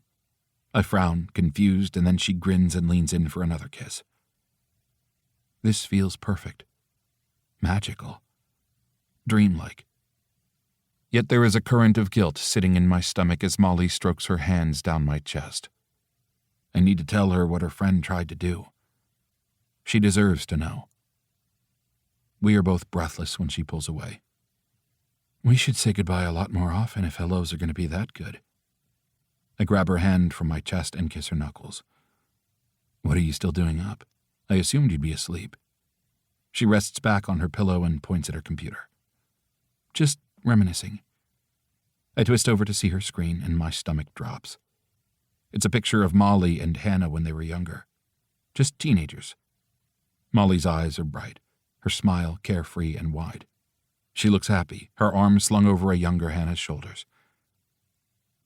It's the only picture I have of the two of us together, Molly says. I had to search through like 20 old classmates' Facebooks to find it. But there it is. Both of us before life kicked the crap out of us. She laughs, but then frowns. Sorry. That sounds dark. It's just... Life kicked the crap out of you, I finish for her. You don't have to apologize to me. She gives me a sad smile and sighs. Hannah gets me, you know? I know the two of you are tense around each other, but she knew me before the shit hit the fan, and I like that we have so much in common. She understands my feelings on a lot of things, in a way no one else can. The knife in my stomach twists. Not even me? Not even you, she says gently. Molly curls her fingers around my hand on her thigh. You've been through a lot too, but Hannah and I both had kids so young and spent time on the streets. We lived the same way for so long that we can understand each other. I nod and swallow. So much has been taken from Molly in her lifetime. Do I really want to take this away too? She has a friend, someone she likes and relates to and trusts. Can I really strip that away? Victor? Molly's voice is gentle. Are you mad? Hannah was drunk. That much was obvious. Even though her actions were reprehensible, there is every chance she'll wake up and deeply regret them. Or better yet, that she won't remember the encounter at all. Should I really threaten their friendship over something that might not matter after a good night's sleep and a few painkillers? Nothing. I shake my head and kiss her. It's nothing. I kick off my shoes, slide out of my jeans, and crawl under the blankets with Molly. She closes her laptop and curls into me too. As though it is normal. Natural. As though we've done this every night before this and will do it every night after. It feels good enough that I allow myself to forget what happened in the kitchen. If it happens again, I'll tell Molly, without hesitation. But for now, I'll find solace in Molly. A voice in the back of my head reminds me that I need to stay cold, detached. When I relax and let my guard down, bad things happen. But with Molly's small body curled against mine, her breath warm on my chest, it's impossible to feel anything other than delicious warmth. Molly. Wait, so you were holding a photo shoot today so you have family pictures in your house to impress the boss of an Irish mafiosa. Exactly, I say, sighing and shaking my head. It sounds crazy when you say it like that. It is crazy, Hannah says, taking a long sip of coffee. I just don't understand why it is important that you look like a picture-perfect family. Aren't these people your friends? I hope so, I admit. I really like Neve, but it is also important for an alliance. We have to make sure they trust us. Hannah nods. So you're going to lie to them? I stab my eggs and shove them in my mouth. I guess so. Sounds healthy. I don't respond. Partly because I've shoved another bite of eggs into my mouth, and partly because Hannah's tone is annoying. I'm not sure whether she means to or not, but every comment is a subtle dig at my marriage, at my relationship. I've allowed her to live here with me, and it feels like she is judging me and Viktor at every turn. I don't understand why you can't just tell them the truth. You are married, but you both like your space. Hannah shrugs. It definitely isn't normal, and most people would think it hinted at issues in your relationship, but that is between you and your husband. Exactly, I snap. Me and my husband. Hannah must take my not very subtle hint because her eyes widen in a moment of surprise, and then she devotes herself wholly to finishing her breakfast and coffee. I've confided in Hannah about a lot of things, but Viktor and I are moving towards being in a good place, and I don't want to feel bad about how we got here. I have enough stress in my life without worrying what Hannah thinks of it all, too. I know she isn't entirely happy that Viktor has been staying over, but again, it isn't her business. If she doesn't want to live with him, then she can find her own place. "Hey," Hannah says, snapping her fingers like she has just had a great idea. "If you two need to take some couples photos, I can keep an eye on Theo for a while." "They are family photos," I say sharply. I immediately regret my harsh tone. I can tell she is trying to make amends for overstepping. "But thanks." "Oh, I know. I just know how kids can be taking photos. It might be easier if I just brought him by the shoot a little later so you can get pictures with him after you've done couple photos." "It will be fine, I'm sure. There will be people there to entertain him if he gets rowdy." I finish off the last bit of coffee in my mug and stand up to head inside. Viktor and Theo are inside playing together. I invited them to breakfast with us, but Viktor seemed reluctant, so I didn't push it. Hannah follows after me, nearly breathless. "I guess I just wanted some company. The house is so empty when you all are gone. I really don't mind keeping an eye on him for—" "It's fine, Hannah." The words come out on a laugh, mostly out of exasperation. I'm not sure why this is so important to her. I know she has been missing her own son, but this is the first time she has been so adamant about it. "I appreciate it, but it's not necessary. We'll all hang out another night, okay?" Hannah bites her lip and then nods, lifting one hand in surrender. "Sorry, I think I'm a little hungover. I drank too much last night and it has made me crazy. Apparently, I'm a clingy drunk." "It's fine." I grip her elbow as I pass. "I'm glad you like Theo. It's nice that the two of you are close." Hannah's mouth pulls into a tight smile, and then I head upstairs to get ready for the shoot. Hannah wasn't wrong, though. Even after a morning of running around upstairs with Viktor, Theo is wild at the shoot. He is blurry in half of the photos and pouting in the other half.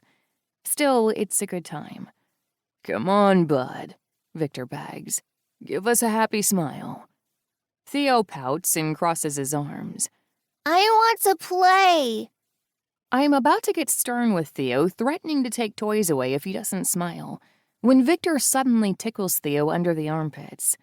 Immediately, his face bursts into an open-mouthed grin, and he shrieks. Distantly, I hear the camera shutter opening and closing, catching every moment. But I'm laughing too hard at Theo's banshee shrieks to think about what he must look like. Viktor arranged for our pictures to be taken in a photographer's studio downtown. It is a large warehouse-like space with different sets lining the walls. There is one with red barnwood and a broken-down truck filled with hay, and another that is half of a carousel with a carnival scene painted on the back. The photographer assures us several times that he will make every scene look entirely real in the final edits.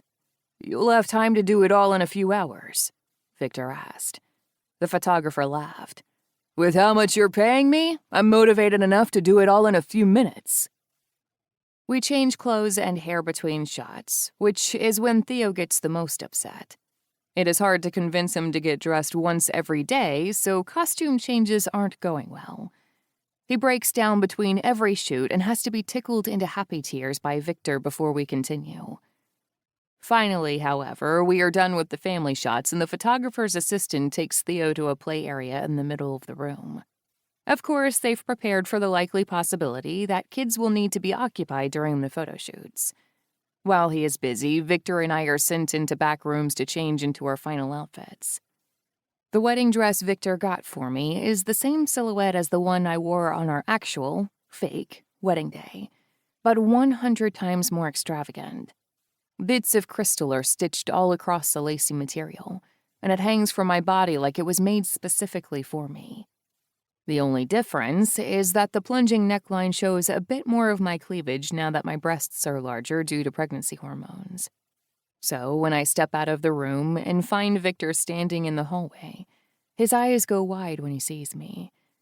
I can feel his gaze like a physical touch, but I'm too busy devouring the sight of him in his navy blue suit and crisp white shirt to feel flushed or embarrassed. All I feel is a bottomless kind of warmth deep in my stomach. He looks incredible. Beautiful, Viktor whispers, holding out his hand. When I grab it, his fingers whisper over my skin like I'm something precious.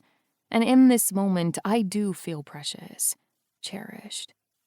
The photographer selects a set with fake flowers dripping from an archway and a pale pink sunset in the background. It feels like the background you'd stand in front of for cruise ship photos, but I am too focused on Viktor to care at all.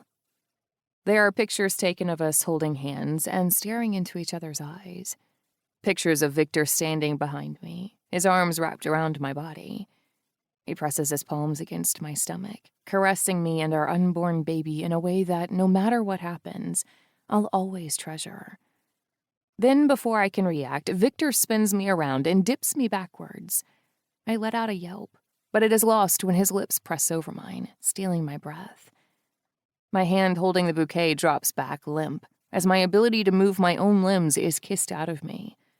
He nibbles my lower lip and tilts his mouth against mine in a way that is intimate and private and sensual. Except it isn't. After a while, the photographer clears his throat and Viktor pulls away from me. I curl my free hand in his hair to keep him close, and he laughs, his breath warm over my mouth. I think we got carried away. Carry me away, I say, giving him permission. Far away, right now. Family shots, the photographer says, clapping his hands and clearing away the sensual haze that had me almost letting Viktor ravage me in front of a camera. You two look too good not to have the little guy in there with you. Theo had on a pair of gray pants and suspenders for the last shot, so they are able to help him shrug on a small jacket and have him ready for these family shots. Go stand with your dad, the photographer says. Viktor opens his mouth to correct him. We've never formally discussed his role in Theo's life, and we've certainly never told Theo Viktor is his dad. But before Viktor can say anything, Theo runs straight towards him, arms outstretched. When Viktor scoops him up, Theo yells, "Dada!" I see the stunned joy on Viktor's face, and I'm sure my expression is much the same. Viktor kisses his cheek and then wraps his arms around me. This feels real, Viktor says, repeating my words from our argument the other day. Then he says it again, squeezing me closer to him. This feels real. I'm still swimming in the confusing feelings and joy and desire inside of me when there is a loud banging noise from the front of the studio. The photographer frowns and turns toward the sound. I'm so wrapped up in my little family and the illusion of us standing in front of the fake backgrounds that I don't turn towards the noise until the banging happens again, this time closer. I look at the double front doors just as they burst open, and a group of black-clad men comes pouring through them. Instinctively, I reach for Theo. He is in Viktor's arms, but Viktor gives him to me immediately, and then moves to stand in front of both of us, his arms outstretched. What? The photographer asks, backing away slowly. When he notices the men have guns, he turns and full-on sprints across the studio and behind the fake carousel. I don't blame him. I'm tempted to do the same, but I know these men are here for us. The men rush forward, guns first, and surround us. Each of the 10 weapons that I can count is pointed directly at Viktor, at us. I know Viktor has a weapon strapped to his side, but it isn't enough to take on 10 or more men. And I'm sure Viktor would have had guards keeping watch outside, but they've apparently been overpowered as well. Otherwise, there would have been more of a fight out front. Who are you? Viktor growls. We are outnumbered and outmatched, but his deep voice sends goosebumps down my arms. It sounds like the voice of death himself. What do you want? Easy, brother. Viktor stiffens at the voice, and I recognize it immediately. Fedor. I peek around Viktor's arm while trying to keep Theo hidden from view. Surely Fedor knows Theo is here. That is why he is here at all, after all, for Theo. Still, I don't want him to lay a hand or his eyes on my son, on Viktor's son. Nobody needs to get hurt, Fedor says. He lifts his hands as though he is the rational one, as though he is trying to keep the situation from escalating, like he didn't just barge into the room with a small army. Nobody will get hurt, Viktor says. Leave. You shouldn't be here. Haven't you learned by now, Vic? I can be wherever I want. Fedor folds his hands behind his back and begins pacing back and forth. He looks thinner than the last time I saw him. His cheeks are sunken in, and there are dark circles under his eyes. If anything, he looks more dangerous than before. It is obvious his physical health is failing with his mental health, which only makes him more dangerous. He truly has nothing left to lose. Or have you missed all of my little gifts? I wonder what he means, but I can tell Viktor understands. His shoulders lift defensively. You've made your point clear. You are willing to destroy everything Dad and I built. And for what? Vengeance? Doesn't make it feel good to kill innocent men and ruin my front businesses. It's justice, Fedor snaps, his top lip pulled back in a scowl. Immediately, he seems to regret his loss of control and smooths a hand down his button-down shirt. It is slim, but still hangs from his small frame. You've built yourself a pedestal to stand on, a place where you can feel powerful and in control. I'm simply trying to show you that a big throne makes an easy target. What is this about? Viktor sounds bored, but I can feel the tension behind his words. He is pulled taut, ready to snap at a moment's notice. Why are you here? I'm here because you've taken something that is mine. Fedor leans to the side, his eyebrows lifted, and catches my eye. He lifts his hand in a wiggling finger wave. Where's my little boy? A low primal growl tears out of Viktor's throat. He isn't yours. Then whose is he? Fedor asks. He certainly isn't yours. I mean, look at how handsome he is. He clearly got that from me. No offense, Vic, but you are more of the muscled, masculine type. Theo and I are of the pretty handsome variety. Fedor leans to the other side and grins. Isn't that right, kiddo?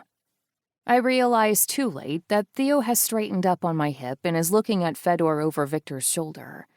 I twist him down and back, breaking their eye contact. Theo gasps and then buries his face in my neck. I pat his back and whisper quietly in his ear. It'll be okay, I whisper, trying to convince myself of the words as well. How did you know we'd be here? Viktor asks. I kept this location a secret. Only a handful of people knew where we'd be. Who told you? Fedor grins and shrugs. Would you believe that I'm all-knowing? Was it Peter? At that, Fedor frowns and it looks genuine. He is confused, and so am I. Viktor hasn't mentioned any doubts about Peter to me. This is the first I'm hearing about it, and it makes me wonder what else has been going on that I've missed. What the fuck does that have to do with Peter? Fedor asks. Viktor shakes his head. Just give it up. I know Peter is working for you. You might as well admit it. Fedor looks like this is news to him, and I'm tempted to believe his act. I don't know what you're talking about. Phone taps? Viktor prods. Or bugs in the apartment. Is that why you sent a goon to the apartment a few weeks back? Not to get Theo, but to leave a mic. Damn, missed opportunity, Fedor says. That would have been a good idea. He shrugs. Unfortunately, no. Even if that was true, I still wouldn't tell you. It doesn't matter anyway. It does to me, Viktor says. He reaches back to touch my leg, as if to check I'm still there. I lean into his touch, trying to offer what little reassurance I can. Well, it shouldn't. I'm here to end this, brother, once and for all. And I meant what I said. I don't want anyone to get hurt. Tell that to your army, Viktor grumbles. Don't put up a fight and they won't shoot. Fedor shrugs like it is that simple. Believe me, I'd end it quickly if I could. You've more than earned a bullet to the brain by now. But I think it will be easier to bring the rest of your men in line if you are alive. If they see you brought to your knees, they won't respect you anymore. They'll see that I bested you, that I'm the true leader of the Kornilov Bratva. Why do you need my men? You've had the Italians sucking your balls for a while now. Fedor's mouth tenses into a hard line. They aren't my men. They are helpful to me, but I want my own kin around me. The men I've grown up with, who I trained with, and you are the only one who can help me get them. Viktor takes one step forward, and every gun in the room lifts slightly, ready to take aim should he do something foolish. I reach out and grab the back of his shirt, but it isn't necessary. He is simply leaning forward so Fedor can understand how serious he is about his next few words. Over my dead body. I wish he wouldn't say things like that. Fedor's eyes are pitch black and wild. He is so far gone, I'm not sure there is anything human in him left, and he might take Viktor's words as truth. He might believe he can only get what he wants if Viktor is dead and decide to riddle him with bullet holes right now.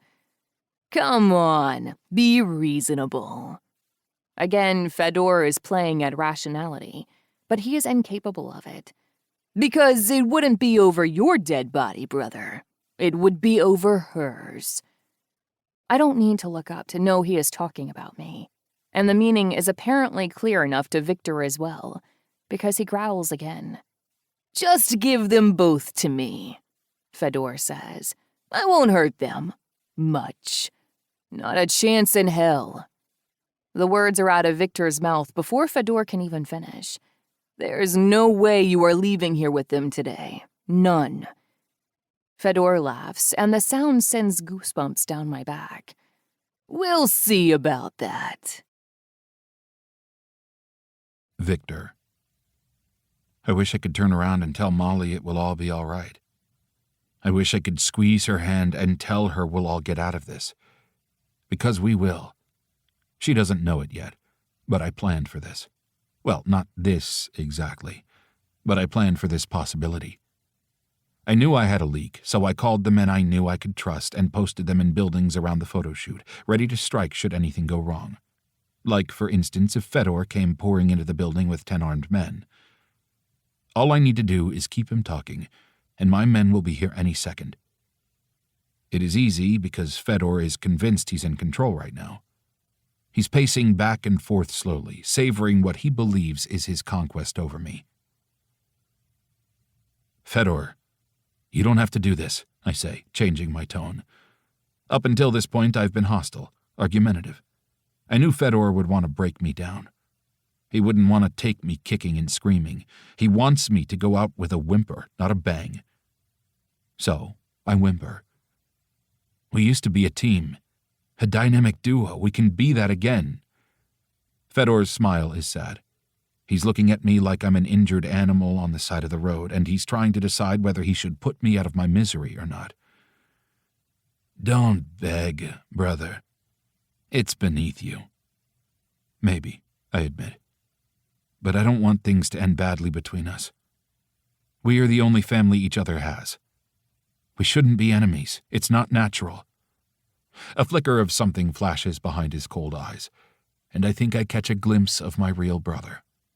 Not the emotionless monster in front of me, but the scared little boy I know is living inside. Then Theo whimpers, Dada.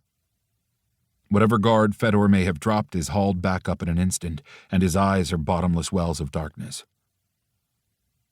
Do you really believe that? Fedor asks.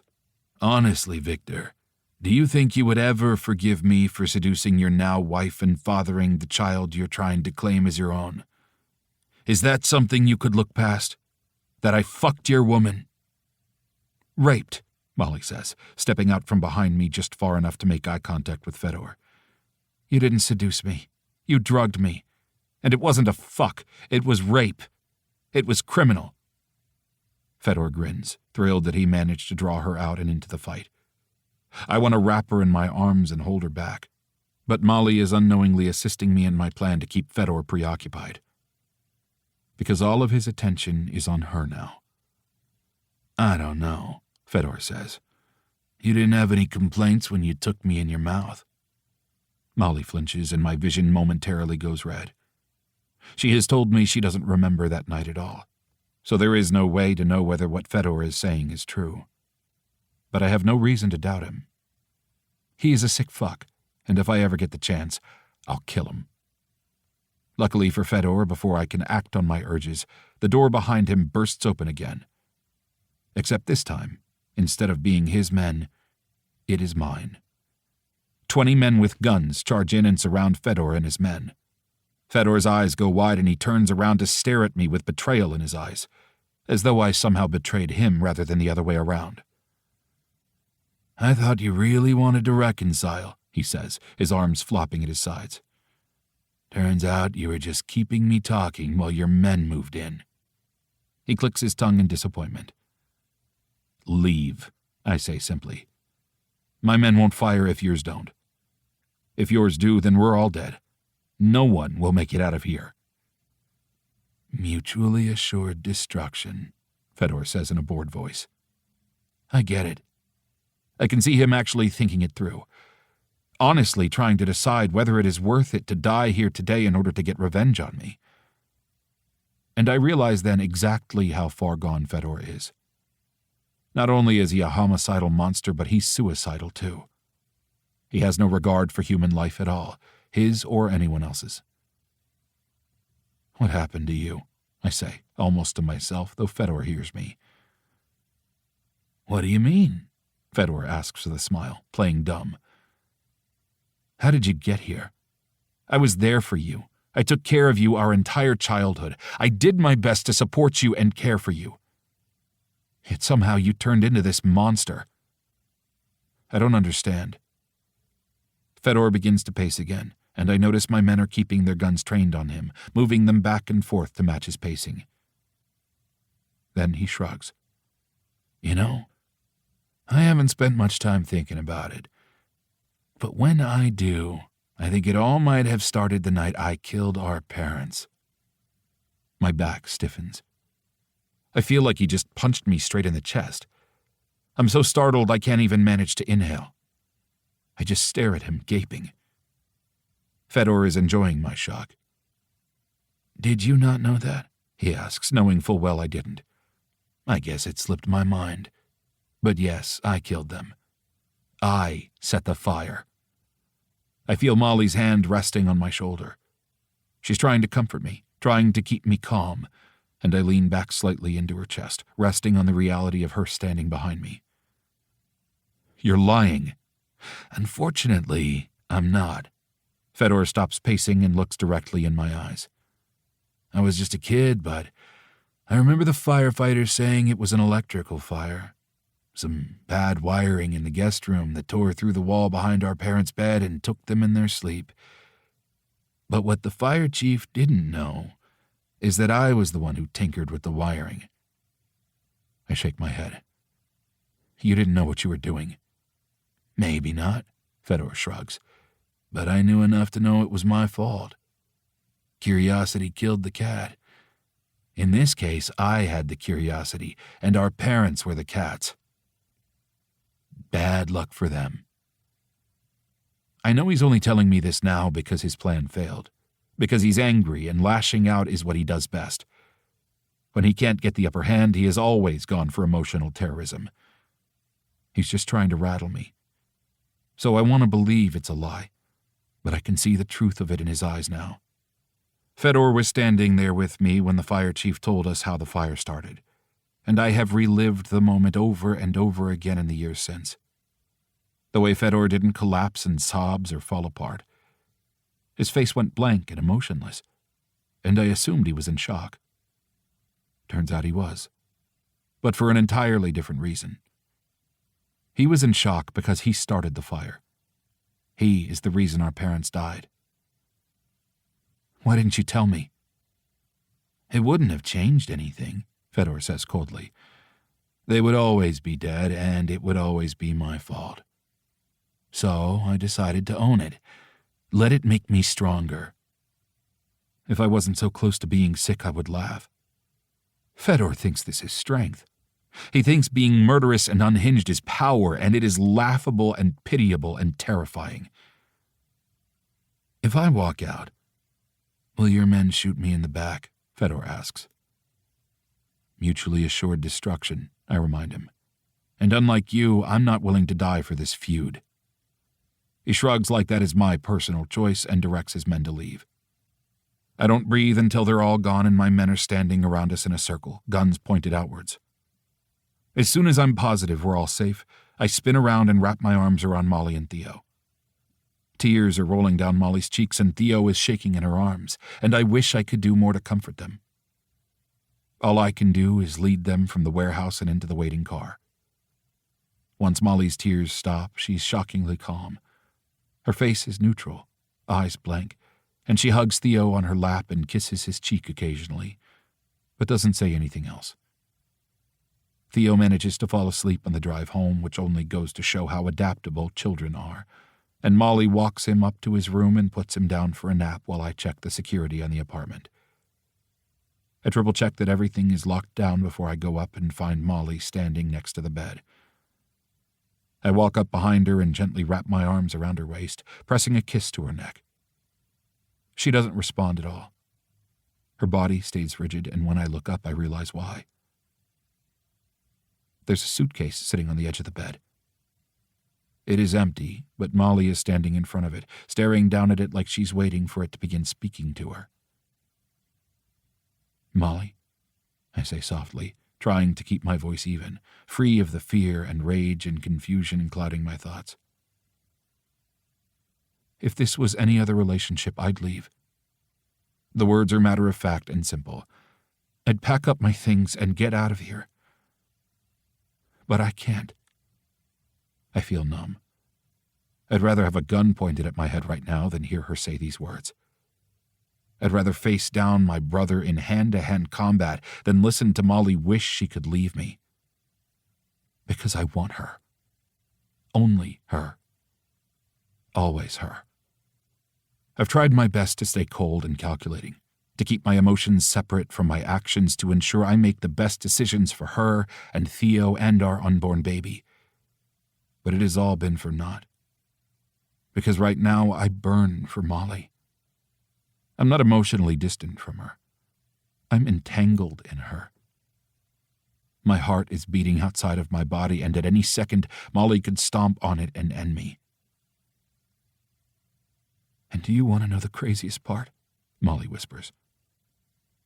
No, I think. I don't.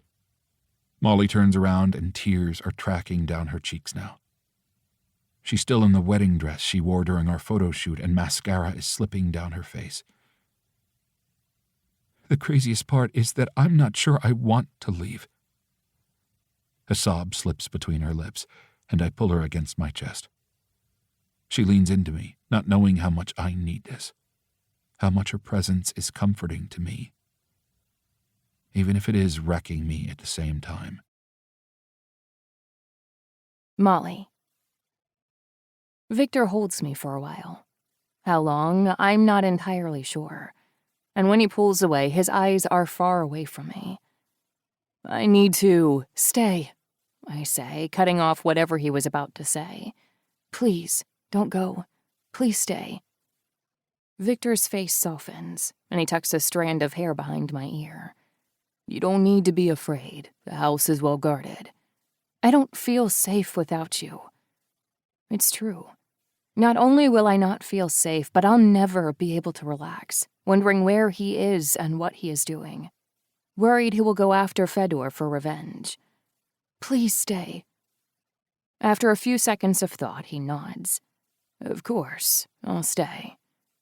Viktor undoes his tie and hangs up his suit, and I slip out of my dress and into a pair of jeans and a sweater. Then we start decorating the house with some of the things Viktor brought from his place. Enough has happened in the last 24 hours that I almost forgot about Neve and Seamus coming over. And honestly, compared to nearly dying, Seamus doubting the truth of our marriage seems like nothing. Certainly not something to risk our lives over. Still, I'm grateful for the distraction of decorating. I set up some of Viktor's photos in the living room and the office, arranging one on the desk where he brought me to a soul-crushing orgasm only a few days ago. I notice there are no pictures of Fedor and the bunch, and I assume that is on purpose. Probably for my sake, but maybe also for his. I want to ask how Viktor is taking the news that Fedor is the reason his parents are dead, but I don't want to pry. Besides, I think we both need a distraction from reality right now. We've just finished with the decorations he brought when the pictures from the photo shoot are delivered in a manila envelope. We planned to print them ourselves, but we were in no state to leave the apartment, so Viktor made a phone call and someone arranged it. It sure is nice being powerful sometimes. I'm surprised the photographer pulled himself together enough to edit them. They aren't perfect, but as long as no one studies them intensely, they won't notice the fake scenes in the background or the slightly inconsistent lighting. For being done on short notice, they look pretty good. "What about the toothpaste cap?" Viktor asks from the downstairs bathroom. "What about it?" I ask, putting down the last frame on a bookshelf and moving to stand in the bathroom. "Well," he says, pointing to the toothpaste tube I dropped on the back of the sink this morning, "I've noticed you are a barbarian and leave the cap off the toothpaste, but I am civilized and put it back on once I'm done." A shocked gasp rushes out of me, nearly a laugh. "Excuse me? I'm a barbarian. Unfortunately," he says, pressing his lips into a flat line. "So, should I leave it off to show that we actually live here and are slobs, or should I put the cap on and hide it in the drawer to impress them?" Despite everything, I have to fight back a laugh. If those are my only two options, then leave it off. "Why?" he asks, eyes narrowed. I lay a hand on his chest and press up onto my tiptoes to give him a soft kiss. Because I want them to know I always get my way. I spin out of the bathroom and move up the stairs before Viktor can argue, but I feel him hot on my heels. Just before I get to the bedroom, he wraps an arm around my waist and spins me around, pinning me to the wall. "Fine, we can put the cap on," I say, holding my hands up in surrender and trying not to dissolve into giggles. Viktor shakes his head and bends low, his lips less than an inch from mine. "No, we'll leave it off." "Really?" He nods. "Yes, but not to show you always get your way. It's to show them you have me wrapped around your finger." I'm not convinced Seamus and Neve will use the state of our toothpaste as a direct metaphor for our relationship, but my stomach still flips when he speaks. This is exactly why it's hard for me to leave, why I'm torn on what to do. Because Viktor makes me feel alive. His presence is like a bolt of electricity through me, shocking me back to life. Before him, I muddled through. I had moments of joy playing with Theo, but beyond that, my life was gray. With Viktor, I've experienced every shade of the rainbow, every emotion and fear and feeling. Some terrible, some amazing. And I'm not sure the terrible outweighs the amazing. In fact, the more time I spend with Viktor, the more the amazing times start to outweigh everything else, even the danger. Viktor loosens his grip on me enough that I twist away and go into the bedroom. There we have even more to decide. "I've been sleeping on the right side of the bed, but I prefer the left," Viktor says. I shake my head. "Tough luck. I'm not sleeping closest to the door." He frowns. "Why not?" "Murderers," I say, like it is obvious. That has been my reason for not sleeping close to the door my entire life, and it has always sounded absurd. Now, however, it is a real possibility that murderers will pour into our bedroom. But if they do, I'm not sure being 2 feet further from the door will do much to spare me. Still, Viktor holds up his hands in defeat. "Fine, I'll sacrifice myself first in the event that someone comes into our room to murder us. You just have to promise that if they do, you'll try to run. I don't want to die for nothing." "Promise," I say, trying to keep my tone light as I move to the closet. "The other problem is there is no room for your clothes in here." He comes to stand next to me, his hands on his hips. "How do you have this many clothes?" "You bought them for me. Don't blame me. You gave me more than I could ever wear." He sighs and begins rifling through the closet and pulling things out. Quickly, I realize he is pulling out all of my sweaters, t-shirts, and sweatpants, and laying them on the bed, leaving behind my dresses, low-cut tops, and jeans. "What are you doing?" "Get rid of everything on the bed and keep what's in the closet," he says. I grab his arm as he threatens to throw my favorite pair of pajama pants over his shoulder. "You're taking all my comfortable clothes and leaving me the skimpy stuff." He wags his eyebrows mischievously. "Like you said, I bought it all. Shouldn't I be the one to decide what stays and what goes?" I scoop up the stuff on the bed and begin hanging it back up.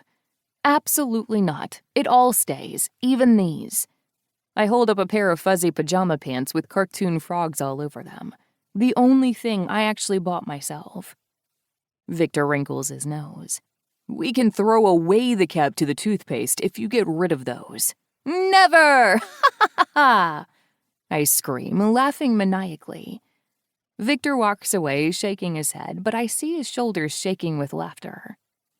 Over the next hour, we reorganize some of the furniture to better suit a life together, pushing 2 armchairs close together, setting out 2 mugs next to the coffee pot, and putting Viktor's home weights next to my elliptical machine.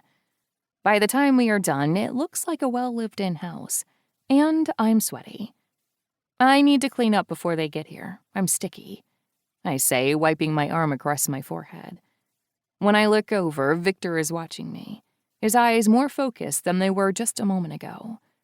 His gaze slips down my body, and I know what he is thinking. I wasn't thinking it, but I am now. "Are you going to shower too?" I ask innocently. He nods slowly. "I should." We stare at one another for a long time, and I can feel the unspoken question and the tilt of Viktor's head as he watches me. Is it too soon? Too soon to want this after what happened today? Are you ready? Are we okay? Honestly, the right answer might be that it is far too soon, that I'm too raw to make a good decision or think clearly. But right now, I don't care about being right. I'd rather be wrong with Viktor than right without him. So in answer, I grab his hand and pull him behind me all the way back upstairs and into the bathroom. I let go, only to start the water and let it get warm. The room quickly starts to fill with steam, and I turn back to him and undo the button of his jeans. Viktor watches my fingers carefully, as though his very life depends upon my next movements. I grab the hem of his shirt, pulling it over his head in one quick motion. He lifts his arms to help, stretching the strong muscles of his abdomen in a way that makes my mouth water. Then he pushes his jeans down while I start to take my own jeans off. I only wiggle my hips once to shimmy out of my jeans before Viktor replaces my hands with his own and hooks his fingers in the waistband.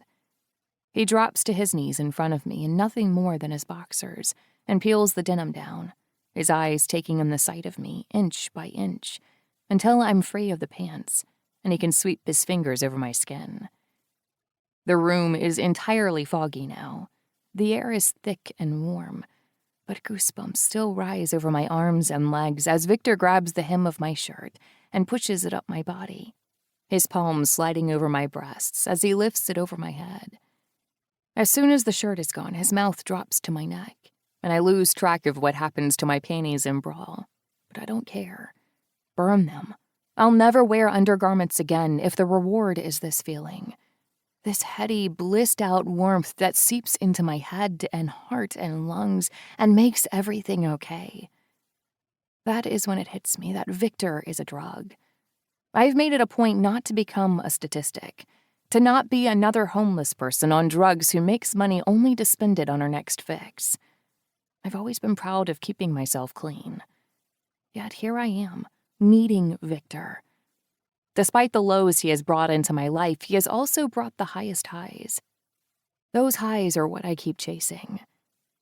Having his body close to me, his protection, his loving gaze and warm smile is what keeps me coming back again and again. It is what makes it hard to leave. Viktor presses my body against his, and I feel his excitement on my hip as he carries me into the shower. He stands with his back to the spray, blocking me from most of the water. When I look up, Water is hitting his back and spraying outward, catching the light so it looks like there's a halo around his head. The image is almost absurd. My Viktor is as beautiful as an angel, but he is no angel. He should be swathed in shadows and darkness, not light. My Viktor.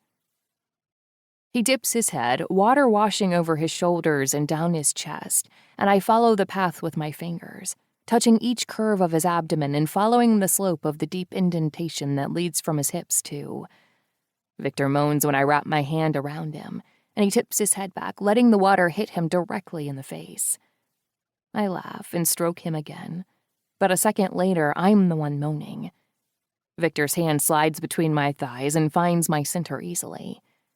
I'm wet and ready for him, and he slides a digit into me, and then another, pulsing into me with slow, deliberate movements that make it hard for me to focus on what I set out to do. So I try to match my hand to the speed of his movements, though they feel clumsy as I start to lose fine motor skills.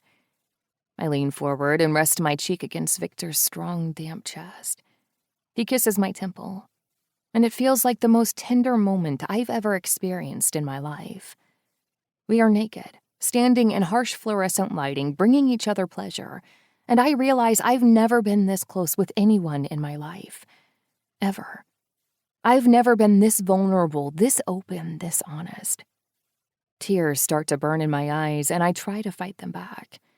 I don't want Viktor to get the wrong idea about them. I don't want him to think I don't want this, because I do. More than anything. In fact, I'm tempted to demand we start every day like this. If he is going to live with me, it only makes sense. It will save both water and time. Viktor slides his fingers from me and grabs my face with his other hand, tilting my chin up so I'm looking into his eyes. Then he brings his 2 fingers to his lips and slips them into his mouth, tasting me. I'm not sure why, but that pushes me over the edge. Tears begin to slip down my cheeks, and I hope maybe he'll think it is just the water from the shower. But Viktor is more observant than that. He grabs my face with both of his hands and begins kissing my face, licking the salty tears away.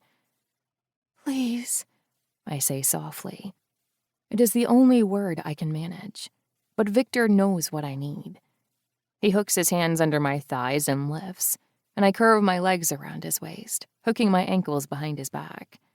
Then he maneuvers my hips, positions himself at my opening, and pushes me onto him like I was built for this very thing, like our bodies were made for this. I gasp when he slides into me to the very hilt and grip his body with my legs as hard as I can, desperate to keep him there. I roll my hips against him, and Viktor stumbles forward and presses my back against the tile. It is cold, but I don't care. The heat between our bodies is more than enough to sustain me and keeps us both warm. "You feel so good," he groans, his lips pressed against my neck. I arch my entire body into him, giving myself to him in every way I can, giving myself to this moment and this sensation and this goodness. Because there is goodness within him. He is a good man who has done bad things, but who hasn't? Viktor slides out of me and thrusts back in, and my ability to think about anything other than him dissipates. Soon, we are hands and lips and bodies crashing against one another, aching to be filled by the other in ways both physical and not, and we don't slow until we are both trembling. My body clenches around him, and Viktor thrusts and holds, releasing everything into me. He lowers me gently back to the ground and then grabs the soap from the shelf above my head and smooths it down my body. He washes me with gentle touches, and then I return the favor, soaping him up and rinsing him off, all the while admiring the exquisite shape of his body, the perfect lines and edges and shades of him. "You're beautiful," I say, not realizing I've said it out loud until Viktor chuckles. He grabs my chin and presses a kiss to my mouth. "You're perfect." It might be my post-orgasmic bliss, but the towels feel fluffier, and the air smells sweeter. I definitely have rose-colored glasses on with no intention of taking them off anytime soon. Then my phone on the counter vibrates, and I check it to see it's Neve. Oh. I'm embarrassed to admit I nearly forgot about the dinner, despite that being the reason we were both getting ready. I show Viktor who it is and then answer. Hello? Thank God, she says with a relieved sigh. Seamus just heard about the attack. Are you all okay? Viktor can hear her through the phone, and he frowns and then nods his head at me. Fine, I say, following his lead. We are all okay. Good, good, she repeats. Are you all still up for dinner tonight? We obviously understand if you aren't. Viktor nods again, and I assure Neve we're excited, even though Viktor had all but wiped the event from my memory with his shower sex. We are looking forward to it. When I hang up with Neve, I turn to Viktor. Why are we still doing dinner? Don't we need to figure out how Fedor knew where we were and how to attack us? What if he tries it again? We do need to figure all of that out, but we also need to keep up appearances, he says. Our alliance with Seamus is new, and I don't want him to think I can be so easily shaken. I need him to know I am strong and resilient. You are, I assure him. Viktor is all of those things. I only hope I am too. Right now, I feel shaky. So are you, he says, bending down to brush his lips over mine. Viktor digs clothes out of the dresser. I cleared out a few drawers for the stuff he brought with him from his house, while I dress in a black pair of jeans and a long gray sweater that hugs my waist. When I turn around, Viktor has his shoes on and is slipping a leather jacket on over his black shirt. Are you leaving? He nods. Just for a little bit. There's something I have to do. I want to ask where he is going, but Viktor told me he would tell me anything that was important. You'll be safe? I ask, pressing my hand to my stomach, which feels suddenly queasy. I'll be safe. I'm just going to handle some business. He presses a kiss to my cheek as he leaves. Viktor. The sky is a deep orange when I walk into one of Seamus's offices and down the stairs. There are no windows in the basement, and the air smells damp and coppery. Seamus is saying something to me as he leads me down a long hallway and into a large open space, but his words are lost when he flicks on the fluorescent lights, and I see my consigliere sitting in a metal chair in the middle of the room. Peter looks smaller, chained up, less powerful, helpless. His hands are chained to his ankles, and a single chain runs from his ankles to a metal hook in the floor. There's an angry twisting in my stomach, but I try to ignore it and remain neutral. I asked Seamus to do this, after all. Peter is chained up by my orders. I can't look like I regret it, especially since I don't. If Peter is guilty, I want him to pay. He looks up, his eyes squinting against the sudden brightness, and I see there is a rag in his mouth. He was screaming, Seamus tells me. I've soundproof down here, but there is no such thing as being too cautious. That is why Seamus will make a good ally. I appreciate cautious. Some people, like Fedor, see it as a weakness, but I recognize it for what it is. Smart. I walk forward just as Peter's eyes adjust to the light. They go wide when he recognizes me. I rip the rag out of his mouth. Viktor, he gasps, coughing and taking in huge lungfuls of air. What the fuck? What happened? There is a bruise across his cheek and a cut on his eyebrow, but otherwise he looks unscathed. I'm sure he won't be for long. How long have you been working for Fedor? I ask, cutting straight to the chase. Peter frowns and his brows knit together. What are you talking about?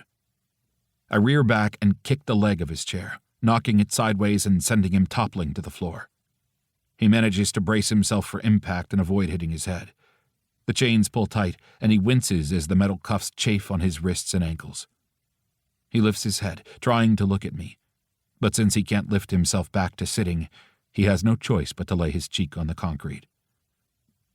I'm talking about you selling information to my brother, I snarl, kneeling down in front of him. What did he pay you?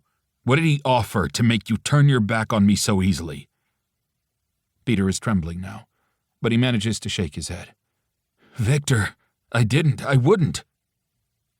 I know you lied about your mother. I try to keep my voice level and calm, but rage is curling inside of me like a snake ready to strike. I'm not sure how long I can keep my head. I visited her, and she isn't sick.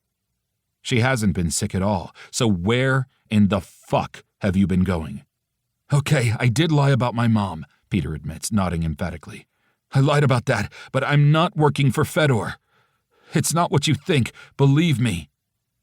How can I snap. I've tracked you going into an Italian stronghold every day for a week. What else am I supposed to think? I know it looks bad, but... His words are lost to groans when my foot connects with his stomach. Despite what many people may think, I don't relish the violence. At least not this violence. But it is necessary. I need Seamus to know that I deal with those who disobey me, and I need Peter to know that our friendship won't mean a damn thing if he's lying to me. Peter curls in on himself and a sob bursts out of him. Vic, man, come on, listen to me. I have been listening to you, I growl, for years. You've been my number 2, and now you're lying to me. He tries to hold up his hands in surrender, but the chains catch, and his hands end up down by his knees. Still, he shrugs his shoulders and shakes his head. I am lying. I was, but I'll tell you everything right now. You don't have to do this. I nod for a few of Seamus's men to pick up the chair, and they do. Peter sighs when he's upright, relaxing slightly, and I don't like him thinking he's off the hook. You just need to listen. My fist smashes against his jaw, and Peter's head snaps to the side. I shake out my hand and pace away from the chair. I don't need to just do anything. Peter spits and blood splatters across the cement floor. You're right. I'm sorry. Will you, though? Will you let me explain? My family could have died, I roar. My voice echoes around the room, and I remember what Seamus said about the room being soundproofed. Still, I should be cautious. My wife and son could have been killed at the photo shoot, and Seamus could have died at the dinner. But we still don't know the assassin's entire plan. Would he have gone after me and Molly after Seamus? I'm getting angry just thinking about the possibilities. Just thinking about what could have happened to Theo if Molly and I had died or if he had been in the crossfire at the photo shoot. I tighten my fists until my fingernails bite into my palm. How did you even know about the photo shoot? I didn't tell you, but we had guards there keeping watch over things. Maybe one of them told you. How many of my men are betraying me? Or maybe it's a phone tap. Peter shakes his head. Please, Vic, don't call me that. Victor, he corrects. Please, Victor, let me explain. I look over at Seamus, and he nods, letting me know he'll respect whatever decision I make. I don't need his permission, but when I have no one else on my side, it's good to know Seamus is a true ally. Fine, I say, spinning around and crossing my arms over my chest. Say what you need to say. Tell your tale, and I may or may not kill you when it's over. Peter's eyes go wide, and then he blinks and takes a shuddering breath. Blood is dripping from his mouth, and I can already see a bruise spreading under the skin of his cheek from my fists. But he should feel lucky he's in such good shape. I would never admit it out loud, but if he had been anyone else, I would have had him beaten before questioning. You know I've been going into Italian territory, so I'm sure you had me followed to the Italian lieutenant's apartment, Peter asks. I press my lips together. He doesn't need to know what I know or how I know it. When he realizes I'm not going to answer, he continues. I'm an idiot. We both know that. My entire life I've made shitty decisions because I'm selfish. But we also both know I've only ever been loyal to you. That remains to be seen. I've been loyal to you, Peter says again, almost as if trying to convince himself. I know it looks bad, but the Italian lieutenant was never at the house when I was there. In fact, that was the entire point. You broke in? I ask, eyebrow raised. Bullshit. I was let in, he admits, his eyes on the floor. When he looks up, his eyebrows are pinched together, ashamed. By his wife. The room is silent and tense, and I want to make some snarky comment, but I'm riveted. Peter knows it and continues. I only went to the house while he was out because I'm fucking his wife, Peter groans. God, I'm so stupid. I know that. I should have told you, but I felt like an asshole. Not only because I was sleeping with another man's wife, but because I was also sleeping with an Italian's wife. It felt like disloyalty in multiple ways, and I didn't want you to think I'd be compromised. Because I wasn't. I never talked to Danielle about you or work at all. Danielle? I sneer. What did you talk about? Peter's cheeks go pink. How to get her out of her marriage. How I'd protect her. Our future together. I snort. So, what? You loved her? Love, Peter corrects. His eyes flick from mine to the floor and back again, nervous. I love her, which is the reason I acted like an idiot. I mean, tell me you understand. How would I understand? Peter shrugs. I mean, Molly, she is your weakness and... I don't have a weakness, I say, charging forward, shoving my finger in his face. And I would never let a woman change my relationship to this Bratva. Peter smiles, one eyebrow raised. Viktor, I'm sure you believe that. But you have to know that isn't true. Everything has changed since Molly came into your life. She is your priority now, and no one blames you for that, but... It's true. I narrow my eyes, trying to find fault with what he's saying. When I can't, it only makes me more annoyed. I stalk away from him. Keep your commentary to yourself and finish explaining yourself so I can decide what to do with you. I have to get to dinner with my lady. I don't have anything else to say, Peter says. That was it. I lied to you because I didn't want you to think I was betraying you by sleeping with an Italian's wife. But now you think I betrayed you anyway. So much for that plan.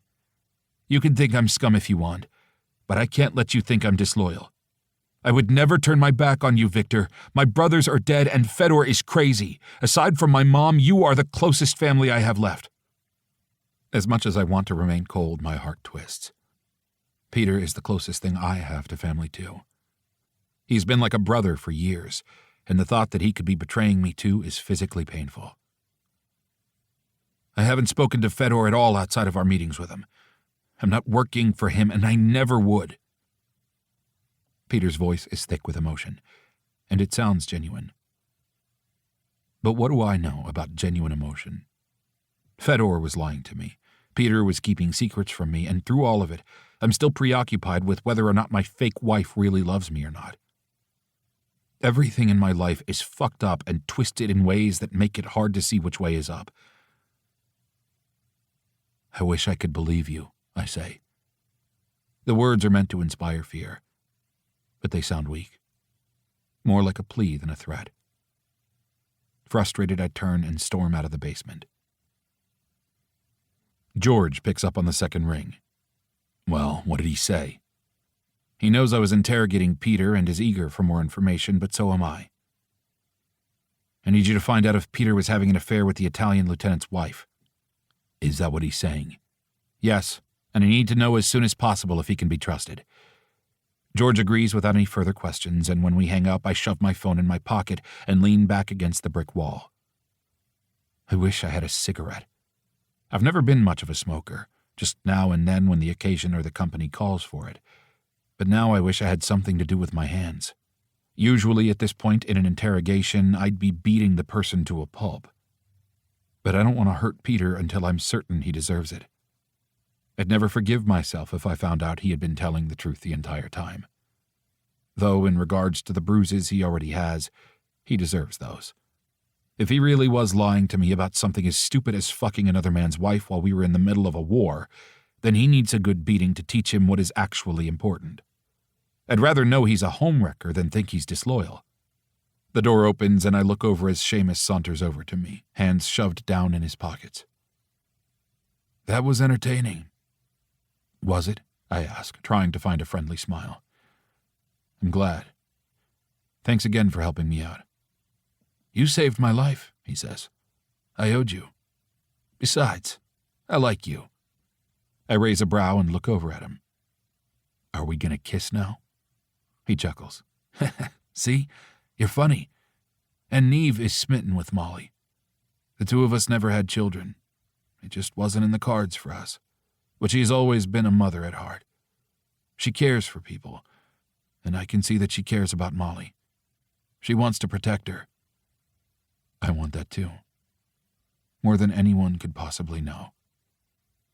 Molly has been through so much, and she deserves a happy life.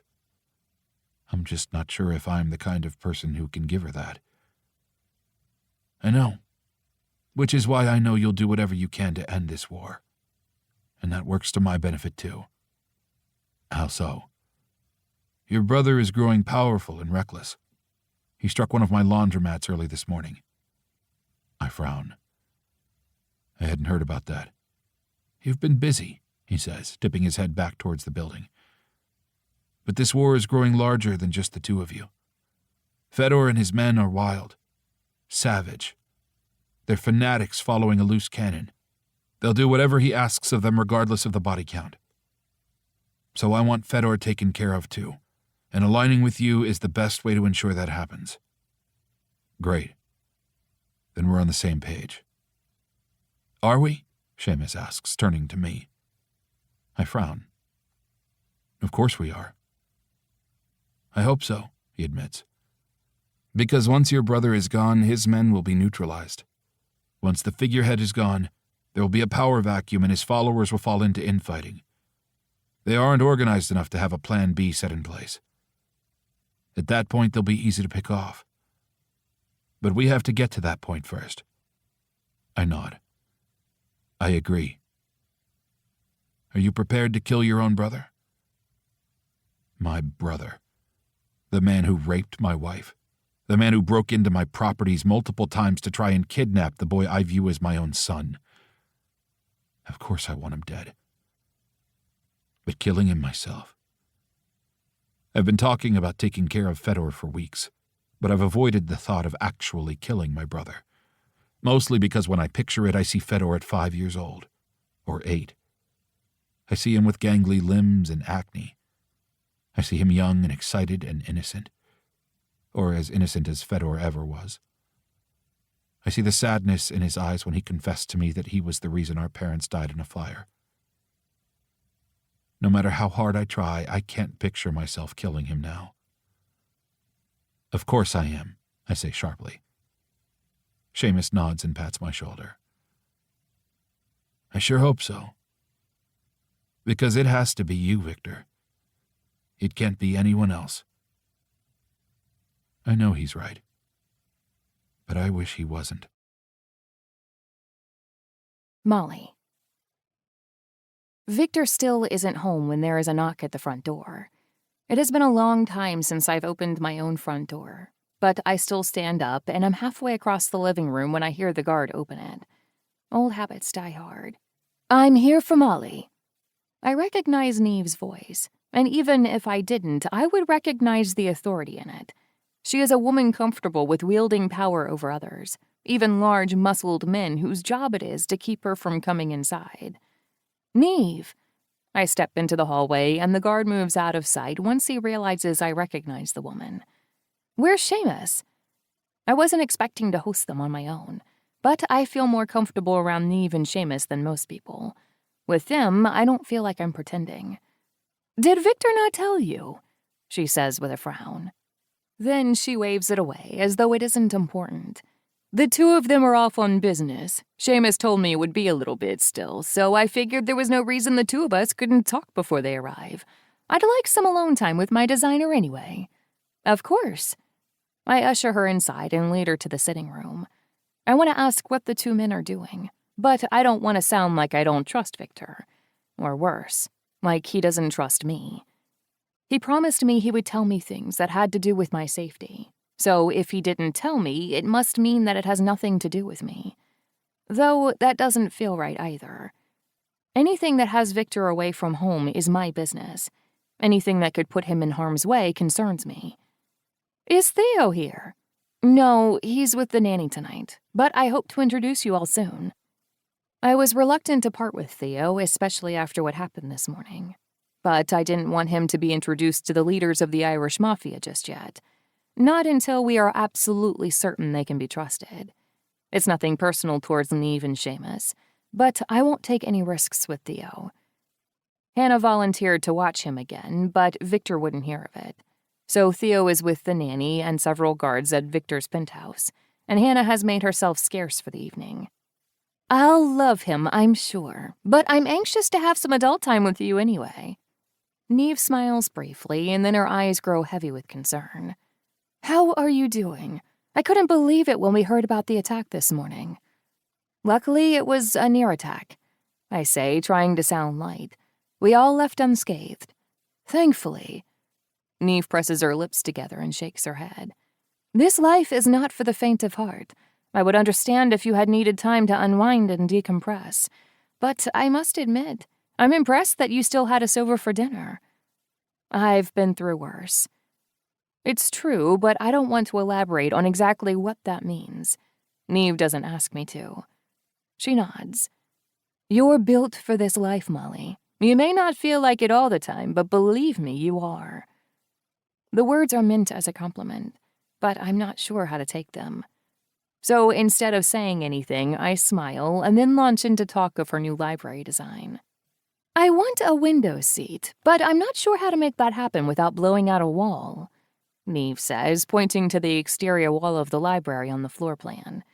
I wave her away. Built-in bookshelves. We can get some made to match the other wall and have them wrap around to this wall. Then, in the middle of the shelves, we'll add in a deep bench seat and cushions. There can even be some shelves below and above the window. Neve taps the side of my head lightly and grins. You're a genius. I'm not sure why I even bothered writing down ideas. Everything you say is so much better. It's a collaboration, I assure her. Your ideas are a great jumping-off point. Plus, you are the one who picked out the wall sconces. I wanted to do a chandelier, but you were totally right. It would have been too bright. The sconces will be the perfect amount of light while still feeling intimate. Neve likes all of my ideas for the library, and I really hope she isn't just being nice because, for the first time, I feel like an actual designer. Aside from the sconces, everything in the room has been my idea. She has given me free rein with the color palette, carpet selection, and decor. The only constraints are nothing rustic and no yellow. Neve hates the color. We are just wrapping up the last few items on Neve's itinerary when the door opens and Viktor and Seamus walk inside. Their voices are low enough that I can't hear what they are saying. But Viktor isn't being as charming as he usually is around other bosses. Based on their somber faces, whatever business they were attending to has followed them to dinner, though they both try to hide it. Seamus bends and gives his wife a kiss on the cheek, and she squeezes his hand. Viktor sits next to me on the couch and stretches out his long leg next to mine, his warmth seeping into me. Is everything okay? I ask cheerfully, though I turn my head, letting my hair fall down around my face, allowing us a small curtain of privacy. I narrow my eyes. Viktor nudges me with his hip and smiles. It will be okay as soon as I eat something. I'm starving. Me too, Seamus says. You two aren't vegetarians, are you? Do vegetarians look like this? Viktor teases, flexing his bulging bicep. This body does not run on vegetables alone.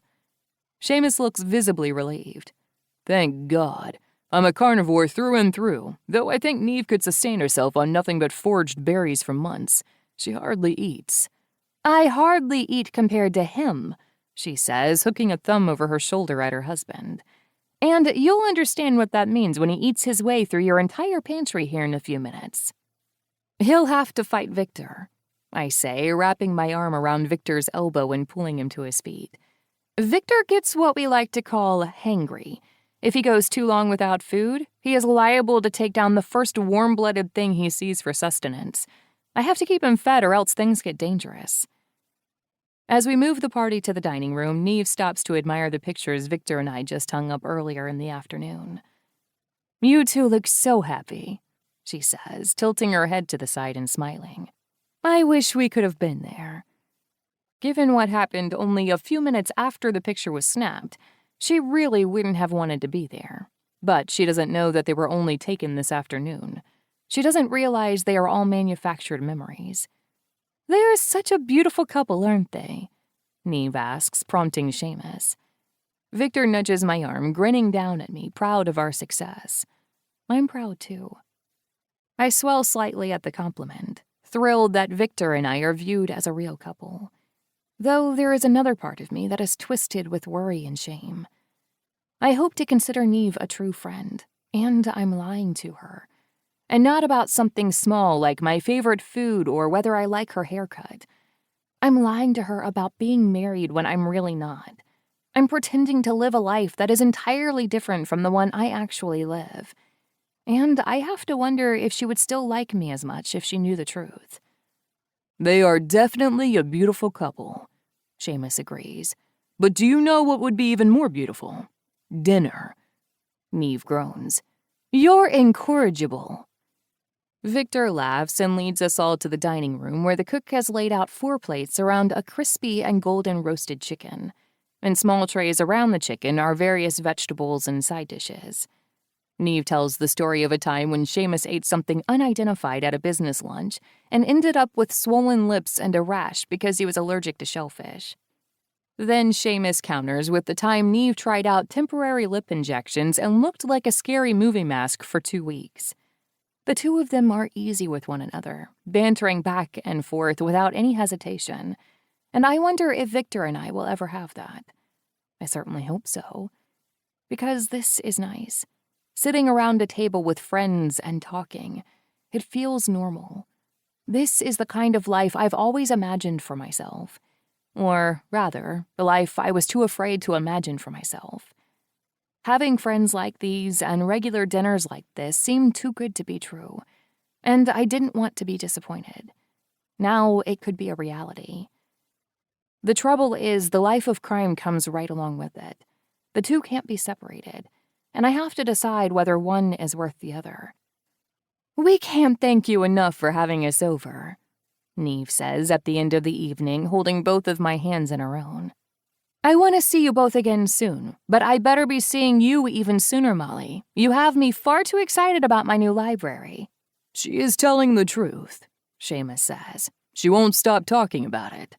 Molly has amazing ideas, Neve says, smiling up at Viktor. I may force Seamus into a full remodel of the house if I love the library enough. Seamus grips his heart like it hurts, but Neve just rolls her eyes and then pulls me in for a hug. Take care of yourself, dear. The men shake hands, and we wave to them from the doorway until they are in the elevator and gone. Then we slip back inside. Dinner will be cleaned up by the staff, and I'm eager to get out of my tight dress, so I head upstairs, wash my face, and slip into a loose nightgown. When I get back downstairs, Viktor is still sitting in the same spot on the couch he was when I left, staring straight ahead at the fireplace. What are you thinking about? He starts at the sound of my voice and then smiles, trying to play it off. Nothing. I sit down next to him, my legs curled underneath me. Is that true, or do you just not want to tell me? Viktor grabs my hand and lays my fingers across his palm. He strokes my knuckles gently with his thumb, looking pensive. I don't want to worry you. Too late. He frowns, and I realize his beard has been growing in. His stubble has turned to a golden coat across his square jaw, and his hair is longer too. Unable to resist, I reach out and stroke my fingers through it. Viktor closes his eyes and sighs. You and Theo are both safe, but I think I have a traitor in the Bratva. You already knew some of your men weren't loyal, though. They left to be with Fedor. Not all of them, apparently. He falls back into the couch cushions and pulls me with him, tucking me into his side. I think someone told Fedor where we would be meeting with the Irish and where the photo shoot would be. I've been trying to keep information limited to only a few people, but it is still getting out. That's why you asked about Peter working with Fedor at the photo shoot, I say, remembering his accusations. You think it is Peter? He shrugs, looking more defeated than I've ever seen him. I don't know. That's what Seamus and I were doing before dinner. George caught Peter going to an Italian lieutenant's house day after day for weeks. But Peter claims he was only there because he is having an affair with the wife. Do you believe him? I ask. George texted me during dinner to say that he found compromising pictures of Peter and the woman on Peter's phone, so they are having an affair, but I'm not sure if that is the extent of it. It has to be, I say. I mean, what kind of man would work with his wife's lover? If the Italian lieutenant knew, he'd kill Peter. I guess. Think about it, I say, draping my leg over Viktor's thigh. Would you work with the man I was sleeping with? His hand tightens on my waist, and he pulls me squarely onto his lap. When he answers, his voice is a growl. No. Then there you go. I poke my finger into his chest and then drag it down, admiring the patch of golden hair sticking out of the top of his shirt. Either way, Peter is locked up until I know for sure. Viktor sighs. I lay my head on his chest and breathe in the woodsy scent of him. Then don't worry about it right now. I wish I didn't have to. His strong arm wraps around my back, caging me in. I turn my face and press my lips to his neck. Let's just live in the afterglow of our successful dinner for a little bit longer. Let's be normal for tonight. Normal? Viktor scoffs. You couldn't be normal if you tried. I sit up, frowning, and he immediately smooths the lines in my forehead with the pad of his thumb.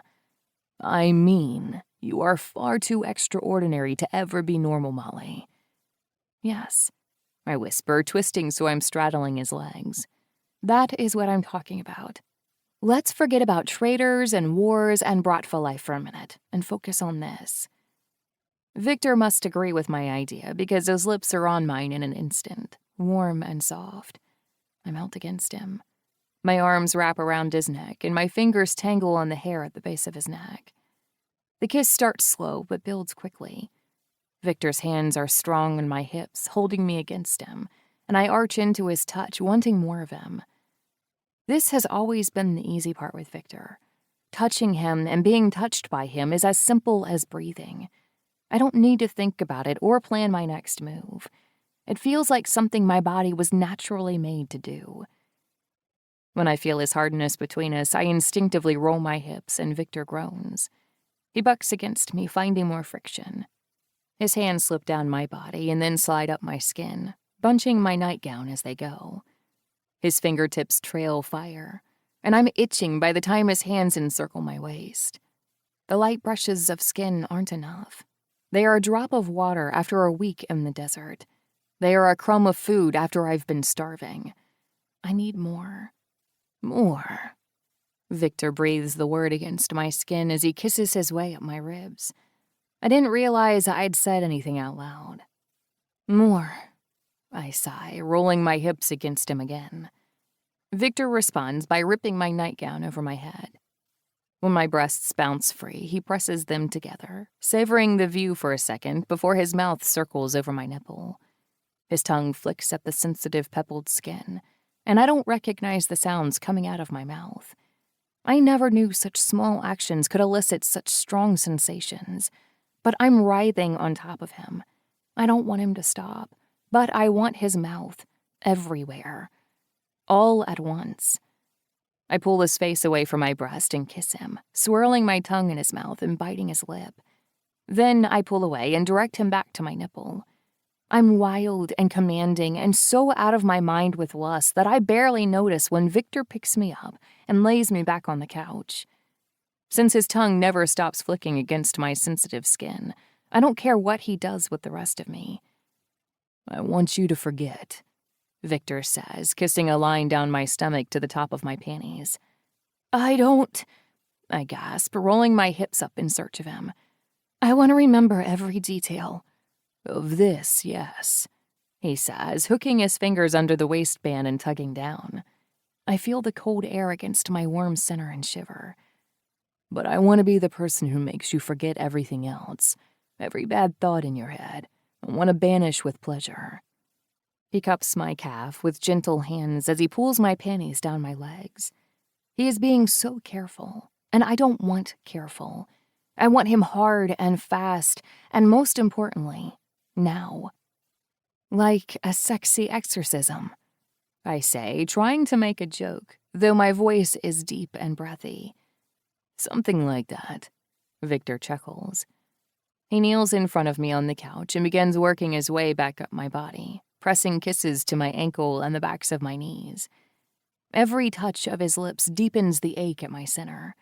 It is a tease, a hint of what I want, dangling just out of reach. I try to wriggle my hips down closer to his mouth, but Viktor grabs my hips and moves me back into position. I groan, and he smiles, enjoying my torture. When he finally makes it to my inner thighs, the anticipation feels like a wild animal clawing at the walls of my chest. I've never sat back and watched someone admire me before.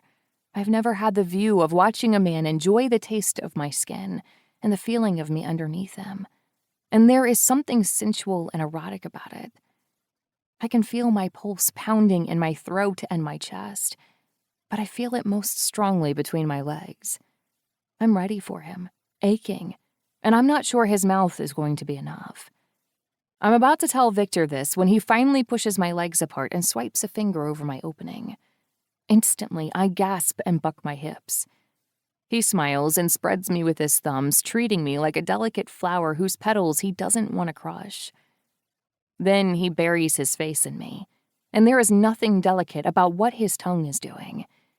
Viktor sucks at the sensitive spot at the apex of my thighs and smooths his tongue over the places that are burning for him. Suddenly, I'm worried his mouth is entirely too much. Then he adds a finger. My body arches with his touch, nearly lifting off the couch, and he has to hold me down with a firm hand pressed to my stomach. He adds a second finger, and I bite down on the heel of my hand to keep quiet. He pulses his digits in and out of me to the speed of his tongue flicking over my center, and I lose my mind entirely. Heat builds and rages and catches fire inside of me, and I feel like my joints have come undone. I feel as though my entire body is seconds away from blowing apart. When he curls his fingers inside of me, I fall into darkness. My eyes are squeezed closed, and I'm not sure where I am or which way is up as I ride the wave of my orgasm. I come back to myself slowly. First, I feel his fingers moving slowly inside of me. Then I feel the soft kisses he presses to my inner thighs. Last, I feel his large, warm hand sliding up my stomach to cover my breast. I grab his hand with both of mine and cling to him, bringing myself back to earth. When I finally open my eyes, Viktor is hovering over me, his elbows on either side of my head. His blue eyes are blown wide with lust, and I slide my hand down his stomach, reaching for what must be the ache between his legs. But he snatches my hand before I can get there and shakes his head. He brings my hand back to his lips and kisses my fingertips, sucking them into his delicious, devastating mouth. "That was for you. I don't want anything back." I want to argue, but my arms and legs are jelly. As much as I want to make him black out with lust, I also feel like I might black out myself. So I wrap my arms around his neck and hug him to my chest, taking deep breaths of his woodsy, lemony scent as I try to stay in this moment forever. Because for the first time in weeks, I forgot everything except for Viktor. And it was heaven. Molly. When I wake up, I'm in my room upstairs. I wipe at my eyes and realize I'm naked. I have no memory of coming upstairs, so Viktor must have carried me. When I roll over, I see him lying in the bed next to me, one strong arm thrown over his head. He is cast in a silhouette against the navy blue sky visible through the wall of windows behind him. It is late at night or early in the morning. I can't tell which. But either way, I want to tuck myself against his chest and fall back asleep. Because he is my safe place. The thought hits me like a slap in the face, and I almost gasp from the force of it. Viktor is my home base. Sometime in the last few weeks, he became the person I feel safest with. Not only that, he became the person I want to keep safe. Not just physically, but emotionally. This life is too heavy for any one person to carry alone, and I want to help Viktor carry the weight. I want to talk to him about his day and help him muddle through the decisions that come with leadership. I want to be Viktor's partner, and I want him to be mine. I'm staring at him, blinking like a crazy person when I finally hear the reason I woke up in the first place. My phone is vibrating on the nightstand. I grab for my phone, worried it could be an issue with Theo. The few times he has stayed the night away from me, he needs to call and hear my voice in the middle of the night. Instead of the nanny's name, however, I see Hannah's. I grab my phone and a throw blanket from the end of the bed and walk into the hallway to answer. Hey, what's going on? The clock on my phone says it is almost 3 in the morning. If Hannah is calling now, something must be wrong. Where are you? Outside, she says, sounding breathless. I'm only a block from your place, and I need to talk to you. I frown and shake my head, tired and confused. You said you'd be able to find a place to sleep tonight. If you can't, you can obviously come up and stay in your room. I'll have the guards unlock the door for you. That isn't it. I don't need a place to sleep. I'm not tired. She sighs, making me doubt the truth in her statement. I just need to talk to you. Come inside and talk. I'll make some tea. Just come over and— Not while he is there, she snaps, venom dripping from her words. Hannah has been so relaxed since she arrived to stay with me. Even when she found out about Viktor and his penchant for violence, she was worried about me but calm. So I'm not sure where this new emotion is coming from. I tell Hannah as much. You haven't had an issue with Viktor since you got here. Why now? What happened? I came to my senses, Molly. That's what happened. I hate the way that criminal has lured you in and corrupted you. I've had time to think about it tonight, and he isn't a good man. I can't stay with you anymore, and you shouldn't either. You need to come talk to me and see sense and let me help you. Hannah. I say her name calmly, trying to ease her back from the emotional edge. It is late, and this is crazy. Just come home and we'll talk tomorrow. That isn't my home, she screams into the phone. Okay. I'm not sure if Hannah has been drinking or doing drugs, but whatever is happening, this isn't her. She isn't acting like herself, and I need to help her. She shouldn't be wandering around the streets late at night like this. I have to go to her. Stay where you are, I'm coming. Hannah releases a long sigh that I take to be relief. Okay, I'm in front of the nail salon. I know where she is talking about, so I hang up and slip back into my bedroom. Viktor is still sleeping on the bed, and I consider waking him up to tell him where I'm going. But I know he won't approve. He hasn't liked Hannah from the start. If I tell him she thinks I need to leave him, he will insist on coming with me, and then Hannah won't talk to me. She might even run off when she sees him, and I don't want her getting hurt. So I silently grab a pair of jeans, a sweater, and a pair of sneakers from my closet, and then tiptoe back into the hallway. I change, pull my sex-mussed hair into a ponytail, and walk downstairs as confidently as possible. The guards stop me at the door. Where are you going? No one is supposed to be leaving right now. The overnight guards are always lower on the totem pole, young members who are trying to prove themselves. Sometimes it makes them a little overzealous, but sometimes it makes them easy to manipulate. I hope these guards are the latter. I'm going out to see a friend down the street. If they tell Viktor about it later, I'll already be home and safe, so it won't matter. One of the guards, a stout man with a bald head, sighs and slides off a stool. Fine, but give me a second. I need to find my shoes. Don't bother. I'll be right back. He narrows his eyes and frowns. Someone has to go with you. You aren't supposed to leave alone. My husband knows where I am going and told me I could go alone. I snap, pulling my face into a deeply offended scowl. I want this man to feel foolish for questioning me at all. Do you suddenly outrank your leader? The guard's mouth opens and closes several times, and I know I've got him. By all means, feel free to go upstairs and question him, I say, leaning back against the wall, arms crossed over my chest like I'm bored. I'll wait, but I should warn you, he is tired and in a very bad mood. The man looks toward the stairs as though he is considering it before he reluctantly shakes his head. Sorry I doubted you. I raise a brow until he lowers his face in shame. Bratva queens are not to be trifled with. Only once he is good and shamed do I march through the front door and into the night. I see the nail salon from a block away, but I don't see Hannah until I'm standing in front of the alley next to the building. She is leaning against the brick wall with her arms wrapped around her middle. She isn't dressed for the cold night, and I can tell she is shivering. "Hannah?" She starts and turns around, and that is when I realize she isn't shivering, but sobbing. Fat tears roll down her cheeks, smearing her mascara, and her entire body is trembling. "What happened?" I ask, rushing forward to wrap her in a hug. "Whatever is going on, we can fix this, okay?" I'll let Hannah live with me for years if she needs to. I'll drive her to AA or NA meetings. I'll do whatever I can to help her the way she helped me and Theo all those years ago. She may feel like the debt between us has been paid, but I'm not sure I'll ever feel that way. "No, you can't," Hannah sobs into my shoulder. Her arms are hanging limply at her sides. "I ruined everything for you, and I'm so sorry." I step back and rub warmth into her shoulders with my hands. "Nothing is ruined. I'm fine. We can go back to the apartment and talk about this. Everything is fine."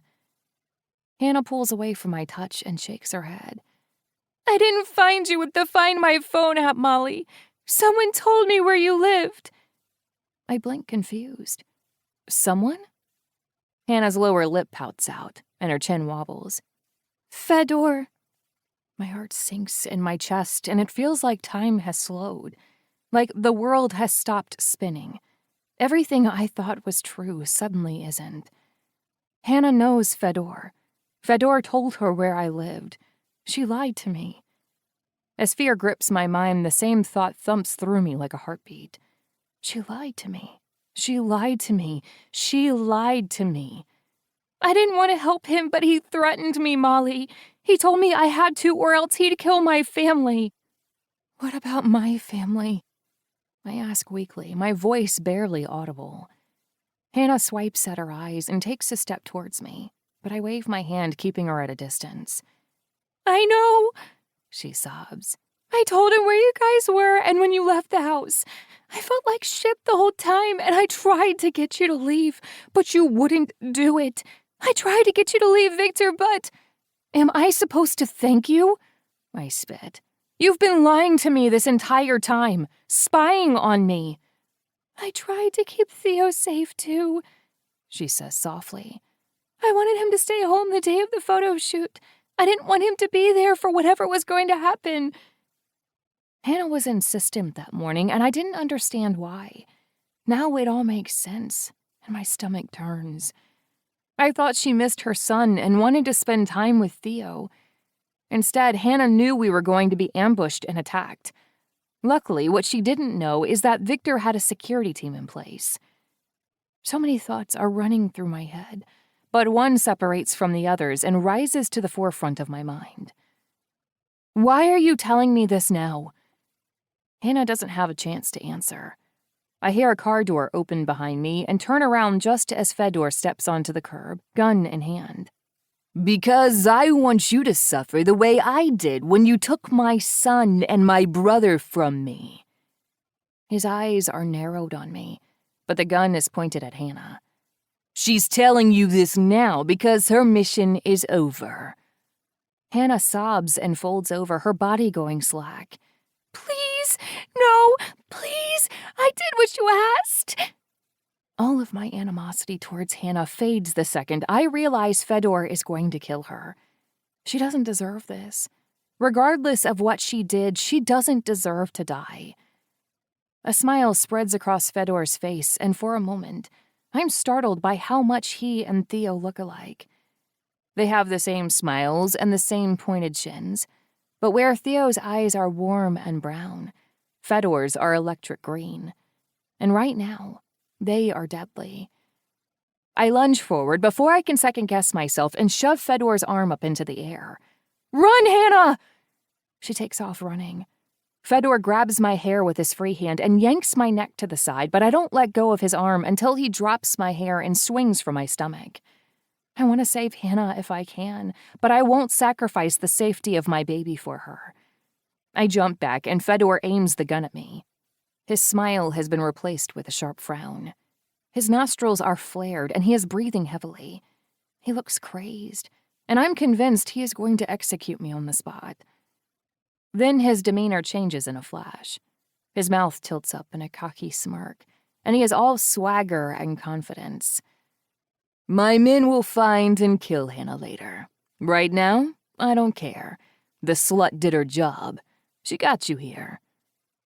The idea of being taken by Fedor is even more terrifying than a sidewalk execution. But just as I spin around to run, more men step out of hiding and move towards me. I scream, hoping to draw some attention, but before the sound can even leave my throat, there is a hand clamped over my mouth. I thrash and flail, but strong arms pin my limbs to my sides and throw me in the back of a waiting van. The room is small and white and secure. I walk the small perimeter countless times, desperate to find a secret hatch or a boarded-over window or a key to the door. But even that wouldn't help. The door is locked from the outside, and there is no handle on the inside. I walk along the edges of the small room until hopelessness settles over me like a weight, dragging me to the floor. Eventually, I lie down and try to rest. In the van, the men tied my arms and legs, and I prayed they wouldn't notice I'm pregnant.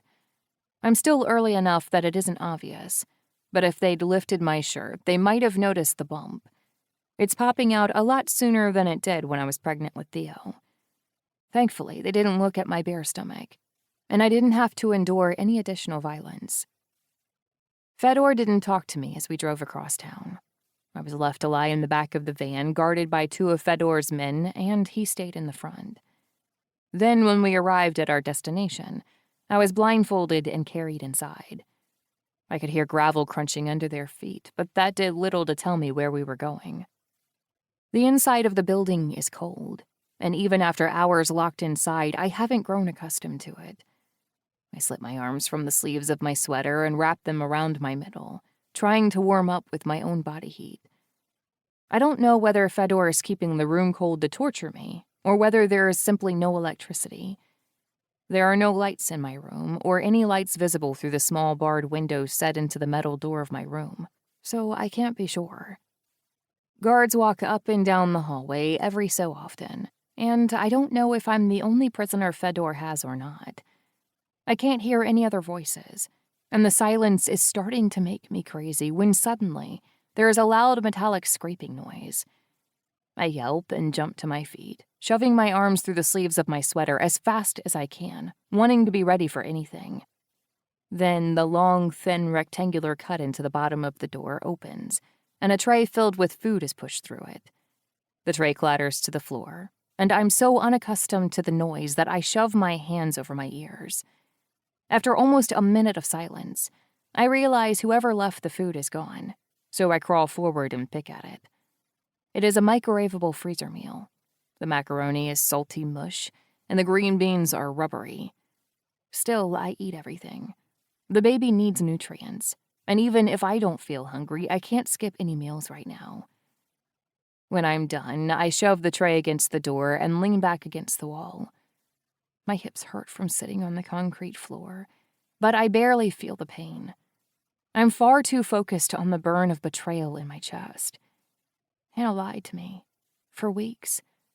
Every laugh we shared, every secret I told her. She was betraying me. She was spying on me and feeding information to a man who wants to kill me and steal my son. I drop my face into my hands and cry for the first time since Fedor kidnapped me. Everything happened so fast. Hannah's admission, Fedor's appearance, and my saving Hannah from being shot. There hasn't been any time to process how I'm feeling, and even now, I'm not sure I want to. My feelings won't save me right now. Regardless of how I'm feeling, it doesn't change the facts. I'm away from my family, locked up by my husband's crazy brother, and away from my son. Viktor doesn't even know what has happened to me. I wonder whether Fedor will try to convince him I ran away. Surely, Viktor wouldn't believe that. At least, I hope he wouldn't. I allow myself another minute of crying before I wipe my face on my sleeve and stand up, shaking off the meltdown. If I want any chance of getting out of here, I have to stay focused. I have to stay strong. I have to think about Theo and my unborn baby and Viktor. I have to think about my family. Viktor. I wake up to screaming. Shrieking, rather. Truly, no one can scream like an upset child. Crying kids seem to reach an entirely new level of sound previously unknown to the human race. I sit up in bed, searching for the source of the noise. Then I see Theo standing next to Molly's side of the bed, his face red and covered in tears. "What's up, bud?" I reach out for him, and he crawls on the bed and falls against my chest. "Where's Mama?" I make out his words between sobs and hiccups. I'm not sure. I press a kiss to his forehead and then scoop him up as I get out of bed. I'm only in my boxers, but putting him down to find pants would likely result in more screaming, so I don't bother. She's probably in the shower. Let's go see. Except Molly isn't in the shower. She isn't in any of the rooms upstairs, and when I carry Theo downstairs, I see the nanny sitting in the living room. Her eyes widen when she sees me in my underwear, and then she glues her eyes on my face. "Sorry. Theo was crying all morning and I couldn't get a hold of Molly, so I just came over. The guard said she wasn't here, but I thought seeing you might calm him down." My heart stutters at her words, and I hold out a hand to stop her. "What do you mean Molly isn't here?" The woman frowns and points toward the front door. "That's what the guard said. She left last night. The guards on duty now are not the same guards who were watching the house when Molly left. It takes lots of questioning and several phone calls to get the entire story. Molly left the house in the middle of the night, claiming I told her it was okay, and she never came back." "Why the fuck wasn't I called?" I growl, forgetting Theo is in my arms. I take a deep breath and try to understand what this means. Did Molly leave us again? She did it before, but only when she thought she was bringing danger to Theo. The incident at the photo shoot yesterday could have scared her, but I doubt she would leave again. Not without Theo. The guards were afraid to question Molly when she left, and while part of me is proud of her for being able to scare two grown men, a much larger part of me is furious with her for choosing now to step into her role as Bratva Queen. I send men out to patrol the neighborhood for any sign of her, but she isn't around, and just as I'm growing desperate and about to call Seamus for help, my phone rings. I set Theo down on the couch, pull out my phone, and nearly collapse with relief when I see Molly's name on the screen. "Where the hell are you?" I ask. I want to sound furious, but the desperation is so thick in my voice. "Why did you leave?" There's a low laugh on the other end of the phone, and every hair on my body rises. "Fedor." "Surprised?" my younger brother asks. "I wish I could see your face." Theo is looking up at me, eyes wide and brown and just like his mother's, and I can't take this call in front of him. I nod for the nanny to keep an eye on him, and then move into the office at the end of the hallway. "Where is she?" I growl. Fedor laughs again, clearly giddy over his success. "You thought she was so safe locked away in that apartment. Were you in bed next to her? Did I steal her right out from under your nose?" An involuntary growl rises in my throat. "You hired so many men to watch over her, but you never considered that I was already inside the house." I spin towards the door, listening for the sounds of Theo and the nanny playing on the other side of it. Theo still has his pouty voice, but I can hear him telling the nanny what he wants for breakfast. Is Fedor in the house now? Are the guards behind Molly's disappearance? "Hannah." The single word is an answer to every question in my mind, and I feel like the dumbest man on the planet the moment he says it. Hannah. Of course. Of fucking course. Who better to lure Molly into complacency than one of her oldest friends, Fedor says. It didn't hurt that she wasn't terrible to look at. I thought she might be a distraction for both of you. The night in my kitchen suddenly comes back to me. You're the reason Hannah tried to seduce me? Fedor laughs. My hope was to distract you long enough to sneak in and take Molly out of the house. That would have been a sweet victory. To what end? Why do you want her? I want Molly for my own reasons, he says. She and I have unfinished business. Taking her from your house while you fucked her best friend would have simply been fun. Not to mention, I hoped it would finally make you see the consequences of your actions. The consequences of my actions? You've got to be kidding me. See, this is what I'm talking about, Fedor says with a sigh. You betrayed your own brother, and you don't seem to understand it. You don't realize the depth of the betrayal you've wrought, and I'm not sure how else to show you. I'd never betray Molly. That was your mistake. Just your own brother, then. Nice, Vic. Real nice. His voice is thick with sarcasm. Truly, I did underestimate your love for Molly. You're devoted to her, and it is admirable. Though, unfortunately, it won't help you much now. Where is she? I snap. Tell me what you want. I'm sure you have demands. My first demand is that you not rush me, Fedor yells. He sounds unhinged, and I squeeze my eyes closed, trying to imagine where Molly is. Is she nearby? Can she hear this conversation? Is she still alive? I push that question to the back of my mind. I'm not ready to consider the alternative.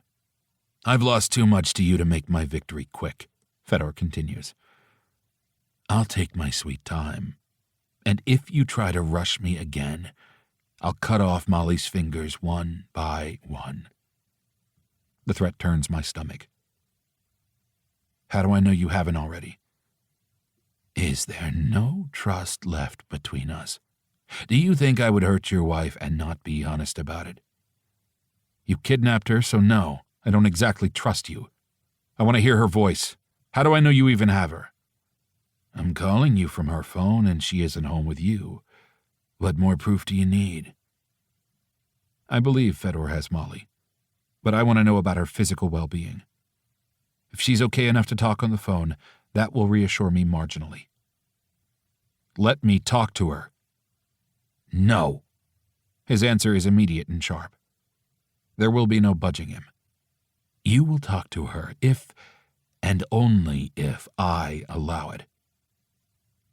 Fedor, my voice shakes with emotion. If you hurt her, so help me. Don't be so dramatic, Fedor says with a laugh, and don't act like you're above hurting people for your own gain. I'm not the only person you've betrayed. He's changing the subject, but I'm not sure how to get him back to the topic of Molly without rushing him. And right now I'm confident he would really cut her fingers off. What are you talking about? Did you think the diner was a safe place to meet up with George? The question hangs between us, a question and a statement wrapped up in one. Fedor knows I met with George and where I met him. I try to think about what that means, about how much he may have heard, how much he knows. Did you have a spy there too? A bug, he says. It was a simple job and very rewarding. It's how I knew you were investigating Peter. Was he working for you? The question is out of my mouth before I can stop it. I just want to know how many people have betrayed us. No, but I did little to correct you. It kept you busy and occupied. It certainly did. I've been such a fool. I fell into all of his traps. Fedor wanted me to be paranoid. He wanted me to isolate myself and trust no one. And I very nearly gave him exactly what he wanted. Now, though, it doesn't matter. He has what he wants. Revenge. He has been your second in command for years, and you turned on him so quickly. It was sad to watch. But do you know what was worse? Fedor pauses, waiting for me to answer, but I'm suddenly exhausted. I don't want to play this game anymore. I just want Molly. Fine, I'll tell you anyway. It was worse to watch you betray Molly. I stand tall at that, eyebrows knit together. What are you talking about? I never betrayed Molly. Maybe not technically, Fedor says, though you tried. You asked George to hire some men to scare her. But I didn't, I say quickly. Only because I beat you to it. I took the idea from you, you know. My stomach drops. Molly was so terrified that night I came over. Seeing a strange man in her house holding her son, she was shaken enough to agree to marry me. When I saw how scared she was, I realized how sick with guilt I would have been if I'd caused her to be that afraid. I was grateful I hadn't gone through with it myself. Does Molly know? He asks. Does she know you were going to terrify her into staying with you? Did you tell her that you were planning to send men in to grab her son? I'm sure not. If you had, she would have left you. I didn't tell her because I decided not to do it. Suddenly the line goes staticky and I hear my own voice garbled through a bad speaker. Molly is pregnant and I need to protect her, but she won't let me. I need to show her how badly she needs my protection. What do you have in mind? George asks. I need a few men to break in. They won't hurt her or Theo, but it will scare them. Are you sure? It's the only way, I say. Molly needs to know how bad things can be. She needs to understand what I'm saving her from. The static fades, and I know Fedor has turned off whatever recording device he was playing back. That sounds like a man who is deeply in love with his wife, does it not? Fedor laughs again, and I want to reach through the phone and strangle him. Before this moment, I hadn't been able to imagine hurting my little brother, but now I can picture it perfectly. If I ever get my hands on him, I'll squeeze the life out of him easily. Congratulations, by the way, on the baby. He knows she's pregnant. He has known for weeks, since he overheard my conversation with George at the diner. I want to beg him not to hurt the baby, but I know it won't matter. In all likelihood, showing any special concern for the child would only make him more excited to hurt it and Molly. So I pinch my mouth closed and try to keep calm. As a gift to the new parents-to-be, I'll let you speak to one another, Fedor says. Come on, Viktor. Don't be shy now. You've been on loudspeaker this entire time. Molly? Part of me hopes he's lying. I don't want Molly to know about the men I nearly hired. I don't want her to know that I was even considering manipulating her into marriage. But a much larger part of me wants to hear her voice. Are you there? I hear what sounds like duct tape being removed, and then screaming. Viktor! In the mess of crying and yelling, I hear my name, and my heart breaks. I drop to my knees in the study and squeeze the phone, desperate to get to her. Molly, We'll be in touch, Fedor says, cutting me off before I can finish. Then the line goes dead. Viktor. After I shove my legs into some jeans and pull on a t-shirt, my first thought is to call Peter. A few weeks ago, he would have been the person I took all of this information to. Now he isn't there. I know he's innocent, so I'll let him out soon. But I need to get my men out in the streets now. We need to be looking for Molly every minute until she's found. So I call my next highest lieutenant. Alec doesn't answer. Neither does Moise. Or Lexi. By the fourth person on the list, I'm cursing under my breath with every ring of the phone. It's mid-morning. Everyone should be awake by now. If not, they should have their ringers on so they can be alerted to Bratva business no matter whether they're sleeping or not. Finally, on the sixth ring, Mikhail answers. Hello? Thank fuck, I groan. No one is answering. I'm trying to get men out on the streets to look for Molly. Fedor has her and... You want us to look for your girlfriend? I frown. No, my wife. Mikhail makes an unconvinced noise. According to the information we all received this morning, Molly is not your wife. And you lied to us. Shit. What information did you receive? Proof that you aren't actually married, Mikhail says.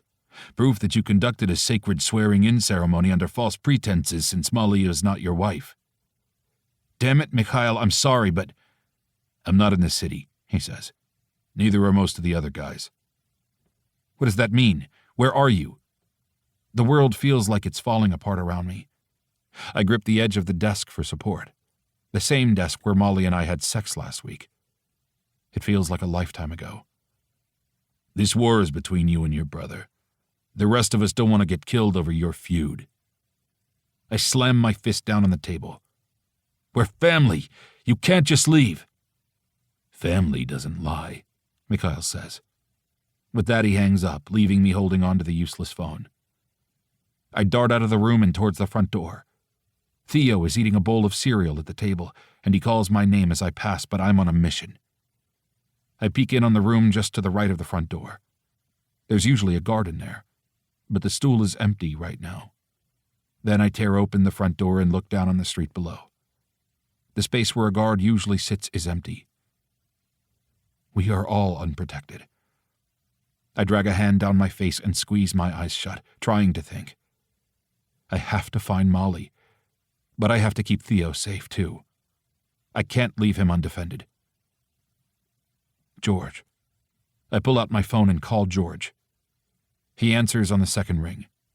I need your help, I say, talking faster than my brain can keep up. Molly is gone and everything has gone to shit. I can't trust Theo with anyone else but you. Can you do it? I can do it, he says without hesitation. I'm on my way now. I silently thank God for one loyal friend, and am about to turn inside when I look up and see Sasha walking towards me. He's one of the newest recruits the Bratva has. I barely know him beyond a few short conversations. He's holding a tall coffee in one hand, and he doesn't meet my eyes as he approaches. I'm surprised you're still here. Me too, he admits with a shrug. Then he lifts his coffee. I figure there won't be anyone coming to relieve me anytime soon, so I'll need the caffeine. The man looks so young, and I'm tempted to tell him to run and hide with the rest of my men. I want to be angry with them, but I've given them no reason to trust me. Time and time again, I chose Molly over them, and while I wouldn't change anything about that, I understand their reluctance to die in this war for me. Still, I'm so grateful to see Sasha, to know that one other person will be here to look after Theo, that I pat him on the shoulder and walk him back inside the house. Theo is finishing up breakfast, and he runs to me, wrapping his arms around my legs.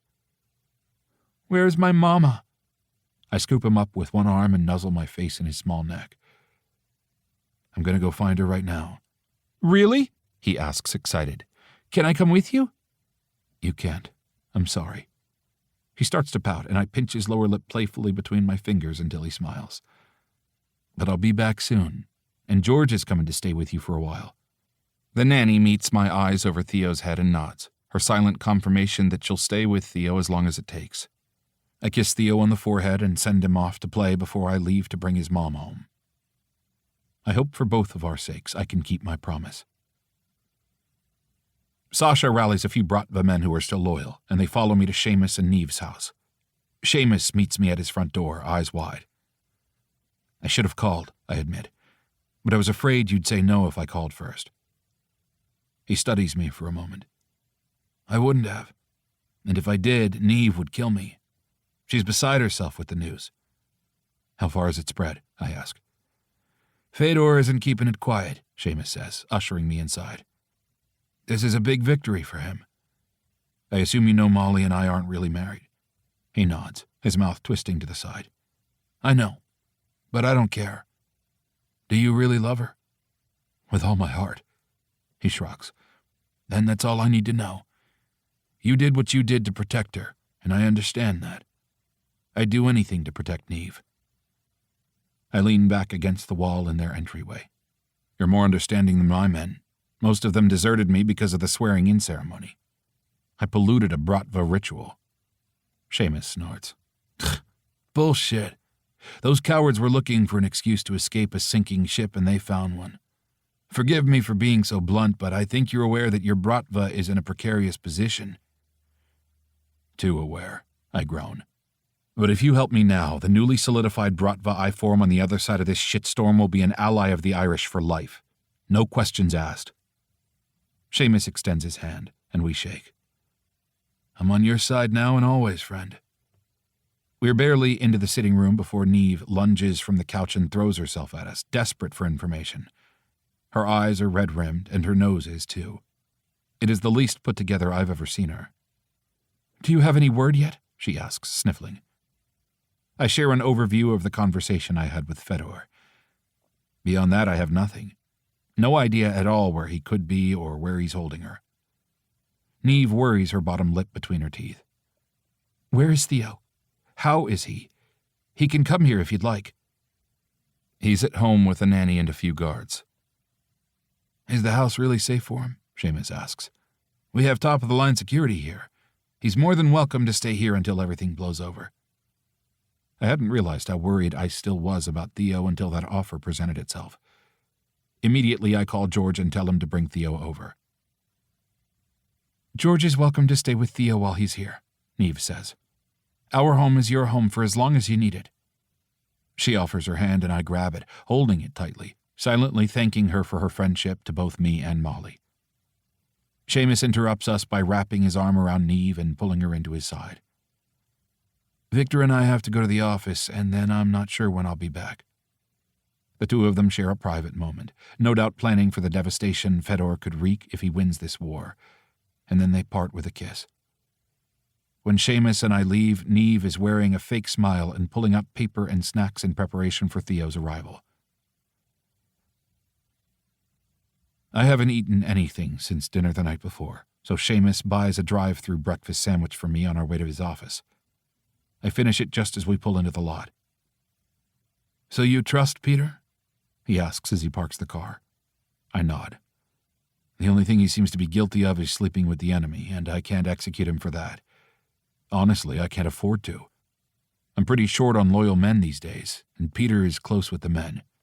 If anyone can convince my men to return, it will be Peter. Do you think he'll work for you again after you kidnapped him? I roll my neck on my shoulders, stretching out my tense muscles. I guess we'll find out. Peter was chained to a chair in the basement of the building the last time I saw him, but Seamus had him moved upstairs to a cell. I imagined it would be a cement room with a thin mattress and a toilet, but from what I can see through the window in the door, it is actually a smaller version of a hotel room. There's a twin-sized bed with 3 pillows, a small table with a half-eaten sandwich on it, and a chair with a shelf of at least 20 books behind it. Peter is lying across the bed with the book open on his chest. He must have been sleeping because when I knock on the door he starts, dropping the book on the floor and jumps to his feet. He smooths down his hair and then stills when he sees me. Can I come in? I have the key to the door and it only opens from the outside, but I still want to ask. I want Peter to know his opinion matters. I want him to know this isn't an interrogation. He nods and I walk inside. I leave the door halfway open behind me so he knows he can leave at any time. Nice place you got here. He shoves his hands in his pockets. His face is blotchy with a purple bruise on his cheek and a green-tinged one near his eye, but otherwise he looks in good health. It isn't bad. I'm ready to get out, though. The door is open. He looks up at me, eyebrow raised. You believe me? Your story was verified by some pictures on your phone. He grimaces. I hoped I wouldn't have to show you those. I'm sorry, but I didn't have a choice. I had to know for sure. Peter holds up a hand. I know. I was a fucking idiot. Lying to you about anything made all of my moves look suspect. I know that, and I'm not mad. He rubs a hand over his sore cheek. Well, I'm a little mad. My face hurts like hell. And looks like hell, too. His mouth pulls into a half smile, and for the first time in hours I allow myself to breathe. Since I opened my eyes this morning, everything has gone to shit. It has been nothing but bad news. Finally, something has gone right. I have my consigliere back. Peter shifts into business mode quickly. His smile slips and he folds his hands behind his back, shoulders back and broad. I've heard the guards talking about Molly. What's going on? I fill him in as quickly as I can, trying to keep my composure. Rehashing the details of Hannah's betrayal and my distraction makes me feel like a bigger idiot each time. I should have noticed something. If I'd been paying closer attention, this never would have happened. I should have been there to help you, Peter says, running a hand down his neck. You wouldn't have been under so much pressure if I'd been there to pick up some of the slack. I'm sorry, Vic. I really am. I wave his apology away. We can hash it out another time. Right now I need to know that we can move forward and work together. Peter steps forward and holds out a hand. I grasp his and he pulls me in for a quick hug, patting me once on the back.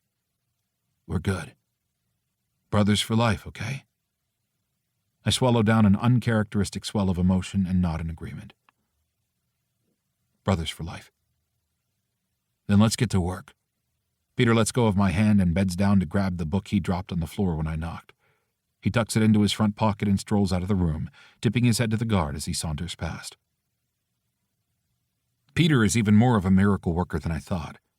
While my connection with the men in the Bratva has been growing more and more tenuous, his has been strengthening. None of them will take my calls, but they answer Peter's calls on the first ring. They don't want to hear talk of coming back to help the Bratva when it is my idea, but as soon as Peter suggests it, they are open to discussing it. After a painful afternoon of making phone calls and arrangements when I'd rather be making funeral plans for my baby brother, things are finally in motion. Seamus's promise of Irish assistance holds steady, and his men are at my disposal and willing to take commands from me. Half of the Bratva men who bailed at the news of my betrayal this morning have returned as well.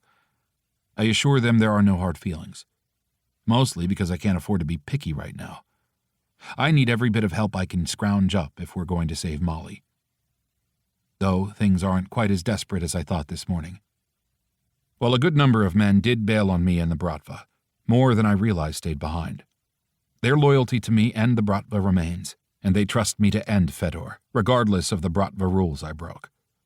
Still, even with the Irish and remaining Russian men looking together, no one is able to find any trace of Molly or the location of Fedor's current hideout. We'll find her, Peter says, squeezing my shoulder. I'm sure of it. I want to believe him, but more and more I'm starting to allow myself to consider what will happen if we don't find her. What will life look like if Molly is gone? I'll take care of Theo no matter what. He is my son, regardless of genetics. But is that what is best for him? I want to be the one who comforts him when he cries and tells him stories about his mom. But maybe Molly was right all along. Maybe he deserves a better man than me. Neve and Seamus never had children, but they would be a good, loving home for him. Maybe they would take him. The thought of him calling someone else Dad makes me feel sick, but I'll do whatever is best for Theo. Always. I owe Molly at least that much. My phone rings, interrupting my thoughts, and I lunge across the table for it. The number is unknown, and that is more exciting to me than anything else. Maybe Molly escaped. Maybe she got away from Fedor and is calling me from a random phone somewhere. Maybe I can get in my car and go pick her up and wrap her in my arms. My heart is hurling itself against my chest by the time I answer. So when I hear the female voice on the other end of the line, the disappointment is physically painful. Hannah? Don't hang up, she says quickly, her voice desperate. Don't tell me what to do, you bitch, I spit at her, standing up and pacing across the small room. Peter is frowning at me, but I'm too livid to explain. My hands are shaking and I want to throw my phone across the room. You turned your back on your best friend. You deserve whatever hell comes your way. He has my mom, Hannah says, her voice breaking. He was blackmailing me and I didn't know what to do. I'm sorry. I'm so sorry. I hear her crying on the other end of the line, but I have no sympathy for her. She could have chosen not to participate and gone to the police, or better yet, she could have come to me. She could have told me what was going on and allowed me to help her, but she didn't. She got Molly kidnapped and maybe killed. I should have told you, she says through tears. I should have told both of you, but I was so scared. I thought if I just did what Fedor wanted, that he would give me back my mother, but now I know it was all a lie. No shit, I could have told you that. Molly could have too. We know him better than you, and we could have helped. I know. And I'm sorry, but I want to help. Why should I listen to you? Better yet, why should I trust you? Because Molly saved me. Her voice is soft, and I hear her sniffle through the phone. What do you mean? Hannah tells me about the moments leading up to Molly's kidnapping. She tearfully explains that Fedor was going to shoot her and take Molly, but Molly grabbed the gun and told Hannah to run. Even after being lied to and betrayed by her friend for weeks, Molly saved Hannah's life. "She's a good person," Hannah says. "Probably the best person I know, and I feel like a piece of shit for betraying her. So I'd like to help." I want to hang up the phone and forget Hannah exists. Actually, I'd like to hang up the phone, track her down, and make her regret every lie she told. But I know that won't do much to help Molly now. However, Molly's example shines like a lighthouse in the distance, guiding me home. She saved Hannah as her last act of freedom, and I have to believe it means something. I have to trust her instincts, even when my own instincts are screaming at me to disconnect the call. I drop my face into my hand and shake my head. "How can you help?" Hannah sighs with relief. "I have an idea." Molly. I don't know how long it has been since the phone call with Viktor. It feels like hours since I heard his voice through the speaker, wondering where I was and if I was okay. I could hear the fear in his voice. I could sense how much he loved me. But still, when Fedor revealed that Viktor had hired, or rather nearly hired, men to break into my house and scare me, it made me doubt everything. As soon as Fedor hung up, 2 of his men dragged me back to my cell, and I've been here ever since, trying to understand my own feelings. I told myself before that feelings didn't matter in here. They wouldn't help me escape. But now my feelings feel as inescapable as my cell. No matter how hard I try to push them away, they rise back to the surface, demanding to be felt and understood. Betrayal. That is the first and strongest emotion. Viktor was willing to terrify me and invade my privacy and traumatize Theo to get me to marry him. Whatever Viktor may think his motivation was, it wasn't love. Love does not hurt like that. Love is not vindictive or scheming. But he chose not to send the men in. He didn't hire anyone to come and scare us. Fedor did.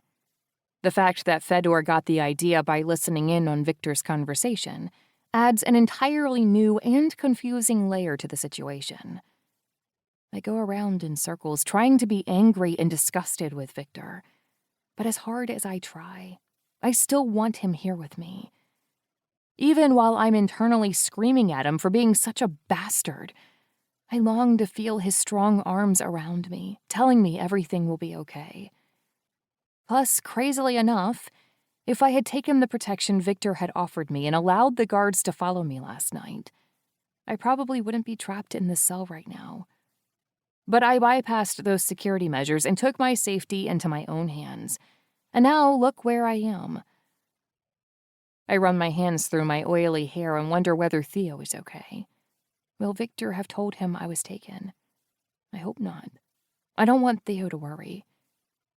Hopefully he is playing right now. Hopefully Viktor is telling him that I will be home soon. It might be a lie, but Theo deserves to live in that lie for a little bit longer. He deserves to hear those words of comfort until Viktor is entirely certain they aren't true. I'm huddled against the back wall of my cell, my knees tucked to my chest, when the door suddenly bursts open. I scream and jump to my feet. I didn't even hear the key in the lock, so I'm taken off guard, but I come to my senses quickly. Fedor is standing in the doorway, his green eyes vibrant and wild. My attention snags on the gun in his hand. He's pointing it at me, and I have no reason to believe he isn't going to shoot me dead right now. His head is tilted oddly to the side, and I realize he is on the phone. He grabs the phone wedged between his chin and shoulder and hits a button so the sound of a ringtone fills the room on speakerphone. It rings over and over again, so long that I begin to wonder whether this is a new kind of torture I'm unfamiliar with. Given enough time, the sound would certainly drive anyone mad. Your fake husband must not have any real feelings for you after all. He sure is taking a long time to answer. Fedor sneers. My heart lurches when I realize I might get to hear Viktor again.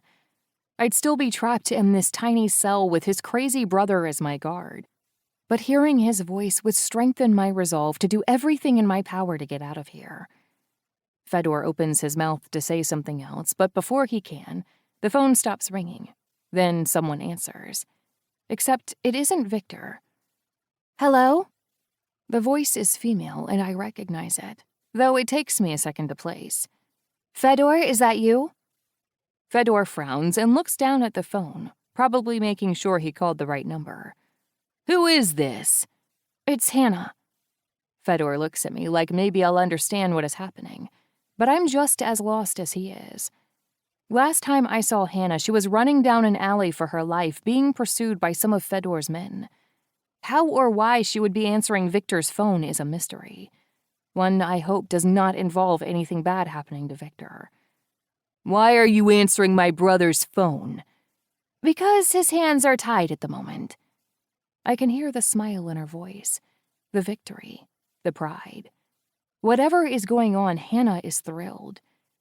Do you mean that figuratively or literally? She says. He is handcuffed to a chair in the motel bathroom. I rise up onto my knees as though I can look through the phone and see Viktor, understand what is going on. Fedor points the gun at me and shakes his head, a silent threat. What do you mean? I thought you were as good as dead. Your men couldn't catch me, she says. I outran them, but I knew I wouldn't be able to run forever. I had to find a way to prove my worth to you, so I have. By handcuffing my brother in a motel bathroom? Fedor asks, dubious. Exactly. Fedor sucks on his teeth and then barks out an order. Explain. There is nothing Viktor wants more than to get Molly back, so I used his desperation against him, she says.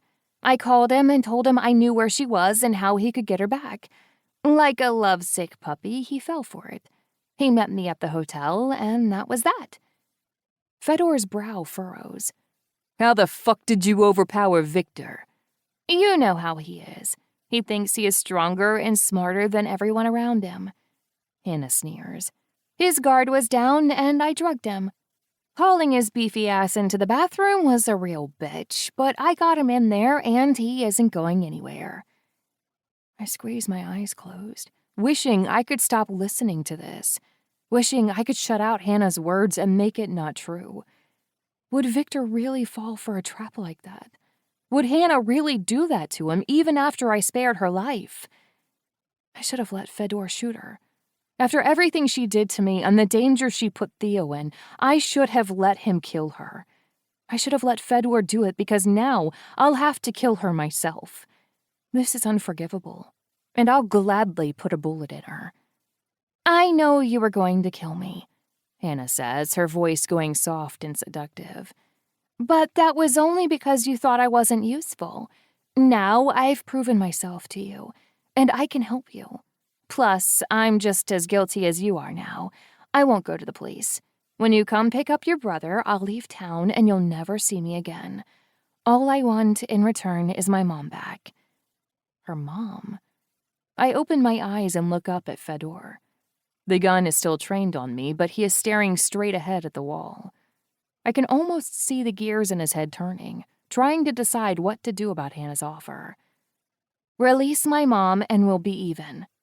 I don't believe you, Fedor says, drawing out the words. His eyes narrowed. You were sobbing as you betrayed Molly. Now you want me to believe you willingly betrayed Viktor. I hate Viktor. I always have.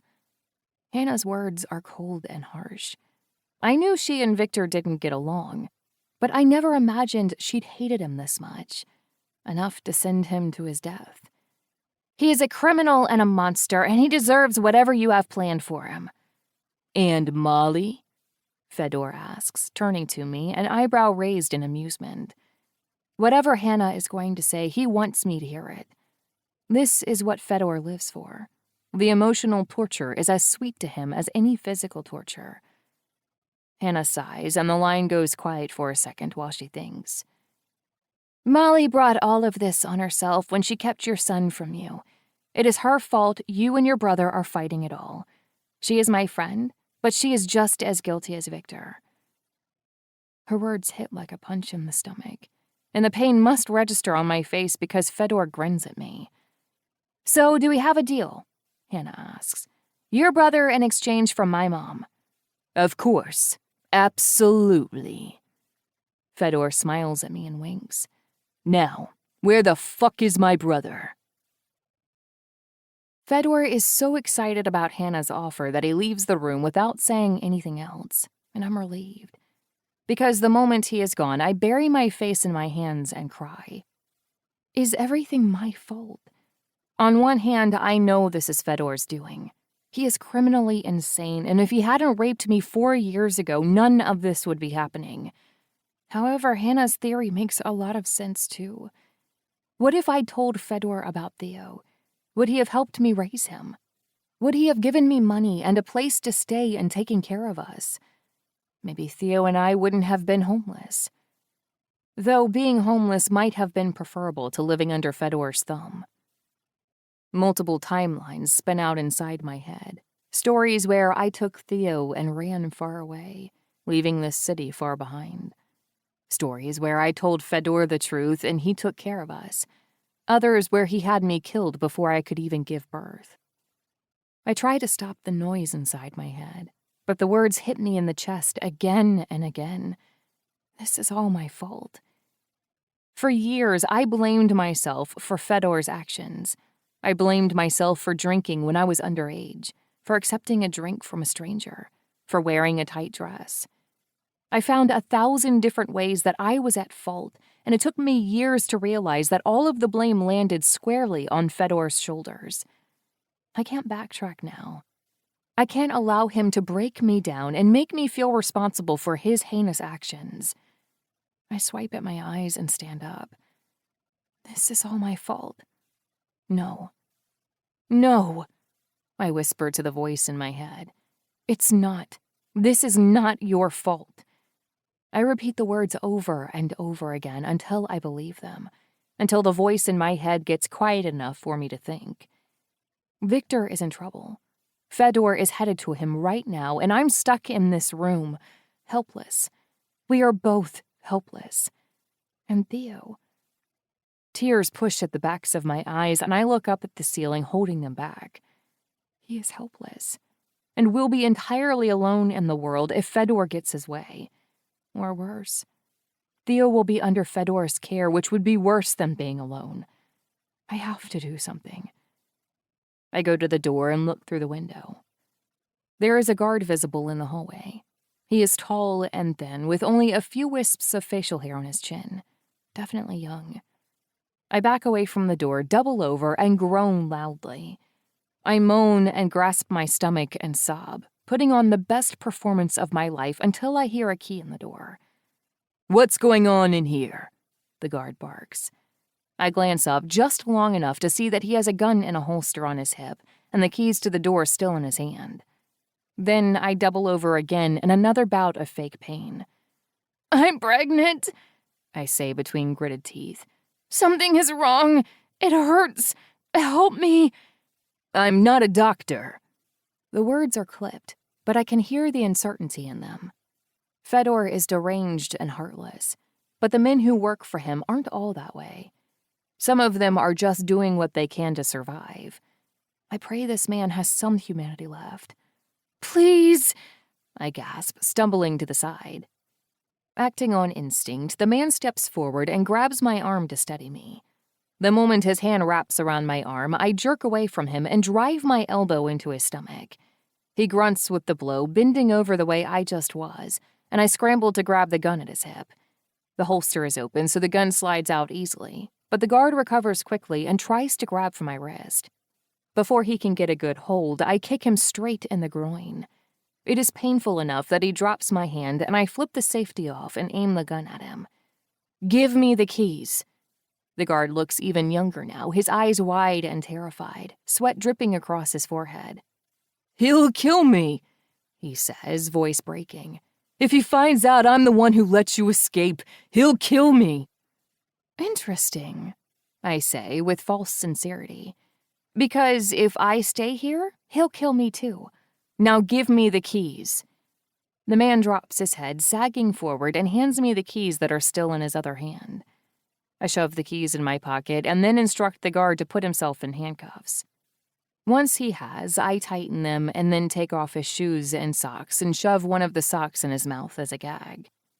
Slipping his belt from his waist, I wedge it into his mouth and tighten it at the back of his head to keep the gag in place. Stay quiet, or the last thing I do will be to come back to this room and shoot you dead, I warn, pressing the gun against his temple. He is shaking all over and nods silently. I check that the hallway is clear before I step out, close the door, and lock it behind me. Immediately, I realize the building is not silent after all. My room must have been heavily soundproofed because I can hear voices and laughter coming from all around me. Some of it sounds like it is coming from different floors. But either way, there are plenty of people around here, and I need to move quickly if I want to escape. I make it to the end of the hallway without incident when I suddenly hear pained moaning. I consider moving on. If I can escape here and save Viktor and take down Fedor, then I will come back for the other prisoners.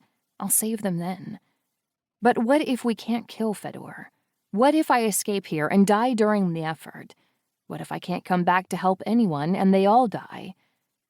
I want to stay focused on my own mission, but guilt twists my stomach, and I stop at the last door in the hallway and look through the window. The room is dim, but I can make out two shapes lying on the ground. It takes my eyes a second to adjust, but as they do, I realize I recognize the men. One is older with a rounded middle, and the other is a younger version of the other, clearly related. They are the Italian Dons. The same men who promised Viktor they would help him keep an eye on Fedor, only to betray Viktor and take Fedor's side. Clearly they are regretting that decision now. The younger Don Rio looks up at the window, squinting to make out who is looking at him. When he sees me, his eyes go wide. "You're Viktor's woman, right? What are you doing here? Is Viktor here?" Mario Mazzeo stirs next to his son, but it is obvious he is in rough shape. His eyes are sunken in and bruised, and he has a hard time moving. "Who is here?" Rio jumps up and moves to the door, his hands bound behind his back. "Get us out of here. Fedor locked us up, and we'll die if you don't help." His voice is soft through the thick door, but I can still make it out. "I thought someone innocent might be in here," I say, my voice surprisingly cold. "I'm not going to waste my time on you." I turn to leave, but Rio's muffled voice stops me. "You'll never make it out alive. This place is too heavily guarded." I freeze, wishing I could keep walking. But I realize all at once that I don't know my way out of this building. I have no idea where to go or how many men are here. I spin around. "What do you know about this building?" "Everything. We've walked it many times. We can help you out of here, but you have to help us escape." I look down at the keys in my hand, and Rio follows my eyes. When he sees the keys, he becomes more desperate. "Please, please help us. We'll pledge our allegiance to Viktor, or you, whatever you want. Help us." He sounds nothing like the cocky Don I remember from before, and it becomes apparent how efficiently Fedor has beaten the man down. "I'll kill you if you betray me," I growl, grabbing the key and shoving it in the door. "If you do anything at all that makes me doubt your loyalty, I'll shoot you in the head. Do you understand?" He nods vigorously. "Understood. Just let us out." I turn the key and it works. The door opens and Rio spins around to help his elderly father to his feet. Mario nods in thanks as they walk out of the room, hands still tied behind their backs. "Wait." I grab Mario Mazzeo's shoulder and turn him around. Ropes are wound around his liver-spotted hands, too thick to cut through with a key. "We need to untie you." "There's a utility closet just there."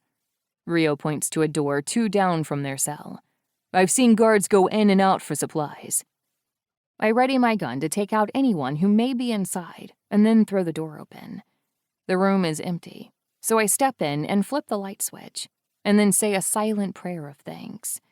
The room is not just a utility closet. It is a weapons room. Guns and bullets and knives line the shelves. I grab another gun, check to see it is loaded, and shove it in the waistband of my jeans.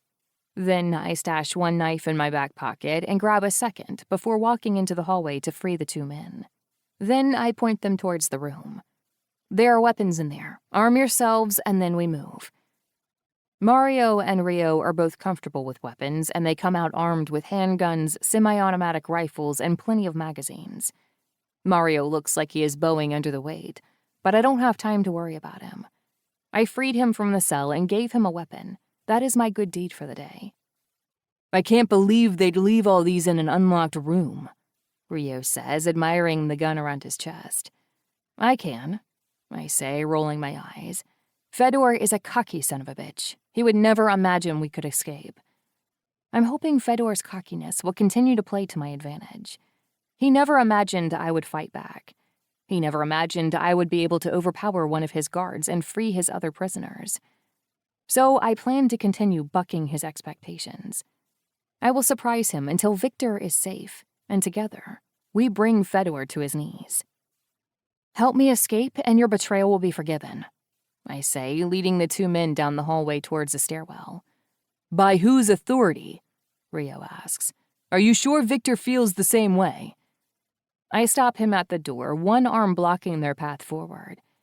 Before we move any further, I need them to understand who they are protecting. It doesn't matter how Viktor feels. I'm his wife, and I am promising you immunity if you get me out of here alive.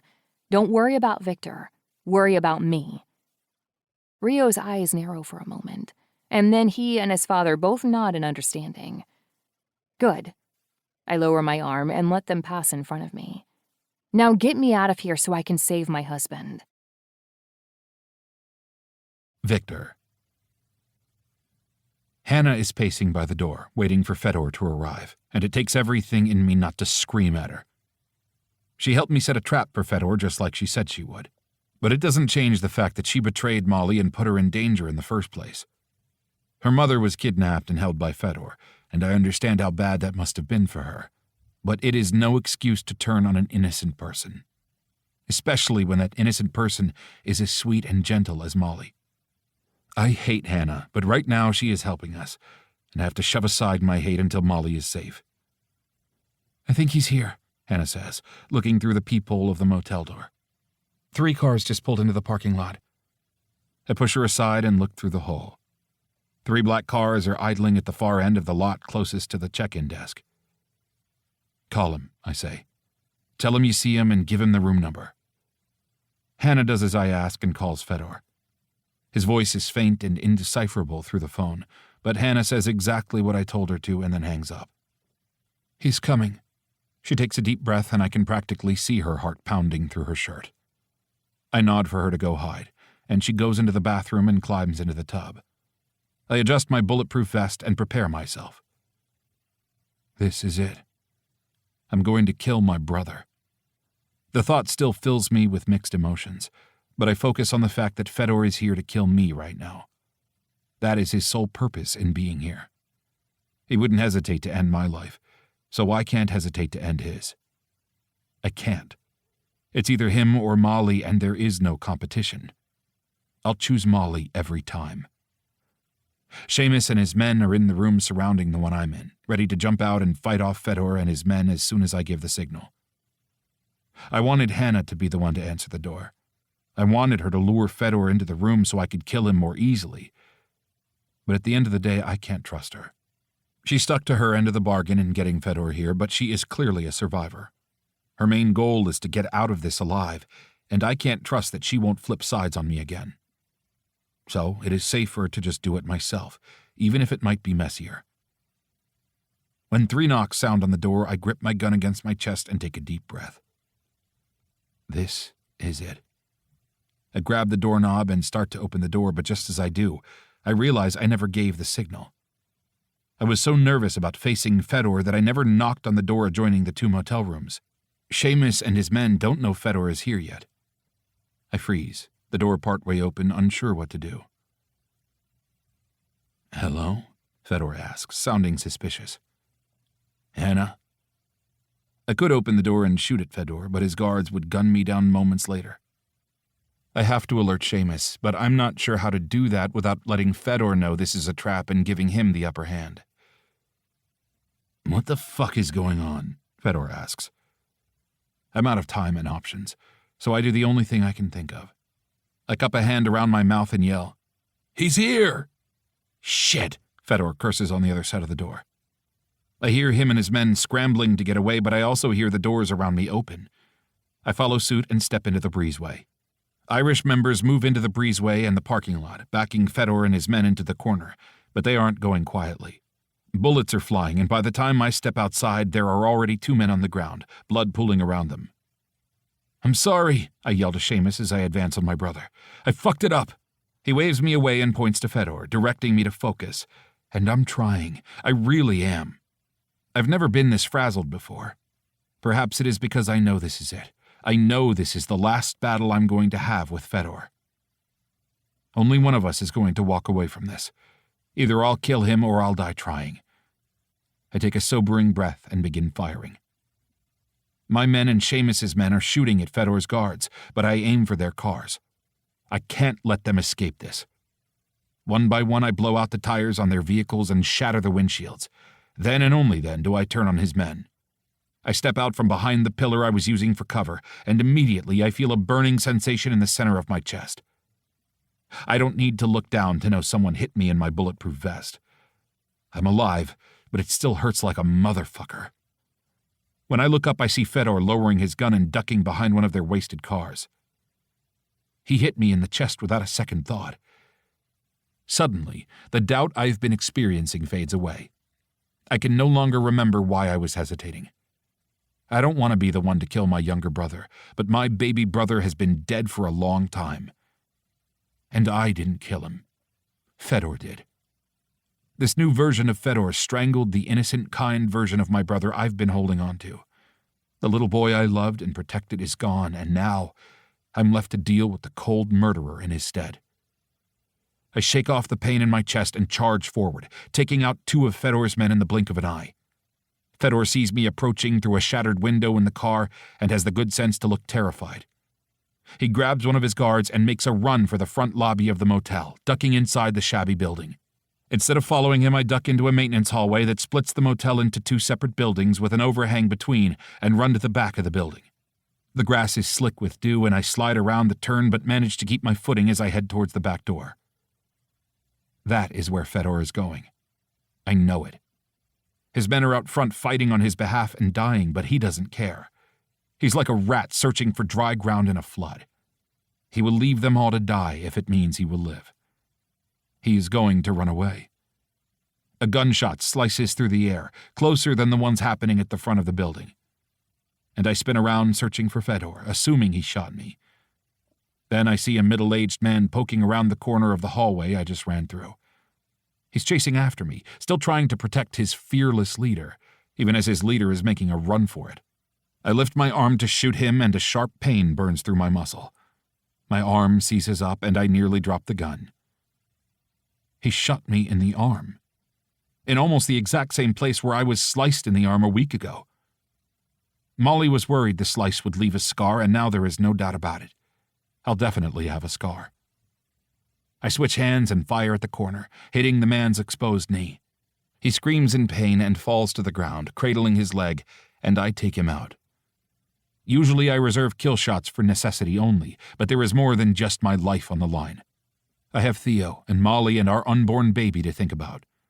I'll single-handedly slaughter every person on the motel's property if it means keeping them safe. I have no regrets. I spin around just as the back door of the motel bursts open and Fedor comes sprinting out of it. He doesn't even look around to see if the coast is clear.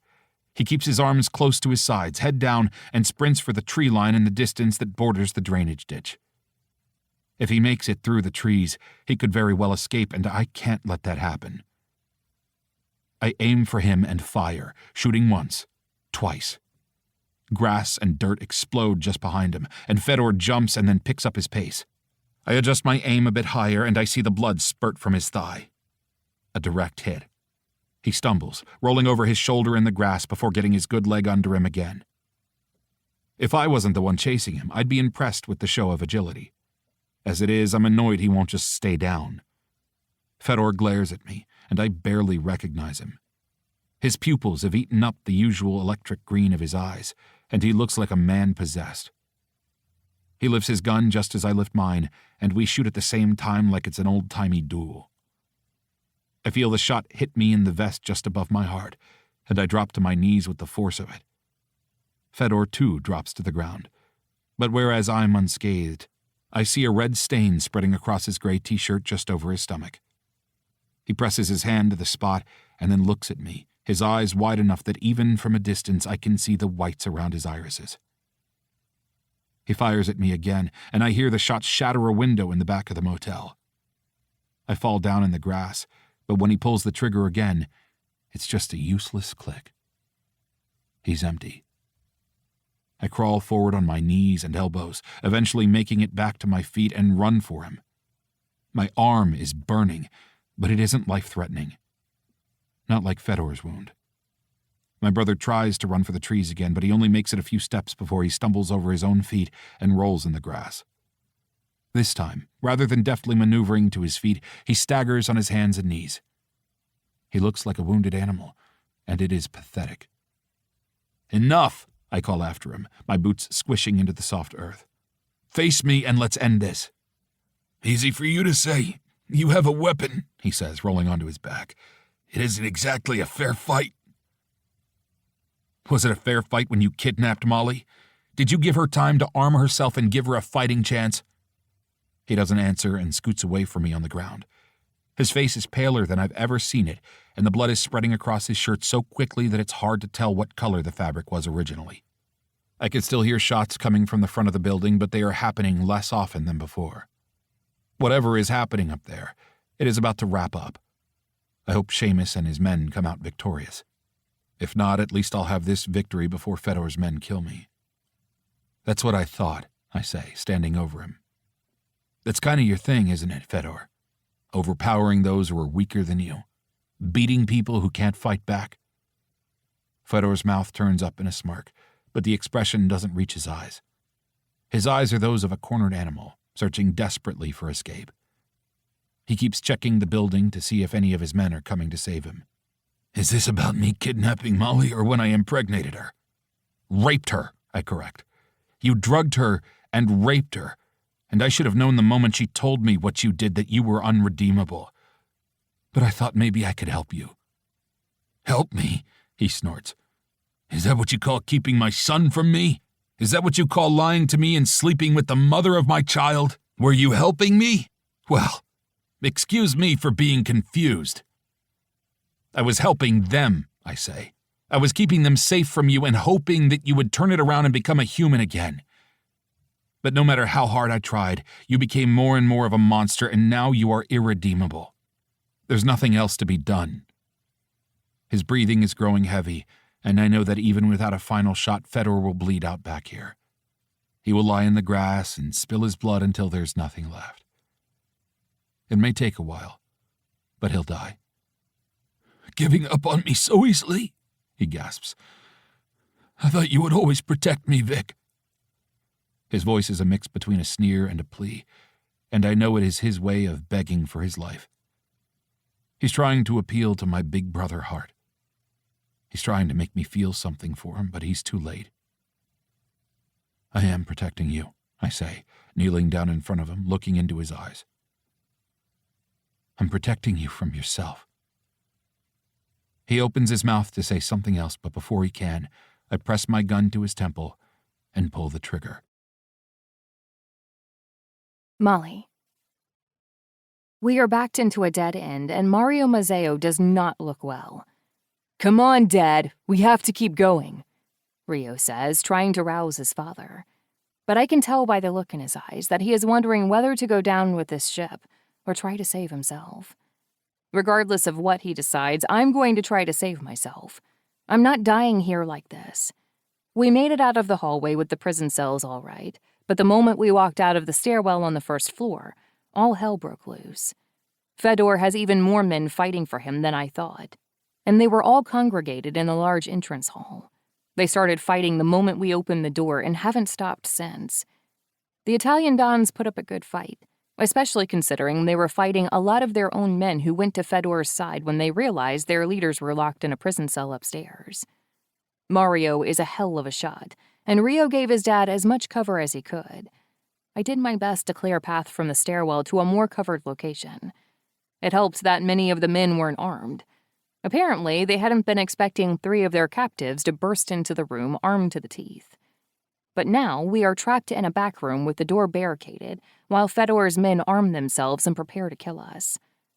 I circle the room several times in search of a window or a back door, but there is nothing. Unlike the room upstairs, this closet is not filled with weapons, but produce. It is some kind of pantry, and unless the Mazeos know how to turn protein bars into weapons of mass destruction, I don't see how we are going to get out of here alive.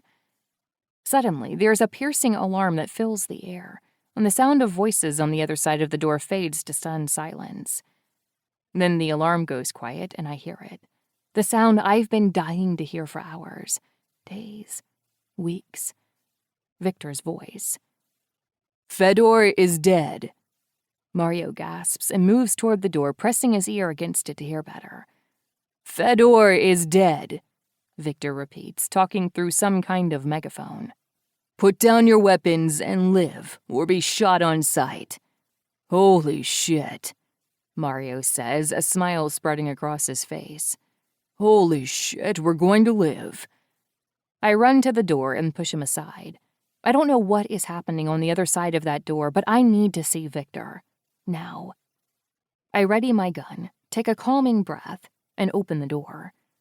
Fedor's soldiers are standing around the room, looking confused, and when I walk out, they all return to high alert. Too many guns to count are pointed at me. Then the front door of the building bursts open, and Viktor comes storming in.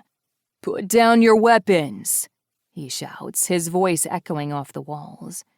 No one moves, and Viktor lifts his gun and shoots the first man he encounters. The bullet tears through his hand, forcing him to drop the weapon, and Viktor raises an eyebrow at everyone else. "Drop your weapons." Immediately, the sound of guns clattering to the floor echoes around the room, and I meet his eyes. His face is blood-splattered and muddy, and his clothes are full of holes. But he is whole and breathing and staring at me like I'm a ghost, like he can't believe what he is seeing. Men surge forward around him, beginning the arduous process of getting Fedor's men under control. But I ignore all of it and rush towards Viktor. I just need to feel him in my arms. I need to know he is okay. I'm only a few steps away from him when he stumbles. Then, just as I reach him, he drops to one knee and then the other. "Viktor?" I try to catch him, but he is too heavy and we both fall to the floor. His head lands in my lap and I smooth his hair back from his forehead as his eyes flutter closed. There is blood on his arm, 2 holes in the front of his shirt where bullets hit his vest, and then I see the blood stain on his leg. He is hurt, and even though I'm desperate for him to scoop me up and carry me out of here, I have to be the one who is strong. Right now, I have to save him. "Pick him up," I bark at 2 of the men standing closest. "Careful with his wounds. Get him in a car, now." The men hesitate for only a second before they follow my commands. I stand up and smooth down my dirty clothes. I know I don't look the part of a Bratva queen, but it is more important than ever that I play it. If Viktor was telling the truth and Fedor really is dead, these men are all looking for someone to follow. And right now, they are going to follow me. I'm sitting in an uncomfortable chair with a scratchy blanket wrapped around my legs when I hear my favorite sound in the entire world, Theo's laughter. "She's in there," Neve says, appearing in the doorway, ushering in my dark-haired angel. I fall out of the chair and onto the tile floor. I open my arms wide as Theo runs into them, burying his face in my neck. I plaster him with kisses as he tries to tell me all of the fun things he and Neve did together. Once I got Viktor admitted to the hospital and stabilized. Seamus called and told me Theo was asleep at his house with Neve, and she would bring him in the morning. He also asked me what I wanted done with the Italian Dons. "They are saying you promised them immunity." I was so confident back at the warehouse, making promises I wasn't sure I'd be able to keep. Part of me wanted to bend to Seamus's will and tell him to do what he wanted with them. But another part of me wasn't ready to get rid of the power I claimed while I was locked up. I came out of that warehouse a stronger, more confident woman, and I don't want all of that pain and trauma to be for nothing. I did offer them immunity. They fought for me, and they are loyal to me now, to us. Without hesitation, Seamus agreed. Okay.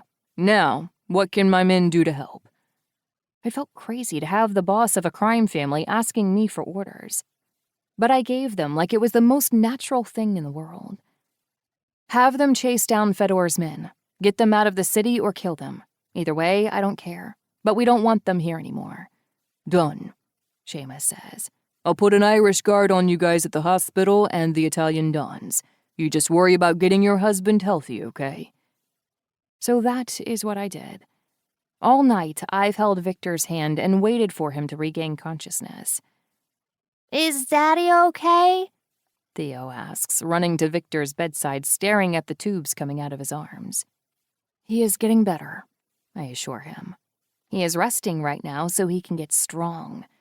He's already strong. Theo frowns. The strongest. I smile, tears welling in my eyes as I meet Neve's gaze over Viktor's hospital bed. He is the strongest, babe. You're right. Theo is with Seamus and Neve when Viktor finally wakes up 2 days later. Molly? His voice is harsh and dry, and I look up from the magazine I've been flipping through and blink at him. For the last 2 days, I've had nothing but time to think about what I learned while I was held captive, about Viktor nearly hiring men to pretend to kidnap Theo. I'm angry with him, so fucking angry. But I was even more angry that he wouldn't wake up so I could tell him how angry I was. I was more upset that he was unconscious and injured and sick than anything else. And therein lies the answer to my unspoken question. Molly? Viktor asks again, squinting at me. Are you okay? Are you hurt? Where's Theo? The heart monitors next to his bed start beeping faster, and I jump out of my chair and kneel next to his bed. We are all fine. You're the one who is hurt. You lost a lot of blood. He tries to sit up in his bed, and I press him back down and then work the lever on the railing to lift the back of the mattress forward until he is sitting half up. I should call for a nurse, I say, laying my hand over his. Immediately, though, Viktor closes my hand with both of his and shakes his head. Not yet, please. But I'm sorry, he says, cutting off my protests. I'm so sorry, Molly, about everything.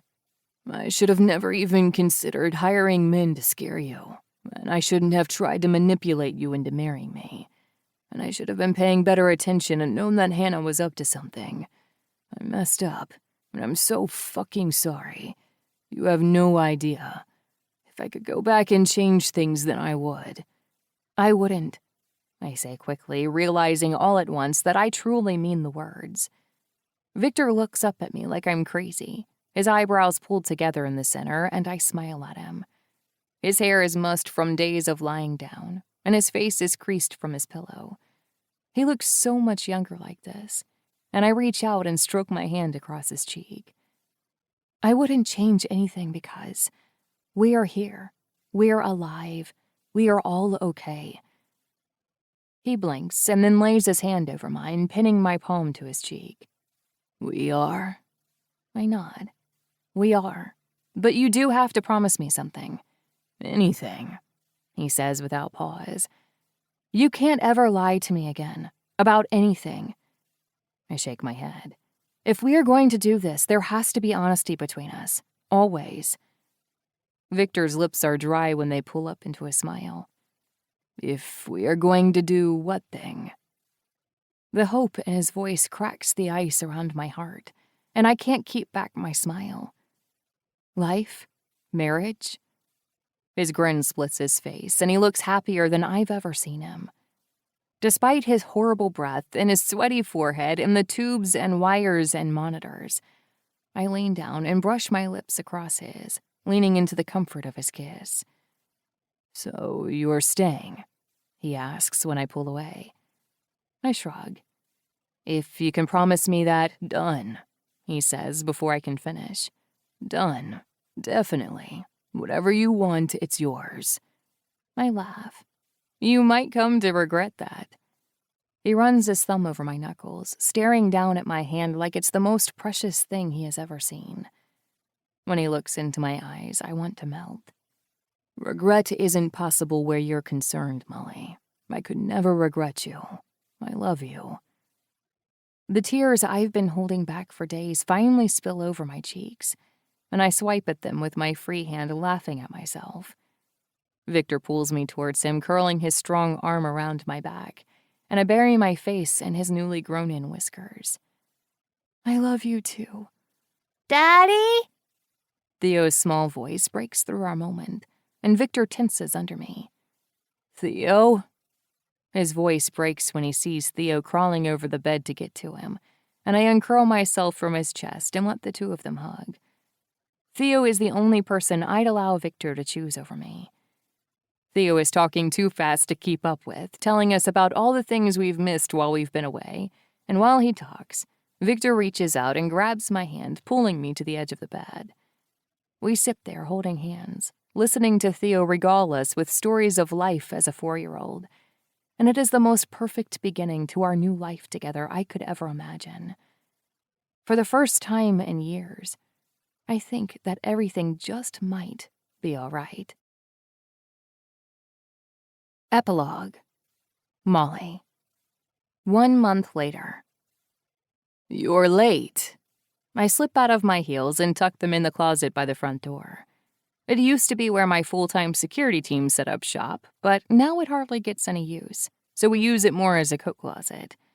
I know, I'm so sorry. I got to talking with Hannah and Neve about Neve's upstairs bathroom remodel, and we lost track of time. Bathroom? Viktor asks. I thought you were doing the library. We are, but we're almost finished with that. Now Neve wants the bathroom done, too. Seamus loves that, I'm sure, Viktor says, sarcasm thick in his voice. I pad barefoot into the kitchen, expecting to see Viktor, but he isn't in there. I grab a glass from the cabinet and fill it with water, leaning back against the counter to drink it. Seamus doesn't have much of a say. Viktor laughs and then hesitates. Even from a room away, I can feel his tension. And things with Hannah are okay. Viktor still hates Hannah. He doesn't trust her or forgive her, and I understand his anger, but I don't feel the same way. She made a mistake under serious duress, and then did her best to fix it. She kept her distance for weeks after everything happened, but just last week she called me to talk. We spent 2 hours on the phone that night and again the next night. Eventually, we went for coffee and then lunch. Now, she has been helping me with Neve's remodel projects. Neve hasn't come out and said it directly, but I know she has a soft spot for Hannah. Neve has a soft spot for anything that needs a little work, interior design related or otherwise. She likes to fix things up, and Hannah is the perfect project. They are great, I say. She has been a big help with the library, and she and Neve are really hitting it off. Great. Again, his sarcasm is obvious, but I ignore him. Either he'll come to stand Hannah or he won't. But either way, he'll have to deal with her presence in my life. I set my glass in the sink and walk into the living room. What did you and Theo do for dinner? I expect him to be lounging on the couch, but he isn't there. Where are you? I ask, spinning in a circle. Just as I'm finishing the full 360, I see him standing in the doorway to the balcony wearing a pair of dress pants and the blue cashmere sweater I tell him brings out the color of his eyes. He has a red rose in his hands. I blink at him, stunned by how handsome he is, and shake my head. What are you doing? He smiles, effectively stopping my heart, and nods for me to come closer. I think you already have a good idea. My heart is hammering against my ribs as I cross the room to stand in front of him. He bends down and brushes a soft kiss against my lips before stepping to the side and revealing the candlelit dinner on the balcony. There is sparkling grape juice, since my pregnancy doesn't allow for champagne, and 2 covered plates of food. But the thing that catches my eye is the little velvet box on the edge of the table. Viktor reaches for it and turns back to me, his throat bobbing as he swallows down his nerves. Viktor, I say, tears already welling in my eyes. He holds up a hand and shakes his head. Hold yourself together or else I'll lose it too. He pulls a folded piece of paper from his pocket and waves it in front of me. I wrote it down so I wouldn't forget. Silent tears are rolling down my cheeks as he unfolds the paper and begins to read. Molly, he starts, looking at me with soft blue eyes. I've given a version of this speech twice before. I laid out the practical reasons why you should marry me, for the safety of yourself and our children. I made good arguments that I stand behind, but the thing I failed to mention in both proposals is the depth of my love for you. So here's hoping the third time is the charm. I choke back a sob, and Viktor reaches out and grabs my hand, smoothing his thumb over my knuckles. From the first moment I saw you and Theo, I wanted nothing more than to take care of you. For a long time, I thought it was because I wanted to make right the crimes of the past. But now, I recognize my motivations for what they truly were. Love. I loved you from the moment I saw you, and I love you still. Our love story has not been easy or simple. It has been star-crossed in 1,000 different ways. Yet every single time, regardless of the obstacle, we come back together. I'm full-on weeping now, barely able to stand, and Viktor wraps an arm around my waist and hugs me against his chest as he finishes his speech. I want you to know right now that even if you refuse this proposal flat out and turn me down, I'll still choose you, Molly. I'll choose to respect your wishes. I'll choose to co-parent our baby and Theo, because he is as much mine now as he is yours. I will choose to do whatever is best for your mental, physical, and emotional well-being, even if it means breaking my own heart. His voice cracks, and I wrap my arms around him and bury my face in his chest, listening to the sound of his heartbeat. But if you accept me, he sighs with the very thought, if you accept me, then I will make you the happiest woman on earth. I will protect you, cherish you, and respect you until my dying breath. Viktor unwraps me from his body and drops down to one knee, wincing from the wound in his leg, and opens the velvet box. The ring inside is huge and shining, but nothing can compare to the hope shimmering in his bright blue eyes. Molly Reyes, make me the happiest man in the world and marry me, please. The sight of him on his knees in front of me is the most magnificent thing I've ever seen, and it feels like my brain explodes. I grab the box from his hands, place it on the table, and throw myself at him. Viktor laughs as I kiss his face and his neck, as my hands skim down the soft cashmere of his sweater and begin undoing his belt. Is that a yes? He chuckles, lifting his arms to let me pull his sweater over his head.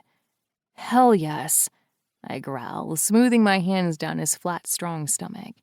Absolutely. He lies back on the balcony, letting me straddle his hips, and grips my waist in his big hands. Usually consummating the marriage comes after the wedding. I yank my dress over my head in one motion and rock my hips against his growing hardness, drawing a moan from him. We've never been very traditional, so why start now? Viktor's eyes rake over my body, and he finds the clasp of my bra and flicks it open, slipping the lacy material from my body. Great question, he growls. The sex is fast and wild. He keeps his pants on and just pushes my panties to the side, and we find pleasure in each other's bodies as the cool night air bites against our skin and the sounds of the city drift up to us. Viktor throws a hand over my mouth as I come screaming out his name, and he bites down on my shoulder when release finds him, rocking his hips up and into my body, spilling inside of me. By the time we clean up and get dressed, the food is cold, but neither of us cares. Viktor scoops me up, careful of his wounds, and takes me upstairs for round 2.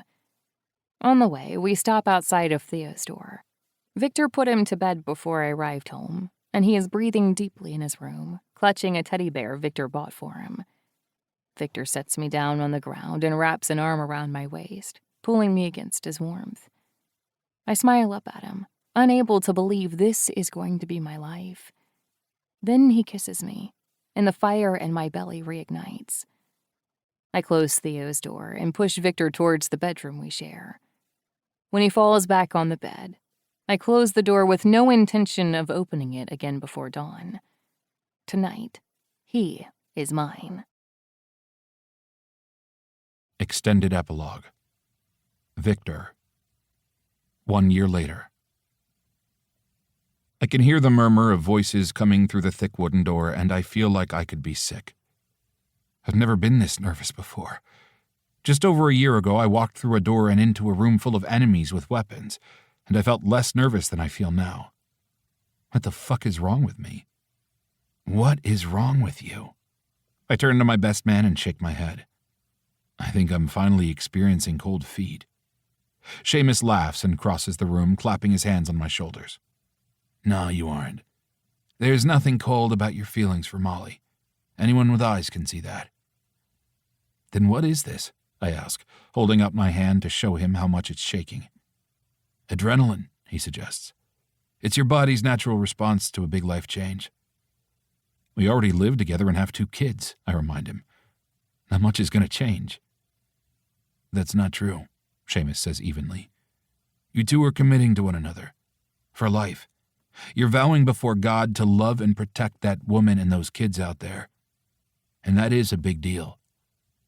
I turn away from him and barely resist combing a nervous hand through my hair. Molly would kill me if I went out there looking like a mess. Thanks, but your speech isn't really working. I'm more nervous now. You're gonna be fine, Seamus says, folding my pocket square and tucking it into the front pocket of my tux. You're a natural provider, Viktor. It's a side effect of being a Bratva boss. You want to take care of people around you. You've more than proven yourself as a boss, building up your business after the devastation Fedor caused and unifying a group of men I wasn't sure could ever work together again. You've inspired me, and I've been doing this a lot longer than you have. I dip my head, embarrassed by his genuine honesty. Thanks. No, thank you, he says, poking a finger into my chest. Thank you for reaching out as an ally. It has been the best decision I've ever made as a leader and as a man. You and Molly mean so much to me and Neve. And those kids are, well, they may be our godchildren, but they feel damn close to the real thing. We love you all so much, and you are going to be an even better husband than you are a boss, I'm sure of it. I hug Seamus, and then we quickly collect ourselves, walking out into the chapel of the Russian Orthodox Church with straight faces and dry eyes. Theo runs to me as soon as I reach the altar, and I laugh and scoop him up, earning an awe from the gathered crowd. The nanny jumps up, Dora sucking on a teething ring and drooling all over her shoulder, to corral Theo back to his seat. I kiss Theo's chubby cheek and then poke Dora's tiny button nose. It took a few months, but now we know for sure she has my blue eyes and Molly's dark black hair. She is the most gorgeous baby I've ever seen. Peter is in the second row with his Italian girlfriend. The woman's husband was conveniently killed in the war with Fedor, freeing her up to be with Peter.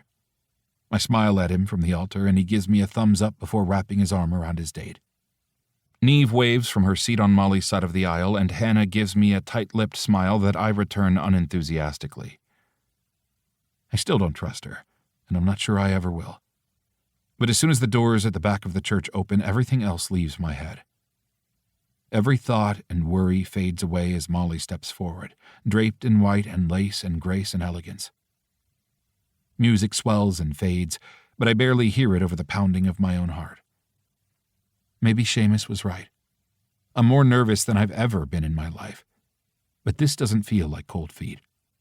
It feels like fire, like an internal warmth unlike anything I've ever felt before. And with every step Molly takes towards me, the feeling grows. When she finally grabs my hand and smiles up at me, my insides melt. I am hers. I don't need vows or a ceremony or a priest to tell me what my body already knows. This woman belongs to me, and I belong to her. And for as long as there is breath in my lungs, I will love her. It's real, right? Molly asks, holding out her left hand and admiring the ring. The diamond? I ask, or the sentiments behind it.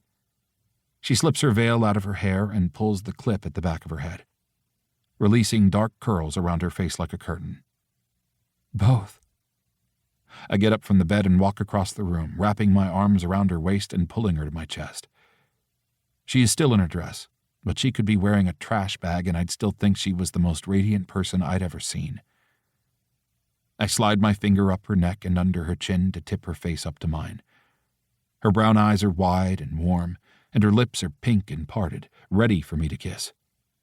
I pinch her chin between my thumb and forefinger and gaze into her eyes, opening the door to my heart so she can see inside. To every dirty, dusty corner, to every cracked wall and water-stained ceiling tile.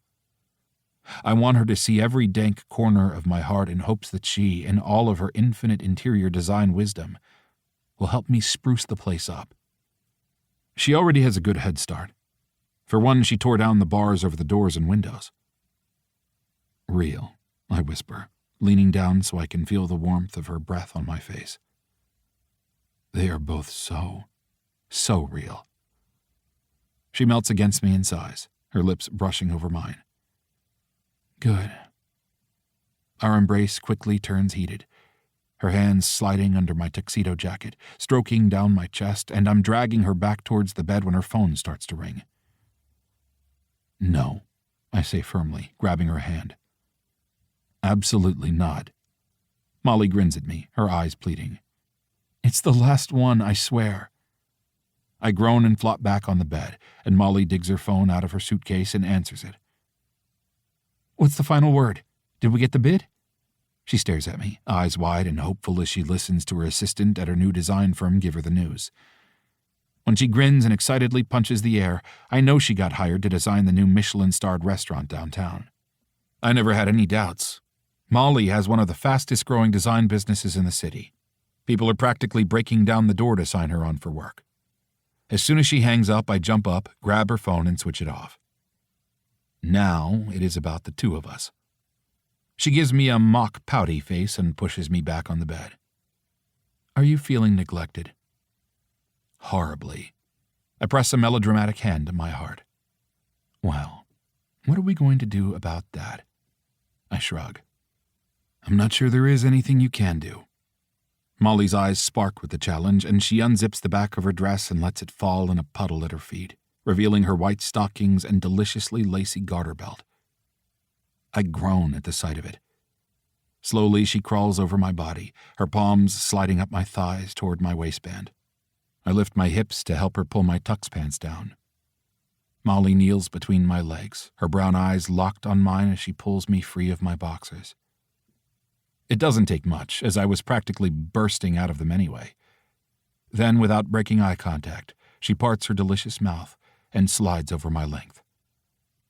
When my hips are bucking off the bed, desperate for more of her warmth, Molly swirls her tongue over my tip and then climbs off my lap, sitting next to me on the bed. She gives me a wicked smirk. How about now? Are you feeling neglected now? You naughty thing, I growl, flipping over to pin her on the mattress by her wrists. She laughs, and the sound is like music. I tear her horribly expensive lace panties and soothe the ache she left with her mouth. As our bodies roll together, pleasure building between us, Molly moans, and it turns out that sounds like music to me too. When she finally reaches the peak, her screams muffled by my hand over her mouth, it is like the crescendo of a symphony. Then she sighs, throws her arms over her head, and turns her face into the mattress, grinning from ear to ear. I love you, Viktor. And that is the most beautiful sound of all. It is the chorus to a song I never want to stop hearing. I smooth her hair away from her forehead, run my thumb along her cheekbone, and stare into the face of my gorgeous wife. I love you too. This concludes Till Death Do Us Part by Nicole Fox. Narrated by Marie Hawkins and Bradley Ford. Copyright 2020 by Nicole Fox. This unabridged audiobook is published by arrangement with Nicole Fox and was produced in the year 2024 by Tantor Media Incorporated, a division of Recorded Books, which holds the copyright thereto. Please visit tantor.com for more information on our growing library of unabridged audiobooks. Audible hopes you have enjoyed this program.